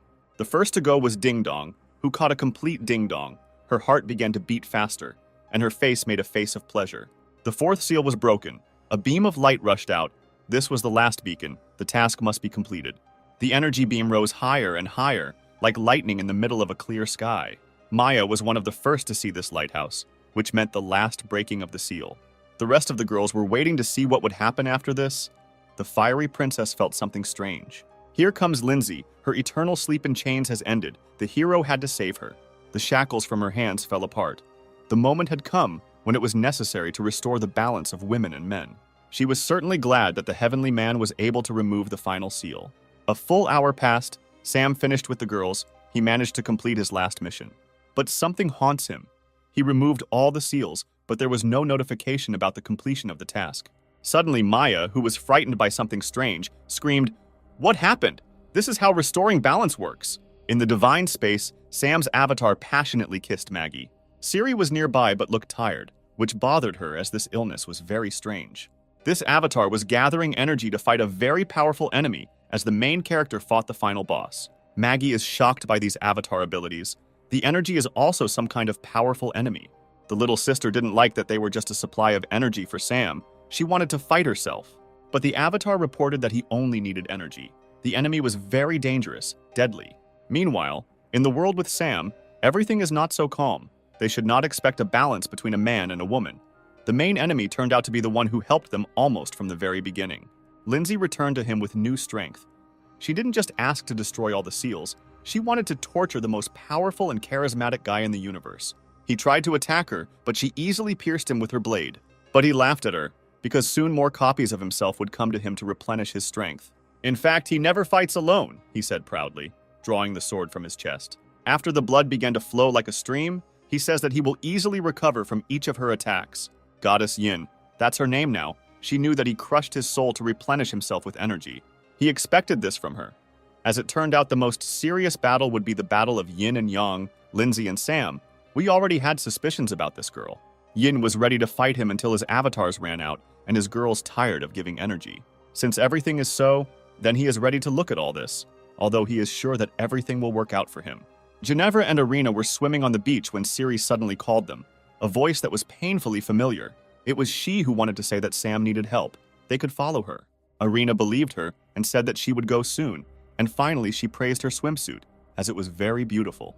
It made her feel shy, but she was already accustomed to wearing it, just like they were on the beach. The beauties from the third task were sitting in one gazebo. They decided to hide there from the scorching sun. By the way, excitement and love for big wins are alien to them. They just played cards, probably poker. Samantha looked at her cards with great pleasure, as she hoped to win big, when suddenly she was stopped by the feminine hand of Maggie, who came to announce that Sam needed help. And so it turned out, she told her to finish the game and send for her. The hero was waiting for them in a complete ass of trouble. The sisters began to worry about the boy as soon as they heard about the bad news. Professor Lisa also jumped up to help her favorite student in trouble. Only Samantha was not happy that she was interrupted at such a good moment to win once. Meanwhile, with sweat and blood, Sam tries to win victory against an incredibly powerful enemy. This time a real god. He was already at his limit. Yin was incredibly strong. There was too much difference between them. The girl understood well that his trick was becoming not as useful as it had been before. But Sam still has a few tricks up his sleeve. He has a chance to win in this game. A crowd of beauties lined up at a lonely tent, waiting for their turn, and their patience was running out. Suddenly, more clones arrived and came to their aid. They came here to speed up the replenishment of energy so they should come closer. The devil was pleasantly surprised by the number of new copies. It could turn everything into chaos, she said. They asked her to stop talking nonsense and start extracting incredibly valuable energy for them. As he fought, he realized that all the clones were now gathering energy. He was grateful for their help.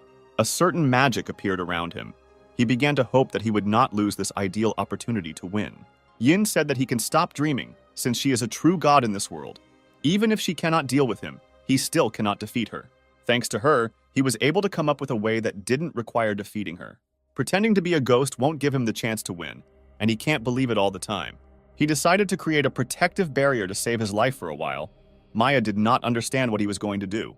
Immediately after her question, he grabbed her tightly and kissed her passionately. He asked them not to waste time with this and to come to him so that he would also kiss them. Yin was very pleased with herself, since she could easily win here, which is precisely the reason why she says that they can prolong the pleasure. Only she did not expect that the same seal that hid her in the place of the seal would appear on her leg. She was very surprised by what happened. Her seal returned to her. How did he do it? And he was able to understand that he could not only remove the seals, but also apply them to the evil goddess. She didn't like this and decided to attack his protective aura. He asked them to be quick, as the shield could save them from this monster for a while. Then they approached him and began to squeeze him tightly, beginning to kiss him to death. The first was Cindy, who began to suck the hero's lips with particular intensity. Rise did not go far from her partner, and she enjoyed this kiss very much. The girl continued to attack them, but this barrier did not give in to her, as if she became weaker with every kiss. Then she had to caress Ding Dong, while at the same time telling Yin that she would not be able to defeat him. They intertwined their tongues. This kiss was filled with sincerity that would imprison the damn Lindsay forever in chains. Bracelets began to appear on her arms, holding back her incredible strength. Steel enveloped her legs. She could not do anything about it. Sam almost completely imprisoned her in chains. The seals began to appear one by one, and her students imprisoned her back in chains. The last seal gave birth to the same column of energy and light that appeared only when the seal was removed. It seems that she began to remember how she was chained for the first time, when she lost all her strength and wandered on a stone pillar, bound in chains and seals. She saw a nightmare. Behind her was the very pillar that she did not want to see, since she could not be sealed again. Yin was ready to listen to him, but he could not leave her here or imprison her in chains, since she could be rescued from here. At that moment, she was ready for anything. She was ready to leave the world, just not to be sealed. Sam was ready to take her to a place she didn't even dare think about. A familiar circle appeared under her feet, leading to divine space, the very place for an evil goddess. The girl couldn't believe her eyes. There was a circle of movement under her feet. She was sent to the system space mansion, where she would not be so bored living. She was sent straight to her new room, straight to the bed. What awaited her? Yin looked around, trying to realize where the handsome man had sent her. And in this place, Sam's clones were waiting for her, who began to punish the bad goddess. Her screams could be heard throughout the entire estate that she did not want any punishment. He completed this mission.